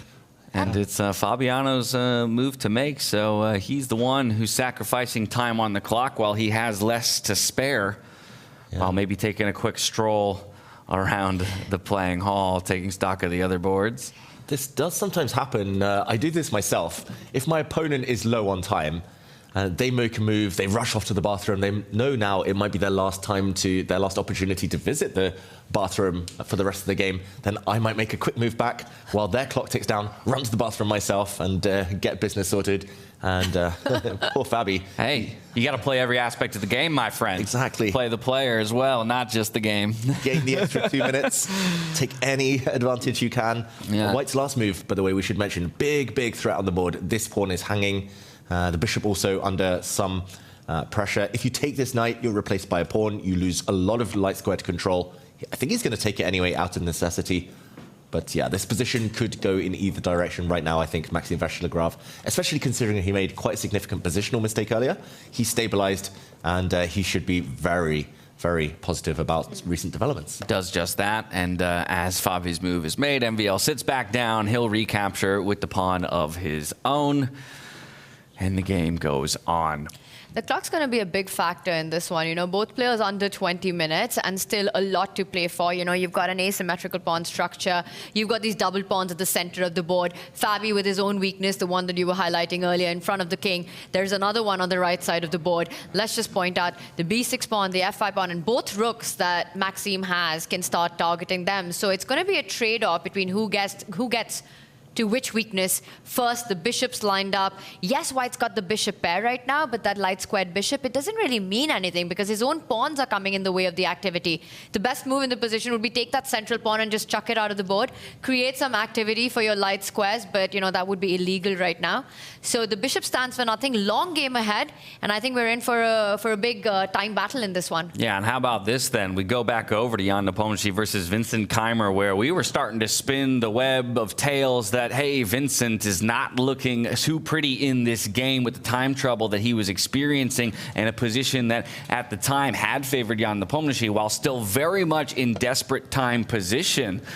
Quite an equalization of the position overall here. So maybe Vincent is finding his Weissenhaus form yet again. That's a draw offer. And I think we're going to have handshakes very soon with opposite color bishops across the board. Yes, and we see that draw offer right here. And Jan with a smile. But there's a 40-move rule. It's move 44. I believe the players can agree to a draw. Will they, though? Will Jan try to... He asked. Did Jan smile and say no? He's got to agree here. I mean, yes, you have an extra pawn, but that means nothing in this position, which also, by the way, can be picked up. Now, you pick up that bishop that Jan has and get it to the other side of the board. Sorry, that Vincent has, that you get it to the other side of the board, targeting the black weakness on that right flank. And maybe there's still something to play for. But I mean, this position, Jan can't be serious. Y'all, I'm no grandmaster, but I gotta say, if this ends like it looks like it will in a draw, I gotta say it's one of the more impressive draws I've seen, particularly in a format like this and in the kind of time trouble that Vincent Keymer was in, our defending champion from Weissenhaus, when he was against the ropes, finds a way to navigate to that draw, half a point apiece, and they'll have to look towards tomorrow to be the decider. Wow, I must say, probably a fair result, reflective of the game. It was very cagey, very blocked, very strategic, but maybe a small missed opportunity for Jan Nepomniachtchi. He started trading off pieces when Vincent was so low on time.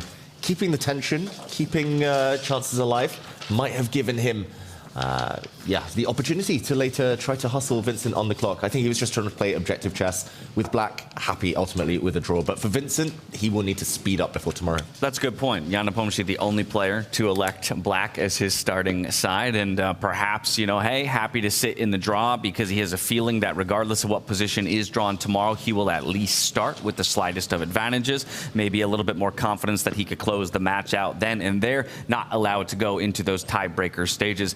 From here, we got to go check in on the rest of the matchups because they are just as quickly going to find their way to some thrilling conclusions. I'm certain of it. Perhaps Magnus Carlsen versus Nodirbek is where we go next. Nodirbek with only 8 minutes on the clock himself. Again, still definitely has some work to do if he wants to end up with a similar result to Vincent Keymer here, hoping maybe at best for a draw.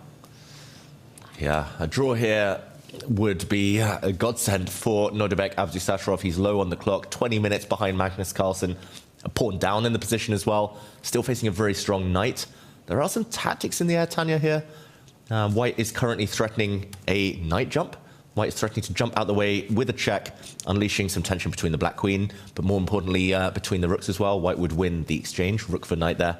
So Nodirbek, I'm really kind of wondering why he's hesitating from dropping his bishop into what looks like a beautiful square, beautiful outpost that we mentioned a bit earlier today.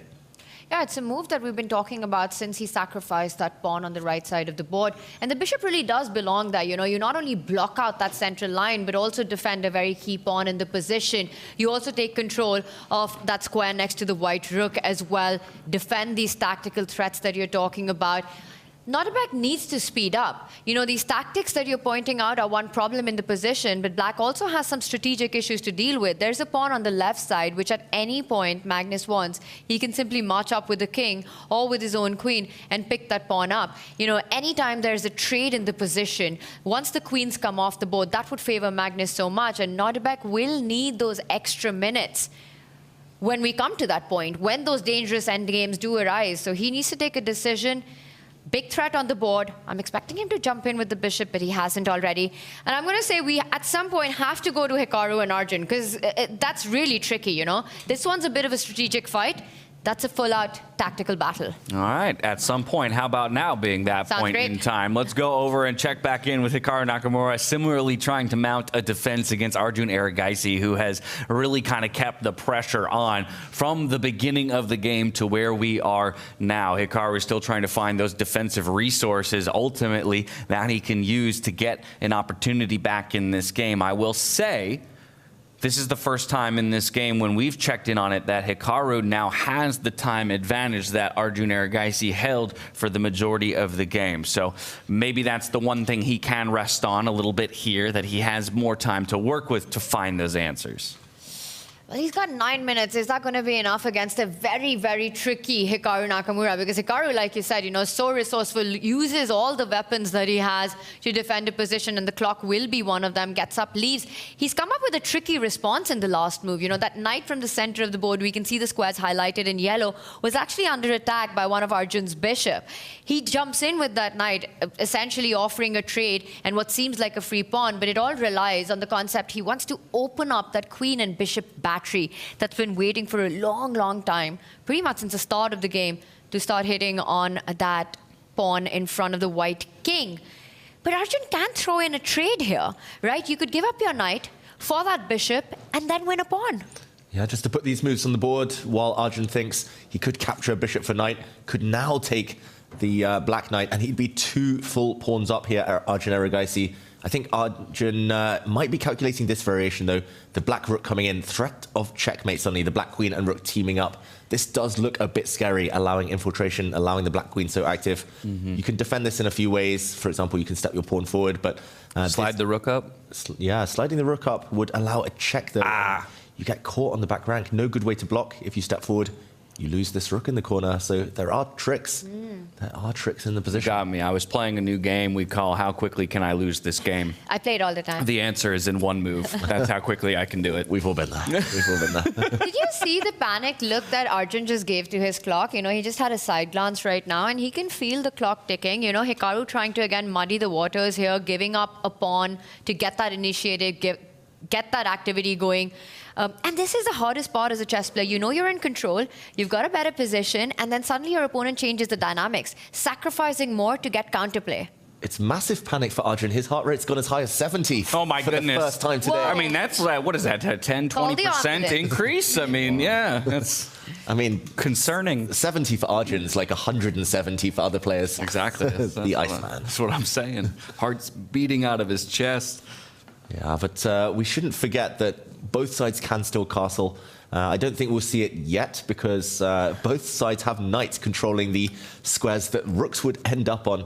But I'm expecting him to go for that variation. I think he's just got to start clearing the board. He just needs to figure out the consequences. But 6 minutes now, he's normally way up on his opponents. This is unfamiliar territory. Also, remember, he hasn't beaten many of these top dogs before. He's a killer of sub-2700 players, Arjun Erigaisi. Maybe he senses it's close. He knows he's had a massive advantage. He said it in the confessional earlier. But the closer you get to your dreams, your goals, the more you tend to tense up and start to doubt things.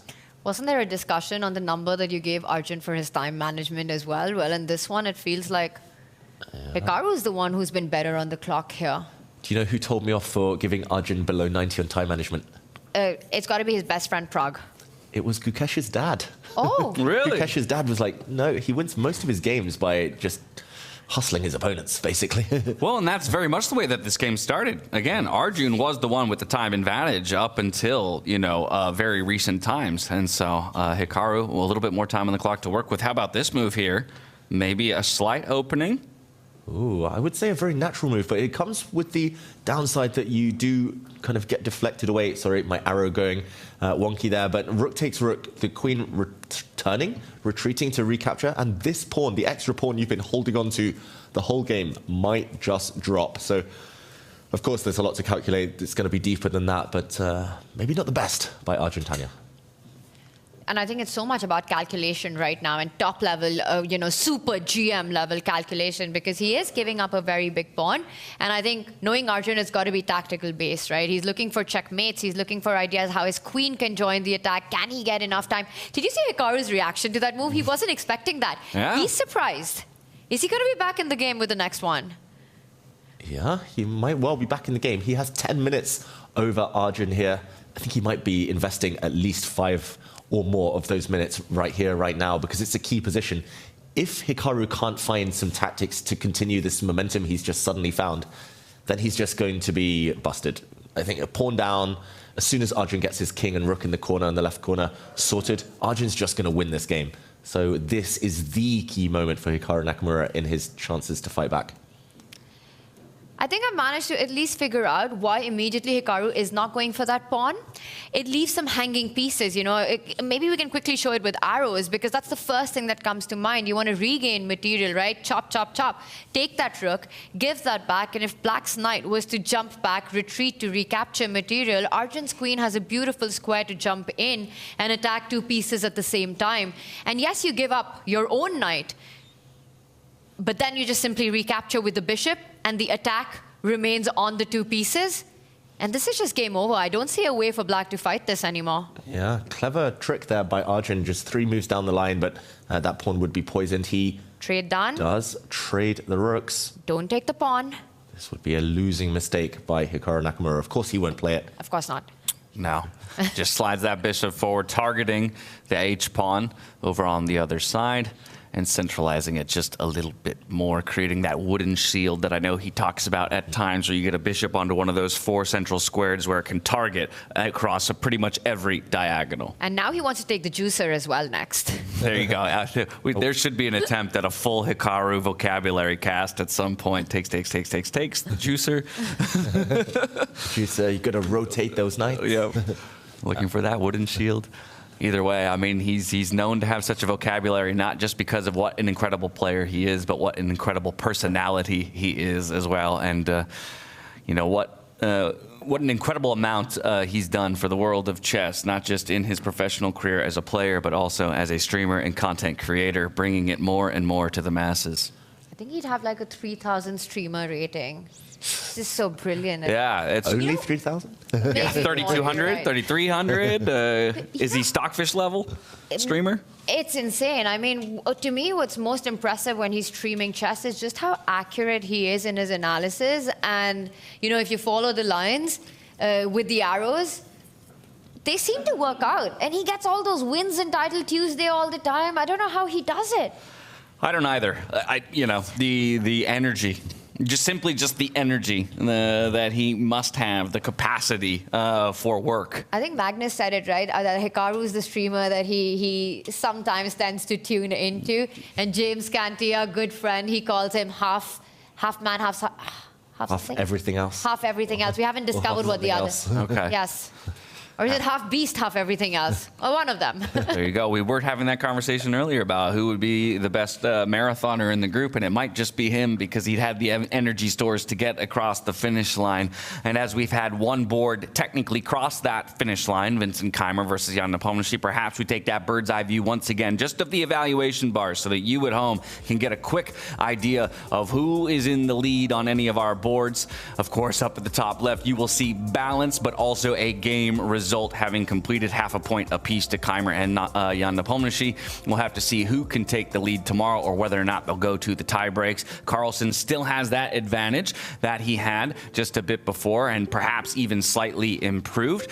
Arjun and Hikaru, yes, still slight advantage to Arjun, but I will note that it's returned a bit towards Hikaru's favor, and perhaps he has some opening. A balanced game over there in the bottom right against Rapport and Gukesh.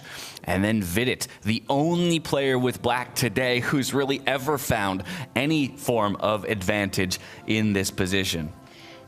But that was also a bit of a turnaround, right? Prag was in control, and then we saw that flurry of inaccuracies by him. So the opening position was incredibly difficult for both players. Magnus said struggled with white to find the first moves, but the players with black also haven't been able to figure out the response. Did I just see the bar move yet again in Arjun versus Nakamura? You did. Another inaccuracy by Arjun. He actually just put his queen back on a square it just came from, losing a lot of time. Arjun Erigaisi. And look at that question mark attached to this move. It's clear that he's panicking with the clock situation. He's never this low on time in classical chess, Tanya. He's normally 30 minutes up on his opponents, 40 minutes up on his opponents, but here he's 11 whole minutes down on Hikaru, and feels like the worst is past for Hikaru Nakamura. He just needs to get that black rook in the corner into the game, and the pawn deficit, not the most relevant factor anymore. And in standard chess, in classical tournaments, very often after the first time control of 90 minutes, an additional 30 minutes gets added to your clock once you reach a certain number of moves. But this is it here. At freestyle chess, it's extremely demanding. Now Arjun's going to be under time pressure for the rest of the game. And there are several complications that lie ahead. Hikaru's managed to create, again, what was it, 96 defense, resourcefulness? That's what we're seeing at display here. And so, as you said, David, needs to get that rook involved, but earlier pointed out the placement of the knights by both players, conveniently defending what would be the castling square, the end square for the rooks in either position. So help me understand, how do we ultimately get that rook into the game? Is it only along the A file, or do we have to remove those knights? Yeah, there's two ways to try to get the black rook into the game. For example, you could remove the knight first and hope that your opponent takes with the pawn. And then you'll happily castle and laugh, say, okay, I'm getting my rook into the game. The problem is that it will not be a pawn capture, more likely a bishop capture. And now the black king cannot castle because it would land in a check. So, yeah, this second option probably not the best. I think it might be the move we were calling for as early as move 1 in the games today. This pawn push in order to try and activate the rook down the line. Also, threatening to kick this bishop away from this diagonal it really wants to sit on. For white, it's easier maybe to remove this knight, but equally, you do have to worry about this diagonal opening up. I'm going to point out another plan to get the rook active. You know, you push that pawn 2 steps ahead, and then you can move your king sideways as well and bring it out to the other side, because there isn't that much hope or future for that rook along the side file. Okay, I've got one more idea, and perhaps you can tell me why I'll be wrong in the end. What if we drop the black knight back to target that same knight that we're looking to remove? Now we're double attacking that square, so if the bishop still decides to recapture, we now capture back and vacate the position. Yeah. Computer doesn't hate it. I don't hate it, James. Okay. I think the initial thing for me is that, oh, we've removed the blockade on that white pawn, right? And maybe at some point it feels like it has permission and support to move forward and threaten the stability in front of the black king. I think we've got moves, by the way. Ooh. He did decide to push the pawn 2 steps ahead in front of the rook, and I saw Arjun reach out for his pen. And another inaccuracy. Another mistake. His 3rd out of 4 moves, Arjun. The 4th move was a forced recapture. So clear downward spiral. And he's gone from having a huge, maybe even potentially decisive advantage, Arjun, to being slightly worse here, according to our eval bar. To my eyes, I actually thought this was the most natural move in the position, so I can't blame him for this one at all. Very human reaction. Stopping the black pawn in its tracks. Pinning this black knight, some tension on the diagonal. But yeah, apparently not a step in the right direction. Maybe because this bishop is loose, undefended. There might be some tactics in the short term, long term about this bishop on this line. Loose pieces do tend to drop off. So I do fear for Arjun. 4 minutes now. You know, again, from a human perspective, that actually looks like a really nice move, because it also stops Black's idea to slide the king and get the rook into play, because now you can capture the knight and win the side pawn as well. You know, there are a lot of tactics in the air that Arjun's setting up. And that 4 minute on the clock, you know, I keep looking at him. He's glancing sideways. It's a territory that he's not familiar with. We barely ever see him under time control. And Hikaru is one guy who's definitely not only going to keep his time up, but use Arjun's clock as sort of a weapon of his own. Keep putting pressure on that. I'm expecting a quick move from him right now, just to double down on the time pressure. These guys like Hikaru, I mentioned earlier, I expected him to spend 5 minutes on a move because it was so critical. He blitzed things out. But, I mean, Jan Nepomniachtchi, Hikaru Nakamura, they have different gears that they shift up. And they're sharks. They smell blood in the water. As soon as the opponent looks nervous, they pounce. They up their game. They have another level that they suddenly hit. So I do fear, it might not be 100% obvious that these are mistakes to the players, but I do fear for Arjun just the fact that Hikaru will sense something. It's cool to see this very same concept, though, exist in chess as it exists in other sports, right? The idea of switching up the pace on your opponent. You would see it anywhere from the world of boxing to running and everything in between, right? You get the sense that your opponent either has a certain strength or weakness or has fallen into one rhythm or another, and you switch it up on them, looking to constantly shake things up and put them in a place of uncomfortability. He will go for that knight move that you offered up as an option there, Tanya, but therefore essentially saying, I'm okay with the possibility of giving up that pawn if you decide to jump in for the knight. And I think that's such a strong decision by Hikaru. He's playing on Arjun's clock and how he's looking for counterplay. Once that rook arrives on that open line, you know, combined with the knight that's already there, we can see huge threats across the board, hitting the white queen, hitting the white king from both these ranks where it's about to enter to. Arjun might not have time to pick up that material, and well, he might not have time, full stop. Yeah, heart rate up at almost 80 for a second there, Arjun. Wow, this is getting dramatic for him. And just to put it on the board again, this is the live position. Arjun hasn't moved yet, but if he does take this knight, just to mention, he can go 2 pawns up temporarily, but there are just too many threats. And the other main point is that this black knight is a beast. Now can't be removed, the rook is coming in. If you try to remove it in the live position, then just to reiterate how powerful the black queen and bishop combo suddenly become. You know, when Arjun's knight landed on that square, we were singing praises, just what a strong piece it is, right? It's the MVP of the position for Arjun Erigaisi. And now it's Hikaru's knight on that exact same square, the other side of the board, that becomes the most dangerous point in white's position. You trade it, you pick it up, and you open another huge battery that's going to be eyeing the king. I think the tables have completely turned in this one. A little bit of anything you can do, I can do better, says Hikaru, and his knight there placed effectively on the E3 square. But while Arjun Erigaisi is in time trouble, there's a few other players who are in time trouble as well. He does go for that knight snag. We would obviously expect Hikaru to recapture. This is going bad for Arjun. I mean, he's gone for this idea, and if Hikaru's rook is allowed on that open line, you know, fighting a player like Hikaru in that position with the rook entering with 3 minutes on the clock, do you see Arjun pulling this one, surviving it?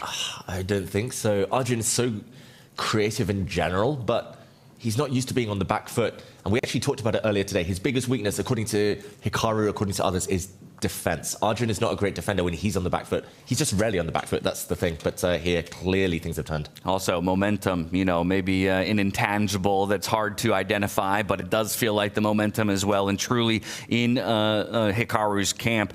But there is somebody else who's in even more dire time trouble than Arjun Erigaisi right now. That would be Nodirbek Abdusattorov, trying to hold a defense against the world #1 in Magnus Carlsen. Perhaps we go there real quick. We can come back to this one to check back in before it does conclude. But as you can see, things haven't gotten much better here for the young Uzbek. Oh, 1 minute against 18. It's another player who smells blood, Magnus Carlsen. He ups the speed.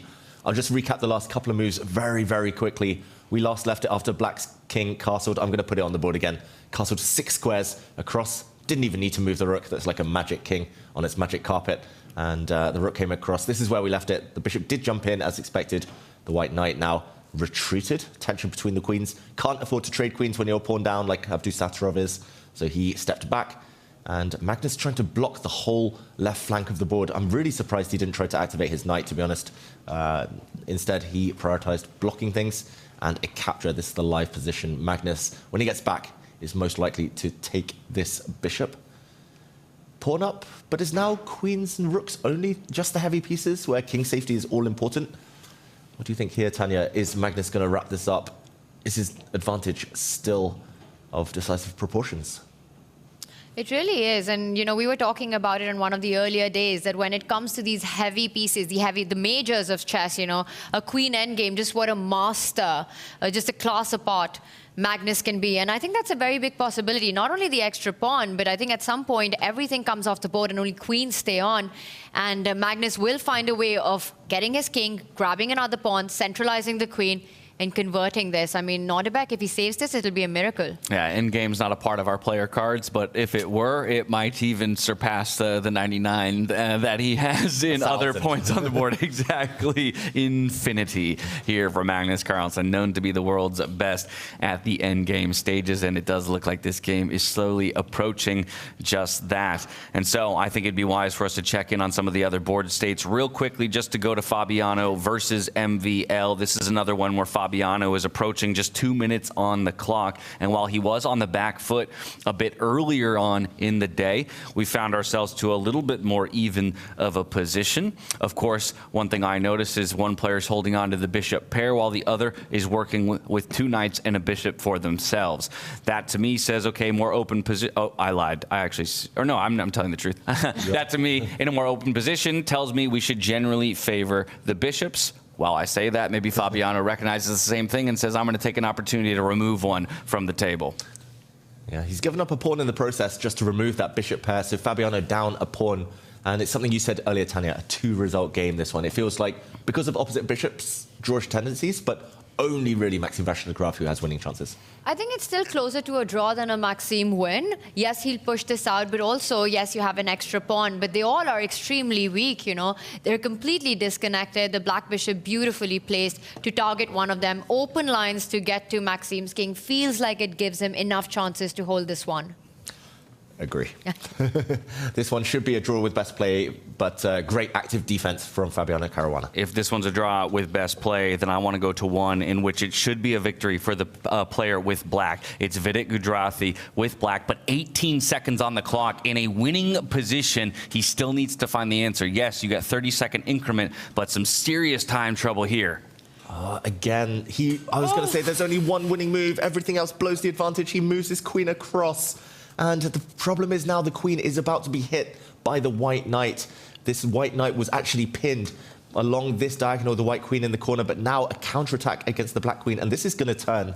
That was the story of Vidit's round robin. He had so many winning positions, but it was always the clock. Wow. Retreating the queen in the other way would have kept his winning advantage, kept the queen safe. Yeah, a bit of heartbreak as we arrive to the board there. Yeah. But Pragg needs to find it. It's a huge move. You know, you unpin your knight, you make your queen vulnerable. If that queen's taken, you recapture with a double attack on the 2 bishops. So why is this still okay for black is what I'm trying to figure out. If Pragg finds that move, how is Vidit surviving this? Because our boss says it's level. Objectively, I think there are ways. Maybe you just take off this knight when it arrives on this square and it gets complicated, it gets really tactical. Oof. But the problem is, with 1 minute, I don't think you survive it. With 38 seconds, from a winning position to a complicated one, Vidit is 1 pawn down as well, we shouldn't forget. So any endgame, if the queen comes off, and the momentum factor, he had a winning attack. He actually could have taken a material advantage earlier. He didn't. Yeah. And he's paying the price. He had everything going. That was a huge advantage on, you know, all across the board, with nothing for Pragg to play for. And here he is allowing this tactical shot. Will Pragg find it? I think Pragg will. Process of elimination. You don't have too many moves. White is really tied up on one flank. The white king so weak, and he does find it. Pragg, the only move to minimize the damage, to take advantage of Vidit's slip-up. Yeah, really difficult position now here for Vidit. You had mentioned perhaps the only resolution here would be remove the knight as quickly as it gets to the square. From my position, that looks to be giving away my queen, though, of all things. Yeah, the black queen would drop, then the white queen in the corner would drop. It's just about what order the queens come off now. I think an endgame is imminent. This game will continue, but Pragg, look at him. He looks so relieved on the camera. Vidit does find the best move with a few seconds left on his clock. There it is. They will opt for the trade. And the brilliancy occurs. I think the only move as well to just keep the game going. So can we predict that this one most likely now heading to a draw if Vidit is able to, I don't know, be precise with 30 seconds on the clock?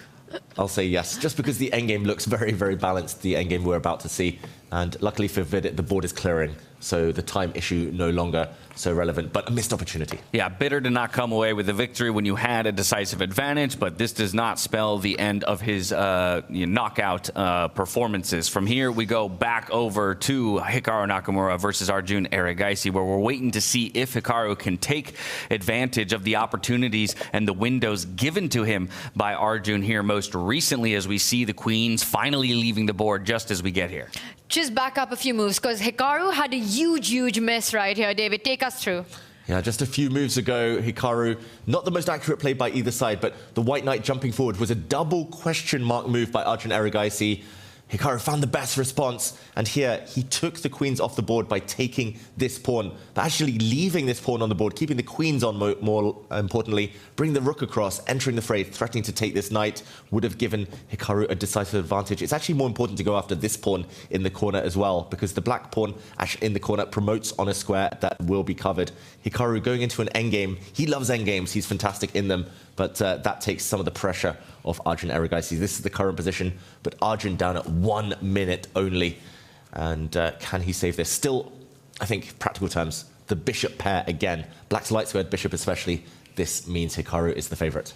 And Arjun's not a fan of playing end games. You know, there is this running joke back home that when you're playing a player like Arjun, who's so incredibly strong when it comes to tactics and tricks in the position, get the queens off the board. You know, you'll survive that and fight it out in the end games. So this is still, yes, a missed opportunity by Hikaru, but still everything to play for. And I think he will know this. He will know that he can be ambitious still. He's not going to settle for a draw. He's going to make Arjun sweat this one out. For sure. Maybe Hikaru is tuned into the gossip channels in India. Maybe he knows that getting the queens off against Arjun is the best bet, because he rushed it a bit there, but in general, still a good decision. And more importantly, Hikaru is no longer a pawn down. First time we can say that since move 2. Very true. And like you said, smelling blood in the water continues to keep the time pressure up on his opponent. Another small inaccuracy with that pawn push over there on the right-hand side of the board. But Hikaru still has some work to do here to get towards that king and apply some pressure. Has this happened to you, David, when you know that your opponent has a particular style and a particular strength? Let's say in this case, you know, really enjoys those tactical dynamic positions that you just decide, you know, the moment I get an opportunity, I'm going to get the majors off the board. 100%. It happens to me on a daily basis, Tanya. I'm just like, oh, this guy checkmated someone 5 years ago. He knows how to attack. I'm getting the queens off. And no, I definitely try to tailor my style according to my opponent's strengths and weaknesses. And that's really interesting, because that means preparation is not only opening based, but you actually study the games. And I think these top players, they do that all the time. You know, they know the weaknesses and strengths, not only in the early part of the game, but also what kind of middle game they thrive on. You know, what are their end game advantages and disadvantages. And you really want to play to your strengths and their weaknesses. Yeah, and that's why it was so fascinating with the player cards as well, because when the players were reacting to those, they immediately knew what the kind of strengths, the weaknesses, the pros and cons were of their kind of rivals and their play. So Hikaru, I think one of his big strengths, though, is the endgame these days. Yeah, speaking of the endgame and moving towards that point, we're looking at pawn positions, what can be targeted, as well as maybe those two knights that are stuck defending each other. And while I say that, David's pointing out to me that we've had quite a swing on another one of the boards. Why don't you take us there, my friend? Yeah, Magnus Carlsen against Nodirbek. Nodirbek under 1 minute and getting checked, dropping pawns left, right, and center. We will recap this, but more pawns have been dropping. Magnus can give check forever here, perpetual check, but of course he will not want to. The material count is currently an extra 2 pawns for Magnus, but could be more soon. Right, it was a check with a double attack on that pawn, picks up the pawn. Of course, he does need to be careful to either keep checking the enemy king or at some point, drop back to defend his rook. That could be taken if given the opportunity with a check on the white king as well. But this is a bit tricky, right? Because Nodirbek is not only attacking Magnus's rook, but also is threatening to slide the queen all over to the other side of the board. And then suddenly that pawn that we've been talking about is a big weakness for black. You know, it plays a huge role as an assist to that queen to give some devastating checks. That a3 pawn would be a strength to Nodirbek. So yes, Magnus can give a million checks in the position, but he's got 2 threats to handle. And I'm going to add a third one that I just realized exists on the board. That d pawn moving 1 step forward. with a check coming in, pulling Magnus's king out front onto the center of the board, exposing itself. Yes, the bar says Magnus still in control, but I don't think it's that easy. Yeah, you don't want to expose yourself, ever. You don't want to bring the white king forward. So, yeah, this does look a bit scary. Actually, first thoughts, I thought white was just winning. I thought Magnus would just bring his queen back, solve all the threats, 2 extra pawns, but a queen exchange, not necessarily banking the advantage because the black rook would come in. This one is not as over as it looked. Chess lessons and life lessons with one David Howell. No better teacher than the man sitting to my right. Yeah, don't want to expose your own king.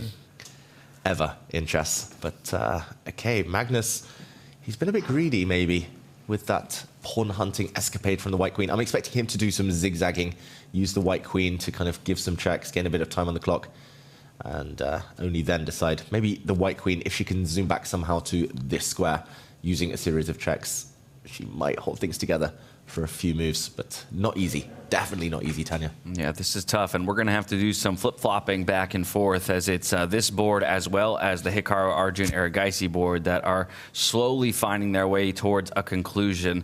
Arjun rather just making a move on his board as he dipped below 1 minute on the clock, adding 30 more seconds on. Decides to jump one of those knights in, looking to maybe constrict some space. Still waiting for that black rook to slide over at some point and become more involved. Yeah, Hikaru, I'm really shocked because he found such an ingenious way of getting that rook active just to clear this line, and I'm really shocked he hasn't availed himself of the chance to bring that rook into the game so far. Currently there's a hit on this black bishop, not too many safe squares for it. The black bishop is actually tied down defending this pawn as well, so, well, and this pawn, to be honest. This is actually a bit tricky. That's a very creative defense from Arjun, very active defense. He hates to just curl up into a ball. He'd rather attack by going on the attack himself. Is there anything wrong with the f6 square? Yeah, this one would drop this little guy. Ah, okay. And then with the hit onto the rook. I don't actually see a square for that bishop to keep itself connected to either of these 2 pawns. So very often in chess, the best way to defend is counter offense.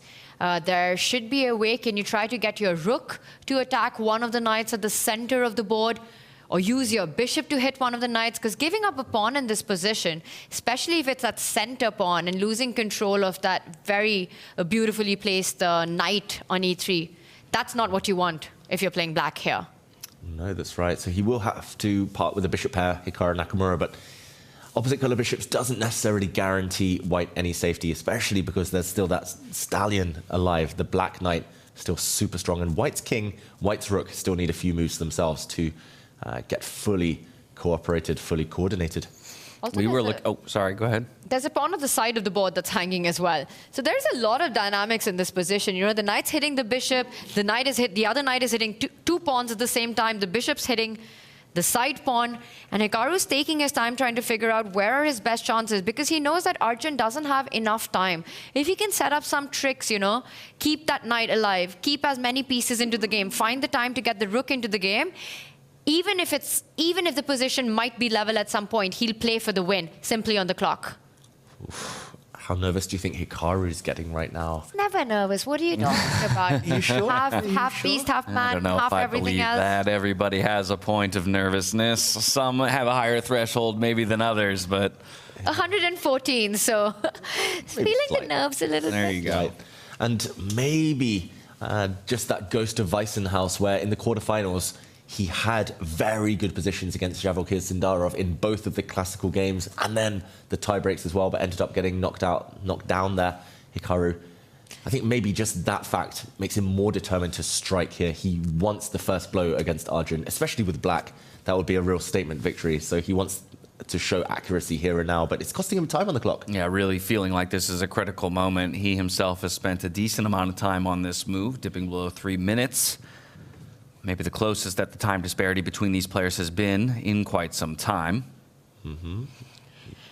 And we don't have to jump there, but just saying big moment in the Magnus Nodirbek board as well. When we checked in last, he's still giving the checks. I think we stated this one, but he hasn't yet taken the decision how he stops those threats. So Nodirbek still in the game in that one. Yeah, Magnus eventually giving him some checks, then bringing back his queen to defend. So Magnus still 2 pawns up, but not easy, the conversion stage there. And tension here, right? As Nakamura also touches the 2-minute mark. And look at him, he's sensing it. How do I keep this game going? But he's not finding it. And the more time he loses, the more one feels that he might want to bail out, find safety and say, you know what? It's game 1. Let's finish this peacefully and move on to the next game. And the longer he takes to make a move, the more I like this previous move from Arjun, because it just asks enough questions, right? That you're forcing Hikaru to go through the different calculations. I mean, just a moment ago, David, you kind of highlighted all of the different options of movement here as counterplay that Tanya had offered up, right? Whether it's sliding the rook over in order to attack the knights, and that's the one that he ends up with here in the end, but also had bishop moves as options as well. And so, to a degree, when you're under time trouble and you want to put your opponent in the same position, just don't make their next move easy to find. I love it when I see a sit on the board, but that came with a question mark. I'll still take it. Yeah, if a Grandmaster's playing it, I'll still take it. The problem here for Hikaru is that he's just running out of pieces. And now it's going to be rook and knight versus rook and bishop. There was a grimace there from Hikaru. If he takes back with the pawn now, then the downside is that his corner pawn here is hanging. If he takes back with the rook to counterattack, I think he will do, and he does. He's going to hit this black pawn now. Then again, Arjun can do things in a few different ways, but maybe the easiest would be to remove the black knight from the board and connect his pawns. He should be getting closer and closer to safety. Here, Arjun Erigaisi, rook endgames. There's a lot of sayings about them, but they do say that all rook endgames are drawn, especially if you're not pawns down. I'm very surprised that the computer considers this as even as it is. Again, given the fact that rook is sitting on A1. Doesn't even feel like it's a part of the game. That's 5 points of material. How on earth is this considered a relatively even position? Yeah, it's timing. I think if Hikaru had one move to like win a pawn or gain some kind of an advantage, then that would be decisive. But unfortunately, I think he's just not quite in time.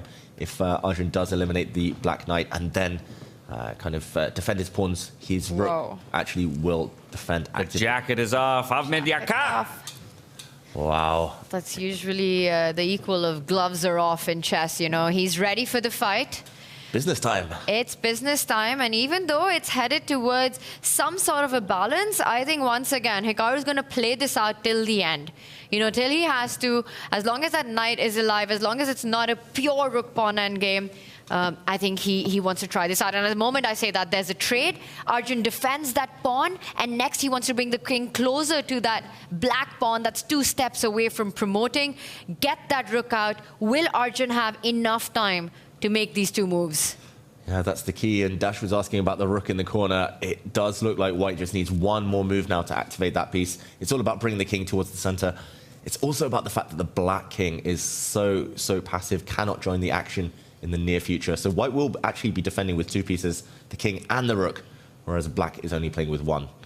So I think here Nakamura might just win a pawn, might even go up, but yeah, shouldn't be enough to win the game. All right, if it's not enough to win the game, off to another game we go.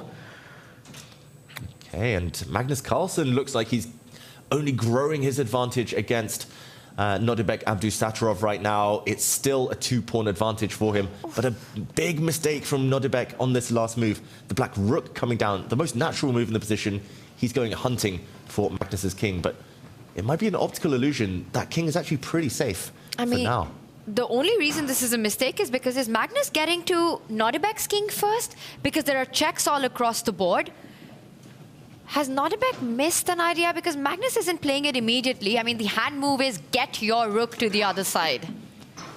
Get your rook to the other side. That makes a lot of sense. This check, but the black king will run towards the white rook, checking. The white pieces are a bit stretched in the defense right now, and okay, this is not my suggestion. This is me turning on the all-seeing computer. The best move for white is a difficult one. It's to step away from any black checks, not to attack the lonely black king in the corner. A4? Yeah, use the white king, run away. Hide behind that shield of the black pawn next to you. That is stunning. And that almost feels ludicrous because you could do something similar while picking up a piece in snagging that black pawn, but in fact, not going for the material. I think he plays it. Is the proper play. I feel like Magnus, I've seen him do these kind of moves so many times. I think he finds it. I think he's more likely to find what the computer deems the second best move, to slide the white rook one square across, just to try and capture this pawn in the center with a check, force the black queen off the board. If the queens disappear, white is simply winning the endgame. Too many pawns. Who knows Magnus best is the question in the studio. Oh, shake of the head. I think you do, Tanya. All right, how about that? With I don't think there's a competition. I think we're going to see the rook move in just about 5, 4. Come on, Magnus, make it. He's got 5 minutes. Maybe in 5 minutes. 3, 2. 1.5. And there it is. Hey. Well go. done, David. Well done. These days, Magnus just wants simple ways forward. When he has a winning advantage, he doesn't want to overthink things. And queen takes pawn check, a massive winning threat now. The black queen defends this pawn, but the pawn attacked twice. Nodirbek can give a check, we should mention to everyone at home. But now the white king can actually just take this pawn in the corner, and there's no more effective checks without allowing a queen exchange. Magnus will be 3 full pawns up and looks closer and closer to victory, especially because Nodirbek has no time. 1.5 minutes only. Just getting a look inside the player hall. Nice little front row seats to some of the best chess action the world has to offer. It's amazing. And you know, I keep thinking Nodirbek has been really struggling against Magnus these last couple of years. There was a time when it felt like he's giving him such a challenge, had those incredible wins in classical standard chess, in Vaikanze, you know, in Magnus's territory of those queen-pawn endgames. And yet here he is, hasn't won a single game in a long time against the world #1. Yeah, it's been a while. To be fair, he's not alone in struggling against Magnus. I think everyone does. Most players have. But yeah, this game not going well for Nodirbek. Yeah, this game not going well at all, and while I'm hesitant to leave it, as it does seem like it's moving towards conclusion, we did have a result over on MVL versus Fabiano, and it appears interesting to me, David, because of what the engine suggests here as they agreed to a draw. Yeah, it was a draw, and maybe we just show the final position, and that is because it was about to be a drawn position, but putting the kings in the center of the board to show that the result is a draw was logged as the best move, as the final move, sorry. Let's just show that final position here. It was a draw. White captured on the c5 square, and a recapture would be opposite color bishops, total blockade on the respective color complexes. But to put the kings in the center to highlight the draw, I think this was logged as the last move, and of course, that wouldn't happen. Okay, thank you for explaining that one to me, because seeing that eval bar swing the way it did, and then to see the result as a draw, quite a bit of confusion in that moment. But Fabiano Caruana and Maxime Vachier-Lagrave will go into the second day of our knockout stage in even position. So right back over to one of our previous boards, we should go Magnus Carlsen versus Nodirbek Abdusattorov, and of course Arjun Erigaisi versus Hikaru Nakamura in the upper bracket still in play, and both of our lower bracket bouts as well still taking their turns across the table. A bit more time for those lower bracket bouts, so I think we stay keyed into the 2 top bracket matchups. So we've had 2 draws so far, and 2 games that are, well, at least one of them is very likely to end in a decisive result. And that's kind of interesting, right? Because when we go into the rapid format of the round robin, we saw most games that were decisive. And here we are, and this is what it speaks of, right? A completely different beast here when it goes into classical. The players have time to figure things out. And the best, as Christian said, you know, turns out that the best really are the best in freestyle chess as well. Yeah, they're pretty decent, these top players, especially the more experienced ones. I think the practical value of all that experience does really shine through. Magnus, he's shut down as many tactics as possible. He's used the fact that he's been here, done it before, had these decisive advantages to try and just neutralize any attempts at activity by Abdusattorov. I just want to mention a very nice trick just to defend his pawn, keep the tension, will make it harder for Magnus to convert. All right, now checking back in with that other top of the top bracket matchup, Hikaru Nakamura versus Arjun Erigaisi. We find ourselves in a king and rook pawn endgame.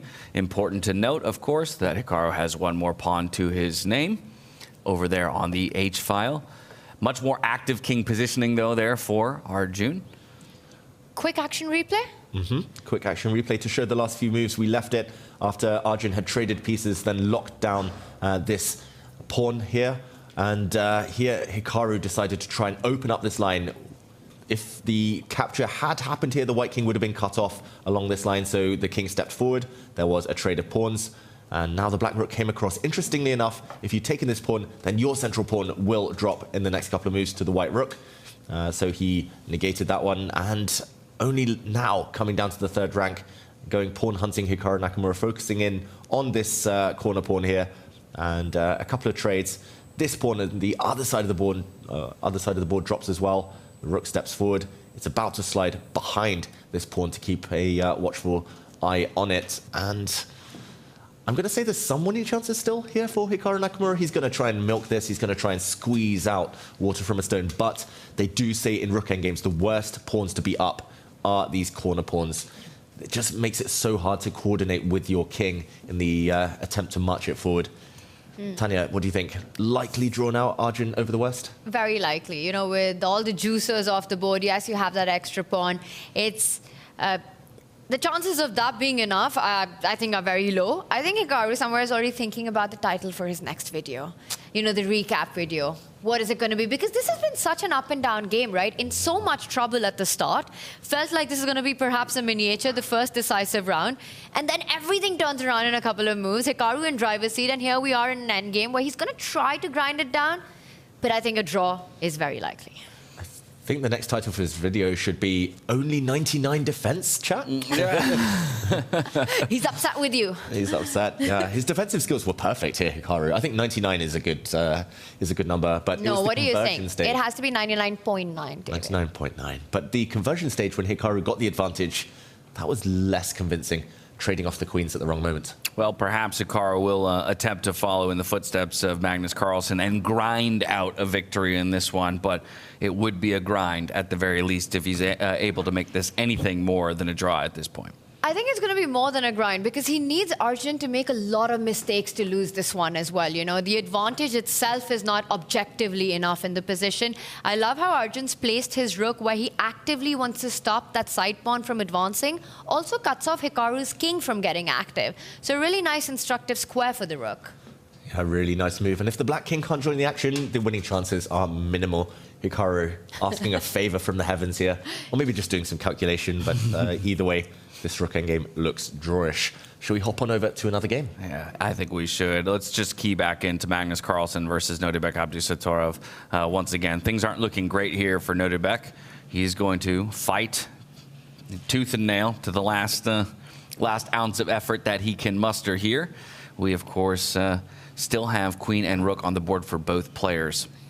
And he is looking to deliver checks as best as possible, but if at any moment he gives Magnus Carlsen room to breathe, we could start to see pawns marching down the board to great effect. I just feel bad for the Uzbeki superstar. You know, he, in Weissenhaus, in Paris, has an incredible run. Here he comes in just a day before he's informed, get on that flight, lands in, has an incredible round robin, and once again has to play Magnus Carlsen in the quarterfinals. A run-in you want, you know, maybe in the finals, go all the way and meet him. Yeah, it was almost unthinkable that he would meet Magnus because the first day of the round robin, he was on top with Magnus, but the second day he didn't have the best time, ended up in the second half, and that means you're more likely to face the GOAT. You know, I think, David, that is the big advantage of finishing in top 4. That you don't play Magnus. You can actually choose an opponent. It's not about picking, because that can be a burden to prove. But, you know, at least you can avoid a certain player in the quarters. That's an interesting move, offering up the rook for another the rook on the other side.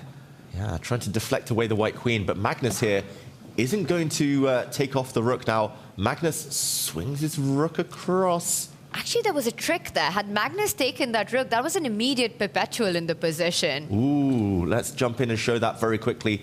The rook was actually untouchable, not because of the white rook hanging, but if white had taken the black rook, queen takes pawn check. A nice spot, Tanya. I was too materialistic there, looking for the rook instead of the pawn. And the white king cannot actually escape the edge of the board. This would have ended in a perpetual check.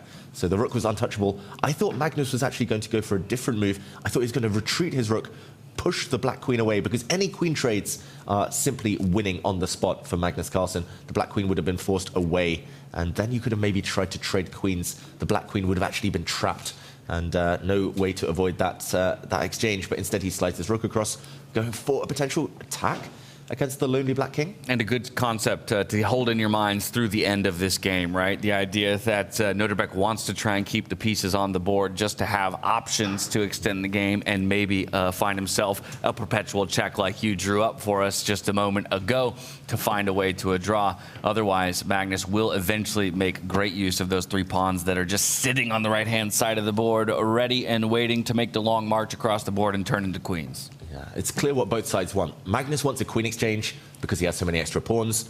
And here Nodirbek wants a perpetual check, wants a trick, wants offering it again right here. Not going to take it. He's going to move the queen away. And I think it's a good idea to defend that central pawn, which can actually be picked up by a check with a check on the next move. The only square that actually allows Nodirbek to do that is the one on the corner of the board. Slide it over, protect it through the diagonal, and throw the ball to Magnus. What's going to be his response? Ooh, not clear for Magnus. I don't really like where he's put his rook. The white rook is really passive here, Tanya. And the white king, you pointed out already, one perpetual check motif. The white king feels really, really misplaced, to say the least. Perhaps what Magnus has in mind for that queen move could be to move his own queen out of the way, get it closer towards the Black King. You know, once you've made sure that Nodirbek isn't able to give any good check, get his queen to a less desirable space, and then activate your own queen towards the Black King. I like what you're pointing out there. Yeah, in a weird way, that white rook kind of cuts off the 2 checks. The one you showed in which we take the pawn, but also on the D diagonal as well, right? It would ultimately get pinned to the king, but it does effectively stop the check for 1 turn. Yeah, essentially not allowing any checks. That's the key for Magnus while his queen goes pawn hunting potentially. Is he going to retreat his queen? Just his hand movement looked like he was about to bring her back. And he will. There we go. Oh, you know you've been watching a chess player too long if you can tell by the way they lift their hand which direction they're about to bring the piece. That's ridiculous, my friend. Oof.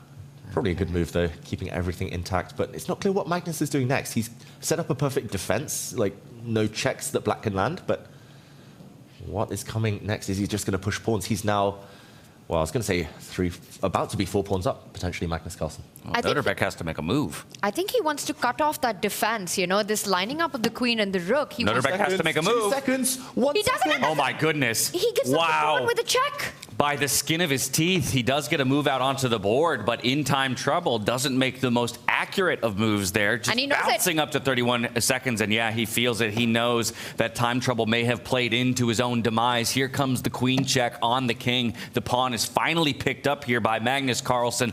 The rook will slide back in defense of the king, but after all that maneuvering, Magnus finally finds his opportunity. Wow. If Nodirbek had done nothing, if Nodirbek just moved his king or something like that, it would have been very hard for Magnus to win this game. But he's just dropped a 4th pawn. He's down 4 full pawns, Nodirbek. He dropped it with a check. And the panic on the face. I wanted the heart rates there. What was his heart rate as he went down to 1 second? What was your heart rate now? Mine just definitely shot through the roof as well. My goodness.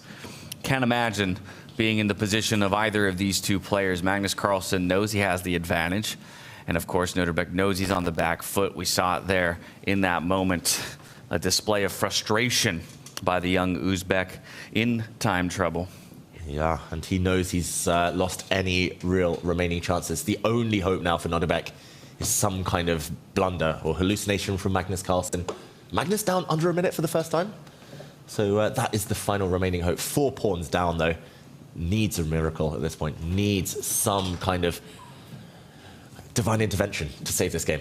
You know, we say the clock is the 17th piece in chess, and that's what came to, well, Nodirbek's position to play a part. And just with 1 second, making that huge blunder is going to cost him. Magnus moves the rook, doubling down on that pin. It's not the most accurate move, but, you know, accuracy, it's too much of an ask with seconds on the clock. As long as it keeps a big chunk of the advantage. And Magnus can't afford to get too greedy. He can't pick up that 5th pawn just yet, allowing the Black Queen to give a lot of checks there. I'm really shocked Magnus went for this because, yeah, trading rooks would take your eye off the ball here and Black's queen would start giving some checks, some nasty checks that are going to be hard to evade long term. Yeah, this pawn in the corner as well, as Tanya pointed out, also falling. So rook takes rook, not really something you want to consider, especially with 20 seconds on the clock like Magnus. It is hard to defend. I think another queen retreat. I was just going to see, hovering over that queen.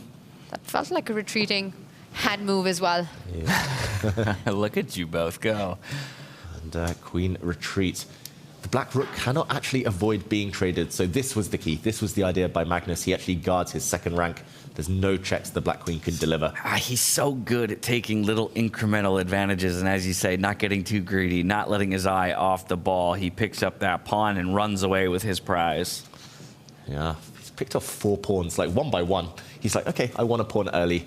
Second pawn, he went hunting with the white queen. Then he went hunting with the white king. And wow, creative move there from Nodirbek. He knew the rooks are about to be traded, so he's X-raying the white rook now. He's trying to get to this undefended pawn with the check. And you've got to give that, right? Because the rook is under attack. I don't see a good square for it. Trading feels like the only way to go. Right. And there we can see it's on the board. Nodirbek's going to pick up a pawn with a check. He does it. And then he'll recapture the rook. It's still a lot of pawns for Magnus. Yeah, and Magnus is going to pick up the central pawn with a check. Once the black pawn recaptures the white rook, Magnus, it's actually very important that he can give a check and take away any passed pawns. It's not even about the number of pawns in queen endgames, it's about how many passed pawns you have. White has those 3 on the right-hand side just in the bank for later, and they will ultimately decide. There's a couple of checks he can give Nodirbek with his queen, but they will fizzle out very quickly. It's more likely he will take the white rook. And Magnus is going to get his queen in the center. How does he always do this, Tanya? The white queen will end up in the center of the board once it takes that black pawn in the middle. It's the strongest square. He's the strongest player. And every single time we've got this dynamic, a king and queen endgame on the board. He just knows how to get it at the most powerful point, where it controls maximum number of squares. And from there, not only how aggressive it is, it plays a key defensive role as well, right? It stops a lot of checks, can be a bridge for the king when needed. Magnus can give another couple of checks along that same file on which Nodirbek's king has moved to before he decides to capture the pawn. And he does give a check. How about that? Just decides to reposition the enemy king before maybe jumping for that pawn. And it's crazy. His queen will end up in the center. There's no perpetual check. The black queen only has 2 or 3 checks. What is Magnus That's doing an interesting move. Goes against what we expected in taking or just picking up that free piece. Just trying to gain time on the clock. He's just going to check, and then go back for that pawn in 3 minutes' time. Okay, Jeff finds it in the same way. You can dance around here. It's so professional and also really plays games with your opponent's mind, right? Like, Nodirbek knows this is busted. Magnus is enjoying the position, sort of torturing even more. So psychologically, also a great move to play. And Magnus has this, right? He always wants to not only win on the board, but in some ways win in the mind as well. Yeah, and this shows he truly believes he's winning as well, because he's just trying to build up a bank of time. He knows a blunder is the only thing that can stop him, so why not repeat the position, gain 3 minutes with this flurry of moves, and then finally take the pawn when you're ready. Do you think he resigns, Nodirbek? No, never. Never. He's the Uzbek fighter. He really is. On chess.com. Warrior. Warrior. Uzbek warrior, that's it. Polish fighter, that's Duda. Uzbek warrior. Another queen check.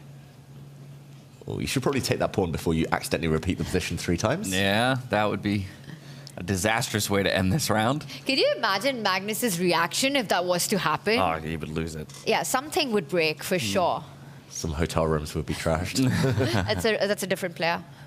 Shout out to Jan Henrik. I know you can hear us in the playing hall. Do you feel like he's built up enough time that now he finally goes ahead and snags that pawn? He's thinking about it clearly now. I think he's looking at some of the checks that Nodirbek has, if you take that pawn. Also, there's another pawn hanging that can be picked up. So, yeah, he does eventually take it. Do you continue with checks, or do you just re-grab a pawn? Because checks would only help White's king come closer to the queen. Yeah, it's very hard. I think pawns is just so irrelevant in this position. The only chance for Nodirbek is just going to be giving perpetual check anyway. So he's trying to keep the white king stuck on this side of the board. Magnus internally won't know for 100% sure that he's winning. He will sense it, because normally when queens are in the center, your king will eventually be able to use that queen to retreat as a shield. But for now, he's going to have to advance his king or step it back.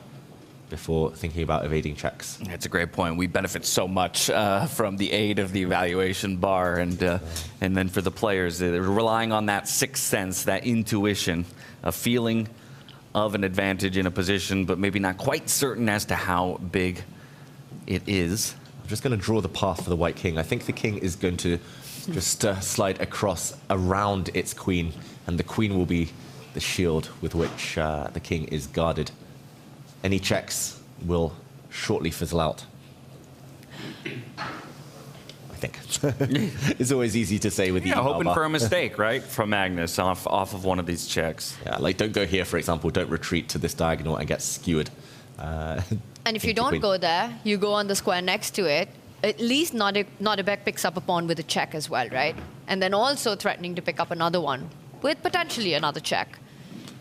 The warrior is going to keep on fighting. Meanwhile, Arjun Erigaisi is also fighting. We don't need to jump there, but just staying still in the balance, still level, and he's kind of defended that rook-pawn endgame perfectly. That could actually finish any moment now. Do you want to jump quickly to that? Yeah, let's jump over to Arjun Erigaisi against Hikaru Nakamura while Magnus puts the finishing touches on here. Assuming Nodirbek Abdusattorov doesn't resign, that's the only danger. This one is a dead draw. The black rook is actually trapped behind its own pawn, making progress impossible. Hikaru's looking over at Magnus's board, just checking that one out. Yeah, more interested at this point in the state of the other games than his own, realizing probably much as we do that this one looks like it will go entirely to a draw. I'll just note for people at home that Hikaru still maintains that one pawn advantage, while one pawn apiece was traded somewhere in the last number of moves. And just want to point out, Hikaru's winning plan here would be to get his own king closer to assist that pawn, free up the rook, and then a queening square. But the moment the king gets there, Arjun's defensive resources just keep checking that king away and then go back to the file to make sure the black rook is tied down to defend. The other idea that Hikaru has is to go sideways towards the only remaining Arjun pawn, but the moment it gets there, the rook slides over, starts checking laterally. Yeah, essentially there's no way to break this white defensive formation. The black rook is the passive one, the white rook is the active one. And yeah, this is why they always say in rook endgames, rooks behind passed pawns. That's how you propel them forward or defend against them. This is going to be a draw. Hikaru might play a few last moves to test Arjun. Are you expecting a draw offer, or do they play it out till king and king is left on the board? I expect Hikaru will mumble something, no eye contact. The players will barely shake hands, like touch of the hand. And Hikaru... Oh, another score sheet's picked up. Another score sheet, okay. Save the forests. Don't use the extra score sheet, just agree to the draw now. Yeah, just flip it over. Use the back of the previous one. And this is what we were talking about, right? Black's king comes into contact with Arjun's pawn, now defended laterally, still keeping contact with that passed pawn, one step away from queening, but making sure that the black rook doesn't have time to step over. There's one little trick in this position that as white you need to watch out for. You know, you have to keep your king to the two leftmost squares on the board. And I don't know, David, maybe you can show what happens if you step too close towards the right side. Yeah, only drawing move there from Arjun, by the way. He had to wait with his king. As Tanya mentioned, let's quickly show that if he'd gone the other way with his king, the black rook would now have swung across, giving up this pawn in the corner to skewer the white king to the white rook on this line. The check, the king drops back, and the white rook would have dropped. So that's just the main trick, the key trick to learn. But that cannot happen. The black rook cannot sneak around the side if the white king stays in the corner here on these two squares we're highlighted in red. They're looking opposite direction. I think the draw offer is incoming. Any second now. But if someone has to offer a draw in this situation, it's got to be Arjun, right? Because you're the one on the defense. Or do you think the player who's playing for the win needs to offer the draw? Yeah, I think chess etiquette says it's the player with the advantage who should be offering a draw. The defending side, it's your kind of burden to show you can defend. So I've been told, at least, it's a bit rude to offer a draw if you're the defender. Oh, wow. And look at that. Hikaru, he's shaking his head. He's probably disappointed at missed chances, but he's kind of forgetting the past. You know, he came out of a very difficult position. I'm so glad you're reminding us of that, right? Because I think it could be easy for him to only remember the second half of the game where he felt, okay, I've finally gotten myself back into it and have some winning chances, and ultimately bungled it down to a draw. But in this case, I think he'll just use his remaining time to make sure he's exhausted all possibilities before that draw offer is extended. And so it's going to happen now. Yeah, we should hop maybe to another board, two of which are looking like they're moving towards decisive. It's going to happen any second now, I think. I think this is the moment. I mean, look at him. The head shake? Yeah, the head shake. I think this is the moment where, you know, for 2 minutes, he's distressed that he wasn't able to convert this, but he realizes there's not much to be tried. He's tried every trick in the book that he had. Arjun defended it. The Magnus game will continue for a while longer, so I think we stay here till the handshake. Do you think this move or he plays another one?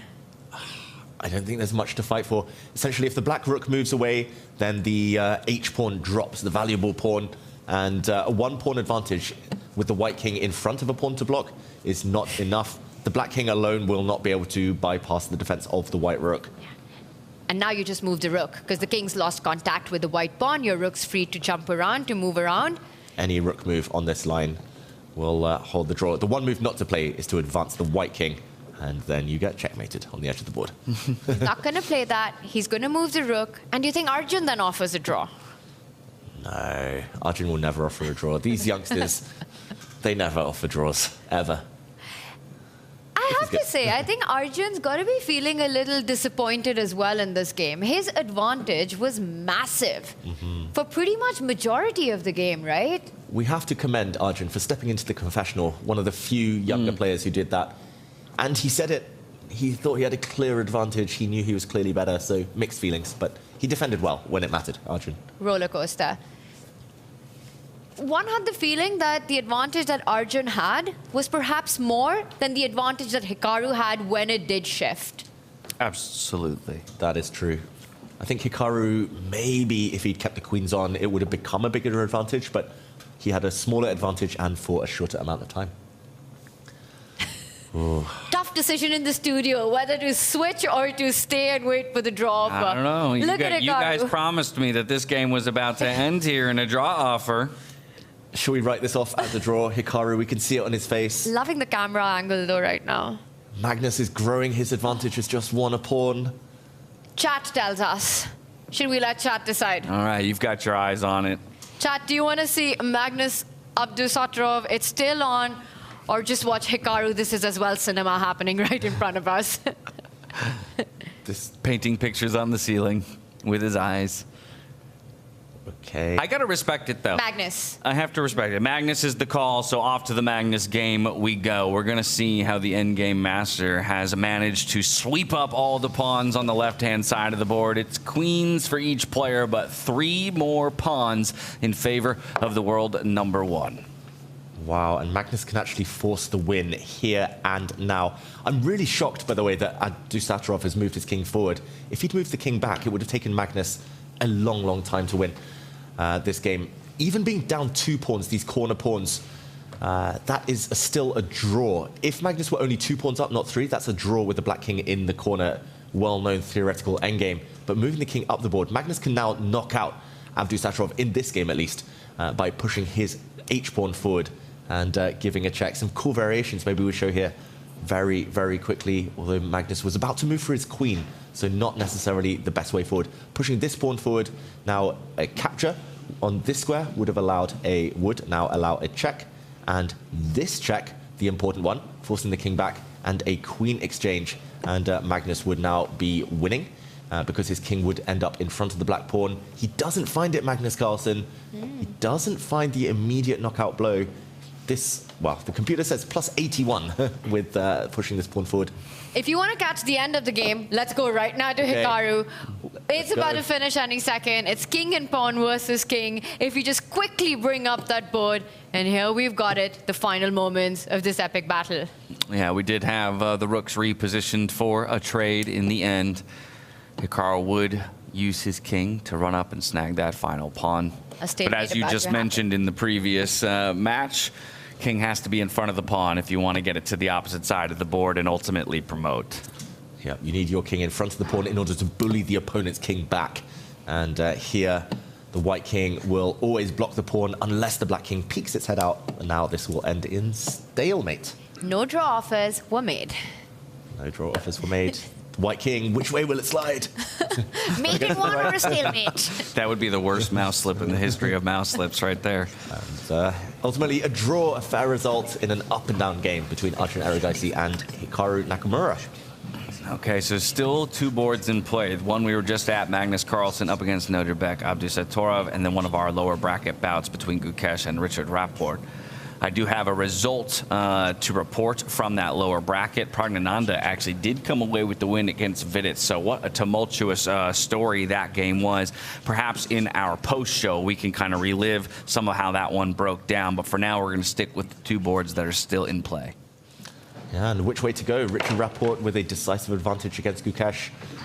This was resignation earlier between Vidit and Praggnanandhaa just a few minutes ago. Vidit lost that position. Yeah, that's what I'm saying. It was really kind of the tale of his tournament so far, right? At one point, winning position, maybe giving it away. Oh, I mean, what he had, such an advantage, then missing that one move and not saving that endgame. When it rains, it pours.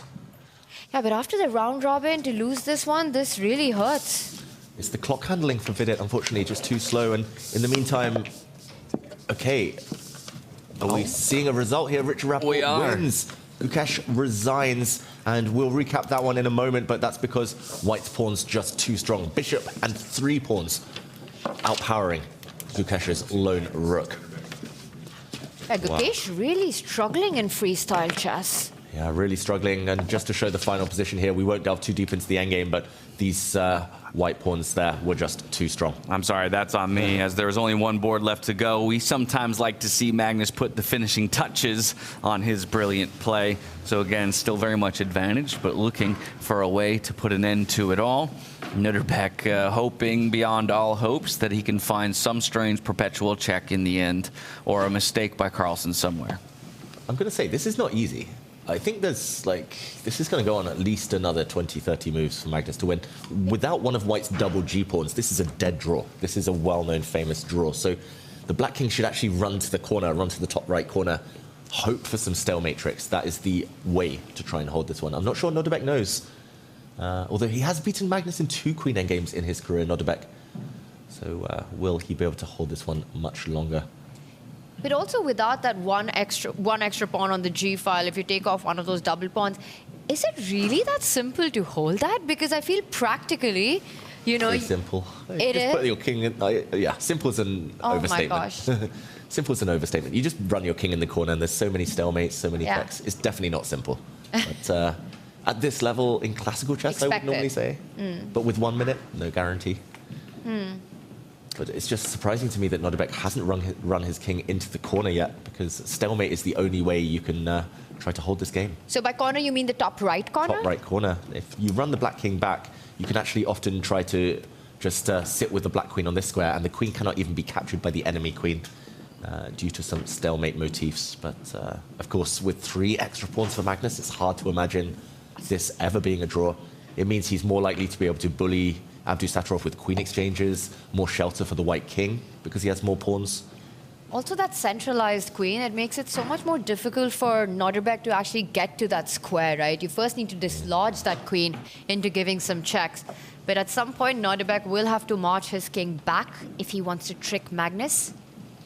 Yeah, it was funny, no checks on the last position. The black queen had to go back.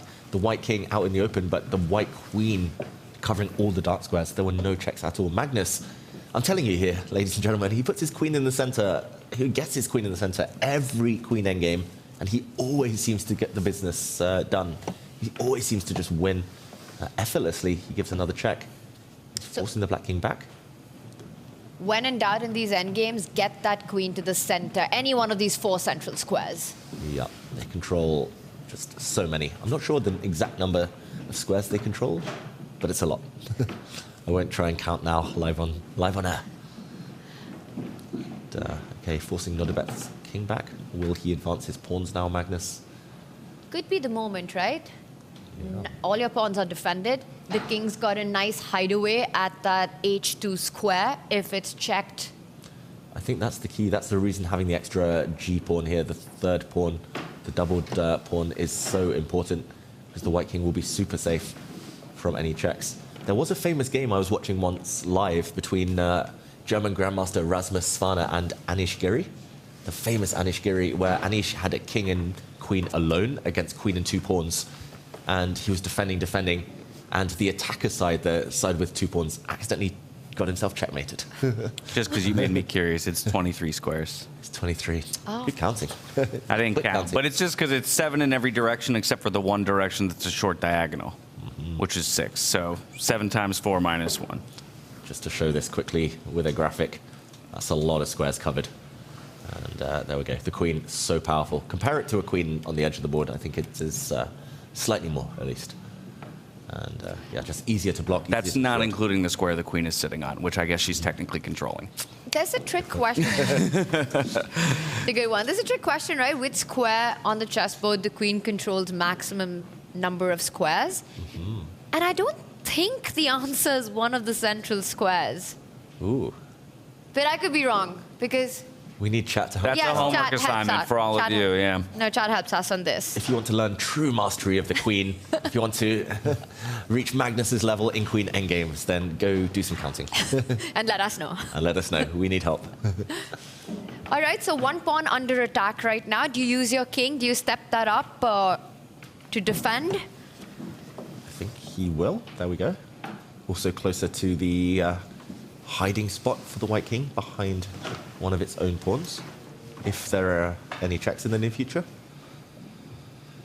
Okay, what do we make of today's action in general, just while Magnus tries to put the finishing touches on here? It's been up and down, some heartbreak for the likes of Vidit. Oh, whoa! Wow. Resignation from Abdusattorov. I thought he'd fight on a bit longer. But it was a winning endgame ultimately for Magnus Carlsen. 3 pawns to the good. He just didn't want to suffer any longer, Nodirbek. And the world number 1 takes the lead in this match, just as he did in Weissenhaus in the last Grand Slam. Well, you asked for my response. I think most notably it just comes towards the results, particularly in the upper bracket. This is the only matchup that ends decisively. So Magnus Carlsen goes into day 2 with a 1-point advantage over Nodirbek Abdusattorov. Across all 3 of the other matchups, it's half a point apiece. So somebody's going to have to make a play for the victory tomorrow in each of those ones, whereas Magnus, he's going to be sleeping soundly tonight. And for Nodirbek, he has to win on demand. It's a must-win for him.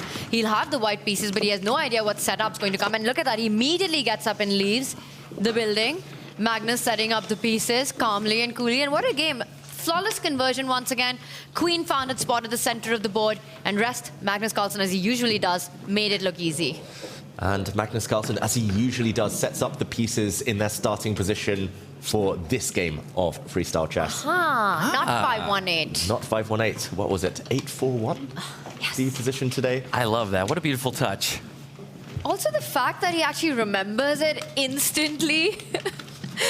That's amazing. Right? Yeah, actually, if you asked me to set up the board from memory right now, I'm not sure I could.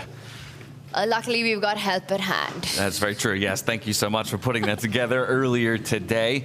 Magnus Carlsen taking a look at the final position of each of the 6 boards. Of course, realizing that he was the last board in play, and that will conclude day 1 in terms of the games themselves. This guy right now looks unstoppable. And usually when that happens at a tournament, it feels like it's going to be a race for second place. His run in the round robin. Today, his quality of play, just the way he took this point from Nodirbek in such convincing manner, this is Magnus at his best. And we've had that question since the day of the finals in Weissenhaus, right? Just knowing that the champion was not Magnus Carlsen, how would he react to having taken 3rd in the inaugural tournament of the 2025 circuit? We know how much of a competitor he is and how much he wants to come back swinging, and he looks to be doing just that, finding top form here so far in Paris, France. Yeah, just great performance from him. And yeah, we should commend those in the bottom bracket for also winning their games, Richard Rapport and Praggnanandhaa. But ultimately, Magnus was the man of the day, surely, for that victory. A class above, strategically and just tactically outplaying Nodirbek. And what a day it was. We keyed into a brand new opening here in freestyle chess, the Nepo Gambit. Love to see that. creating chess history day over day, but like you said, a bit more of a fight perhaps in the bottom bracket, as both of them as well ended in decisive fashion. For Vidit, unfortunately, he did fall down against Prague after holding a very solid advantage in that one, somewhat kind of painting the very picture of what his round-robin group stage had looked like. For Richard Rapport, he takes down the world champion with a point in favor of himself. Maximum finish for each of those players, of course, can only be 9th place, while the 4 top eval bars that you see there, those are the 8 players in contention for the top spot.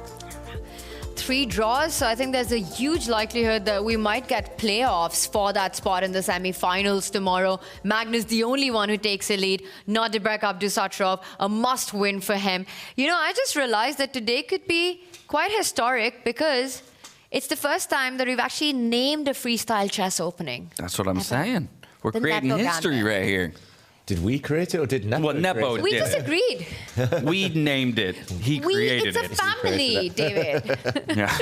We're all in this together. Hey, the first ever freestyle chess opening named. Historic. That's what I'm saying. Historic. All right. You taking notes? Who's writing the book? Now we just need like 20 different opening names per position, per 960, and we start the encyclopedia from there.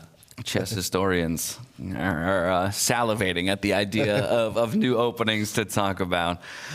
Speaking of Nepo, it appears that we actually had the opportunity to grab a word with him coming away from day one. I'm curious to see how he feels. Oh, Keymer first, actually. Okay, we're going to get both sides of the same coin here. Let's start with Keymer, our defending champion, then curious to hear how Jan kind of is internalizing what was an ultimate draw. Vincent, how do you feel about the game today? Were you happy with how it evolved? I mean, drawing with white is not bad, but also not a dream, meaning that tomorrow I will go into the last classical game of the match with black. But yeah, I'm not sure. Like, the starting position didn't feel that dangerous for black, and he went for this f5 idea, which weakens c5, but of course he gets some other trumps, and I felt that maybe somewhere I had some advantage, but in the end I never saw anything clear, so I think it was a quite decent game from both of us. Does it matter that much here in freestyle to have black tomorrow when it's a deciding game? Is it as important as it is in normal chess?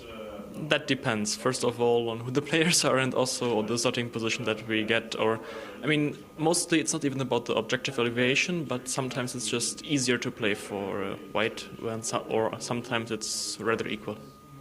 How happy are you with how your chess was today, how your head was working and everything that goes with it? I think it was decent. I mean, I didn't feel that I got to show very much. But I'm not sure. That could also be just because the position didn't really allow that. Yeah. Wish you the best luck tomorrow, Vincent. Thank you. Jan, you were the only person to choose to start with black pieces. That means you have white tomorrow. How much of an advantage do you feel that is? I mean, like playing white with in the second game? I mean, it's more about like you can't really control the flow of the game. Yeah, so let's say if you try badly to win with white and somehow you overpress, you get to probably have hard times winning with black pieces. Yeah, despite that there is no theory whatsoever. But I think like whenever it's like 2 games match, black in the first game, if you sort of okay with a draw in the first game is doable. I mean, I can't say it's like the best strategy ever, but out of my experience in KO tournaments, it's just fine. How did you feel the quality of the game was today? I'm really not satisfied. First of all, I blundered really badly when I played knight g6 h5, and I blundered knight e5 idea, so h5 is never hanging. This was my idea, so I'm in time with knight c6. And I should have done instead, let's say, knight h to f7, queen to g7, and just never let him maintain his knight on e5. So, but let's say his knight on f2 would be forever poor. And instead, like he got like quite nice position, and he was pressing for pretty much for the remaining game, and yeah, so draw was sort of pretty much only thing I could hope for. Good luck tomorrow, Jan. Thank you. awesome perspective from both sides of the chessboard. And again, going into day 2 in even position are Vincent Keymer and Jan Nepomniachtchi. For me, though, the story of that game is the time trouble that Vincent was in basically from start to finish. Again, at one point, it was like 5 minutes to 50 on the other side of the board. And even then, he still managed, of all things, to get to a drawn position. I almost call that a victory for Vincent. We all thought that would be the case, right? I mean, Vincent just kept thinking. We had Christian for an interview. Vincent was still thinking. We had Jules for an interview. Vincent was still thinking. You know, they all left. We got something to eat, and Vincent was still thinking. And then, help at hand, Jan decides to quickly trade off pieces, ease off the pressure, and I think that really helped Vincent because the decisions were easier, pieces were neutralized, and then it was a matter of moves. So he survived that one. I think had Jan kept the pressure on, it perhaps would not have been that easy. Yeah, and so while I'll say that Vincent should be happy with the result that he managed to get to here at the end of the day, I would hope that Jan is still fairly confident because, once again, he's our #1 seed coming out of the round robin where I think he impressed so many, and he did have solid control of this game and great time management for so long. If he makes maybe just a couple of adjustments going into tomorrow with those white pieces, where he maybe has a little bit more of the agency and the initiative, he can maybe come away with that victory and avoid going into any kind of a tiebreak scenario. Yeah, it really suits his style, but I mean, they won't mention it themselves. You mentioned it there, though. The tiebreak scenario, that will greatly favor him. He showed it in the round robin stage, Jan Nepomniachtchi. He's so speedy and not Vincent Keymer's strength necessarily. So I think he wouldn't be averse to a draw, but of course he will try and press. Yeah, obviously if you have opportunities to win, you're going to play for them. But there's an interesting psychological discussion there too, right? If he is so confident that you go into those shorter time controls, the moment he might be offered or see an opening for a draw position tomorrow, he might just go for it. If anything, to say, hey, let's go to the formats in which I should be even more favored. Yeah, that's a great point you make because Vincent really struggled with little time on the clock and Jan was so dominating, finished at the top of the leaderboard. He's got to be feeling confident about his chances there. But even though the result was a peaceful one, David, I want to ask you, who do you think played the better game? Who played better chess today between these two? They played equally well. No, Mr. Cop-Out. I'm going to say Vincent slightly on the board. But it was just the clock handling, the practical side that we felt wasn't quite at his best, at his most confident, free-flowing best. Yeah, but are you including the 3 boards that played the Nepo Gambit in your assessment of Nepo's play? Because I feel like he bears some responsibility for the results on... Yeah, it's his fault Gukesh lost clearly to Rapport on the bottom. I was just going to say, you know, we got this new opening name, but actually it was the boards that played Nepo Gambit that didn't go so well. We didn't have a decisive result on those boards. Right, didn't go so well. And actually one of the players who had to pilot the Nepo Gambit was Hikaru Nakamura up against Arjun Erigaisi. Again, got into a very dangerous position and then was able to get away with a draw at the very least at the end, while maybe sad to see that advantage he had found near the end of the game, he let slip away. Let's hear from the guy how he reflects on day 1 of the quarterfinal round. Hikaru, it seemed to be a very topsy-turvy game here. Are you relieved by eventually having a draw, or is it frustrating when you had chances towards the end? Yeah, I mean, it's hard to know. I think at the end I was shaking my head a little bit because I think if I played bishop f6 instead of rook e8, I was probably winning the game. That's just my guess. Of course, I don't know. But having said that, of course, I was probably also lost out of the opening. You know, I guess the moral story is never trust a Russian. You know, I think all of us, you know, Nepo said this f5, g6, knight g6 is all great and fine. And then, I mean, I think quite a few of us played it. And Arjun was very principled, and he just took the pawn and kind of was asking me what I'm supposed to do. And I think it's just a ridiculous idea, and I think black just works. I think it's just ridiculous. Probably in like a Rapport or blitz game would be fine, but you know, I think there's what is the psychological theory? There's something about like bias. It's like you're not objective and you're biased when you start being influenced by other people, and it played a huge role. Arjun had a chance, I think, if he had traded on f6 and played bishop h5 to probably just win the game, and he missed it. So yeah, I can be unhappy. I can be happy. I think though it wasn't a clean win. I mean, maybe it probably was winning, but I don't think it was super clean. So I'm not too unhappy. And yeah, considering the opening, I'm somewhat relieved. You look a lot happier with your chess as a whole now compared to Weissenhaus last time you were playing freestyle. Do you feel like you're more yourself at the chessboard? Well, I mean, I've had good results, so that obviously plays a role. I mean, apparently I did a good job of acting then if you think I looked happy, because I was for pretty much the first hour and a half, I literally wanted to get up from my board and go strangle Nepo. So, yeah, like it was, I guess I did a good job because I was very unhappy with the position I had. I mean, later on it was fine, but, you know, I think in general you just try to play, and the good thing with Classical is that unlike Raptor Blitz, it's very rarely going to come down to some situation where there's some crazy blunder. Usually whoever comes with better plans will win the game. So I feel much more at peace playing slow time controls. Look forward to tomorrow, and I think this tournament is better off for you not strangling Nepo. Yeah, exactly. Thank you, Hikaru. Oh, how brilliant. I'm kind of with Sveta there. Give the man an award for the acting, because I definitely wouldn't have assumed through the first hour that he was ready to get up and go strangle one of the other 12 in the playing hall. That was a jaw-dropping interview. Some hot takes there by Hikaru that, you know, he was thinking about getting his revenge for this opening from Nepo. Never trust a Russian. What was going on there? Well, it goes to a conversation or a question that we've asked multiple times, even starting back in Weisenhaus, which is, what are the effects of these group discussions, and which of the players are the ones who are actively involved, which are the ones who choose to excuse themselves from those discussions? And we've seen a million different approaches from different players, right? Back at Weisenhaus, Gukesh constantly sitting on his own. We've seen Magnus do both at different times. Fabiano, usually one who's always involved in those discussions.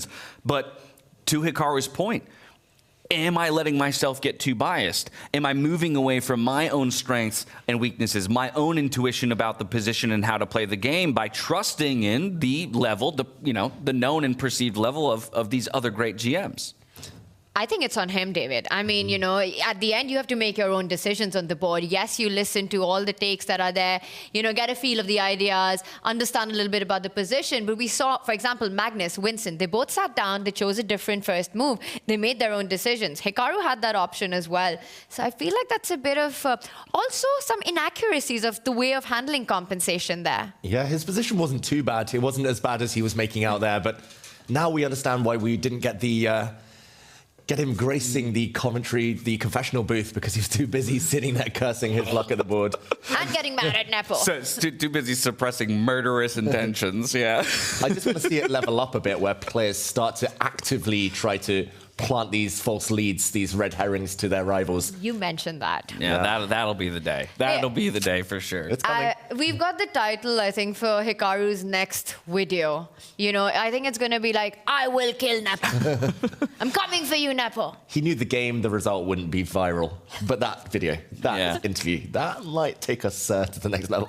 All right. Well, as we do every day, we're going to turn to you at home and in chat. Who do you think was the top performer of the day? Pick our MVP for us, ! MVP, followed by the name of the player that you want to give a nod to in chat. We'll check in with you in just a few moments. I think the story of the day was Jan Nepomniachtchi, just for his involvement in the other boards. But I don't know, to a degree, Magnus Carlsen again comes to mind for me, because he just seems to be finding absolute top form and solidifying himself as the man to beat in this tournament, even while he's not the defending champion. I don't know what you're talking about. Story of the day was that Hikaru interview we just saw, James. There you go. Yeah, you know, they don't have, you're right. You don't have to pick an MVP just for their play on the board. You could pick them for their personality as well. Don't let us tell you how to vote. You deliver the result to us. What are you thinking? Ain't nobody jumping out for you, though? I would pick you as the MVP. God. Okay. Let's have a conversation then and ignore this guy. I know that David has some homework, though. He's going to be trying to pinpoint a specific move of the day that we'll talk about as well in just a bit. And I'm sure there are plenty for us to look at. I think just to touch one more time on the bottom side of the bracket, you know, Vidit, he's going to be so sour, I think, on the result that he kind of fell into today, lacking a better way to phrase it, up against Prague. And on the flip side, Richard Rapport, maybe a bit of a sweet note for him after what was narrowly missing out on an opportunity, right, to jump into the top 8. Look, for Richard, no matter how the round robin's gone, it's always a good feeling to win against the world champion. And also to remind everyone, Richard was actually part of Dingleren's team. He was a second in that world championship match. So getting a win today, it's got to be feeling good, but the match is only halfway through. I think for Gukesh, this has been an absolute nightmare of a tournament. For Vidit, it also goes way beyond today. It's the first 2 days, you know, losing 7 in a row. I think he lost 9 games in total. I mean, he doesn't lose 9 games in a year. So that's a huge number to deal with. And then to come in today, you could see the shakiness. He got those opportunities, was not able to make the most of it. The storyline continues. Pragg gets the win. Richard gets the win. Tomorrow, for Gukesh and Vidit, will they make a comeback? How are they feeling? So many questions. Yeah, absolutely. Opportunities to fight back still for all of our players. We have the results of our MVP voting, and it will be none other than Hikaru Nakamura who takes the cake here as our MVP. Probably for some exciting play. The game itself was definitely a little swingy, to say the least. And I think that picture there is him staring down Jan Nepomniachtchi right now. Yeah, the ATT is not attacking. It's, I was going to say it's attractiveness in this photo, but yeah, Hikaru, of course, fantastic player, world-class in so many ways, but that was a world-class interview. And yeah, an up-and-down game. He'll be hoping to maybe do a bit better in the opening phase, at least, of tomorrow's reverse encounter against Erigaisi. The thing is, everyone's so used to Magnus having a Magnus day, right? He plays these brilliant games all the time. We see him in his performance against Nodirbek, what he's had in the first 2 days as well. So I can understand this emotional pick by our chat. Hikaru as the MVP, making a comeback in that game, finding his chances, trying to at least push it out till the end, and then giving us a masterpiece of an interview. I love it. I think we should reward the biggest personalities in our scene as often as we possibly can. They make this exciting for us. David, you've got some exciting gameplay to show us here. A thrilling conclusion to our day will be the move of the day. Yeah, and this one was a hard choice, I've got to say. Of course, 3 draws in the upper bracket made it harder. There were no real standout moves there. Magnus Carlsen, a nice win against Abdusattorov, but no real spectacular moves. I've actually gone for something in the lower bracket, a move by Richard Rapport to clinch an advantage against Gukesh, and it was this position with white. We talked about the Nepo Gambit. Gukesh endorsed it, went for it, was a pawn down for most of the game. Actually, that increased a bit later, but this pawn looks like it's about to be surrounded by white. Richard Rapport with the white pieces looks like this pawn is doomed. The knight can capture it on the next turn, or on the next move, black is going to stem forward with his pawn to kick away the white knight from the center and then regain the material balance. Without this next move, Richard Rapport would have had no advantage, would have actually been suffering here as white, but he found a pseudo piece sacrifice by pushing his pawn forward. A brilliant move, double exclamation point according to the computer. Not a winning move necessarily, but a nice tactic. It actually gives up this knight in the center of the board. It is a piece sacrifice. This knight can be captured, but then we see the true point behind it. Pawn takes pawn, and there's a skewer of 2 bishops. A very rare sight actually in chess, a skewer of 2 bishops by a rook. White wins the material back with interest. Instead, if this pawn had been captured, white again takes back the pawn, and this bishop has been totally destabilized. Richard here, from this point on, went on to convert his advantage. He kept his extra pawn for the rest of the game and turned it into victory later. And that's what we love about him. That's how he was sold to me as a player coming into this tournament. Creativity and chaos. And he finds creative ways to grab advantages in this game here against the world champion. Beautiful display of chess by him. I await to see who will take the lead in each of our upper bracket bouts tomorrow. I shouldn't have chosen such an alliterative sentence there. But either way, I'm curious for you. You reflect on the day. Do you feel like anybody surpassed their round robin form? Did anybody, either drop far below, exceed? Do you feel like things are largely going towards the top 8 or the way that the standings played out? Well, yeah, I mean, just judging by the upper bracket alone, I think lower down it's always hard, 9th to 12th places, to find that motivation. For Richard Rapport, very impressive day. But up at the top, Magnus, I think, maintaining expectations.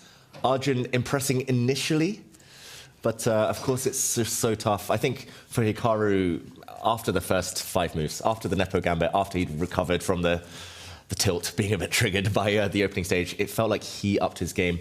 He didn't show his best throughout the round robin, but the latter half of the game today, I think Hikaru. Yeah, and I think from my perspective, I think in a number of ways, Fabiano is still kind of matching for me his round robin performance, and that's a bit concerning. I want to see that extra ounce that it feels like he had when we were at Weisenhaus and in some of the previous events where he did ultimately run to that final table while ending up in the runner-up position.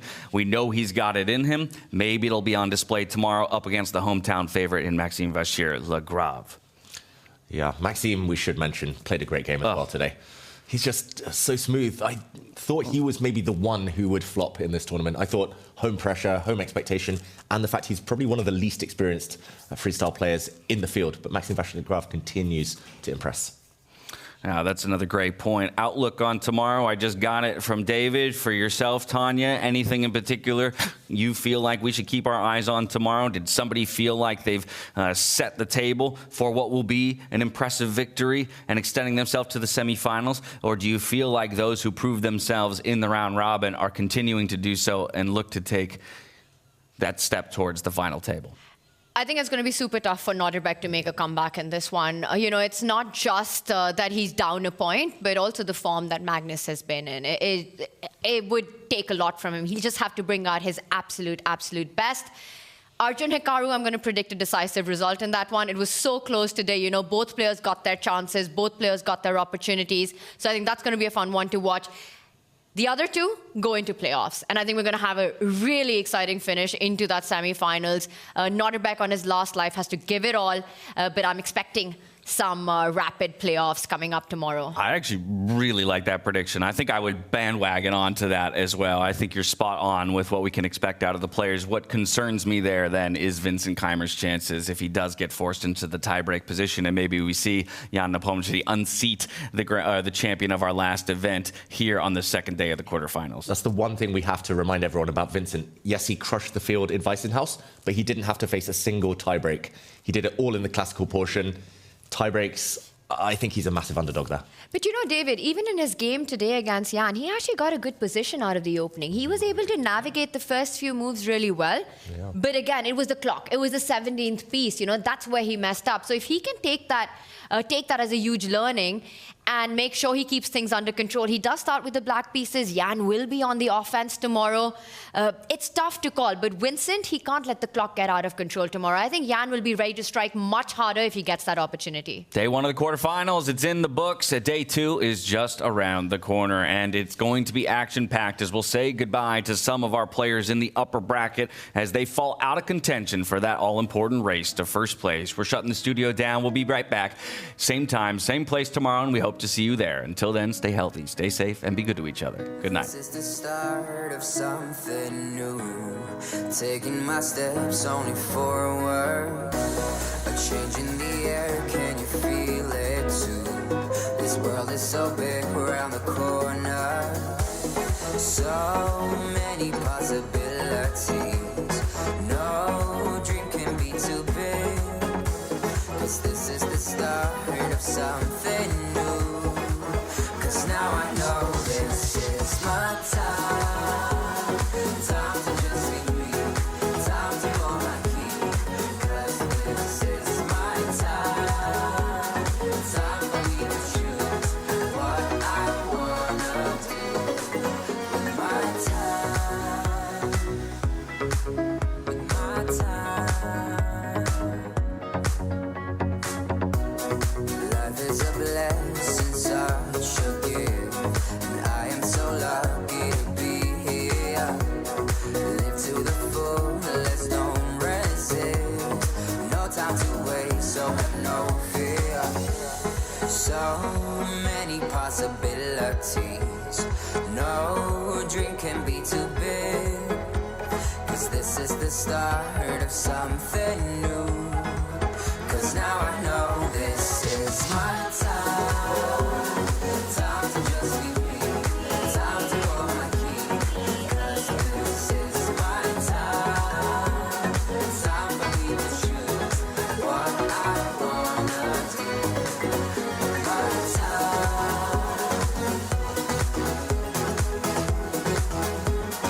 'Cause this is my time.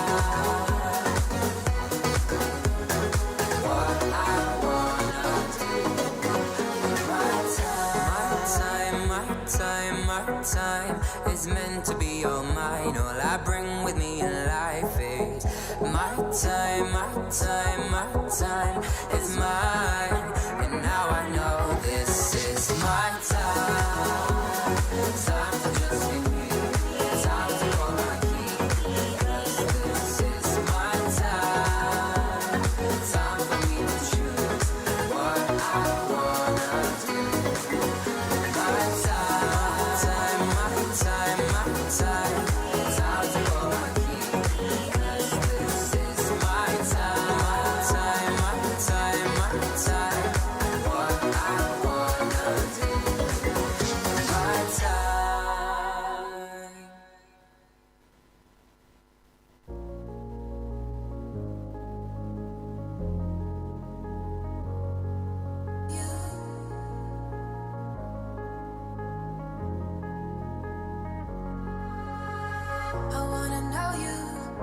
wanna show you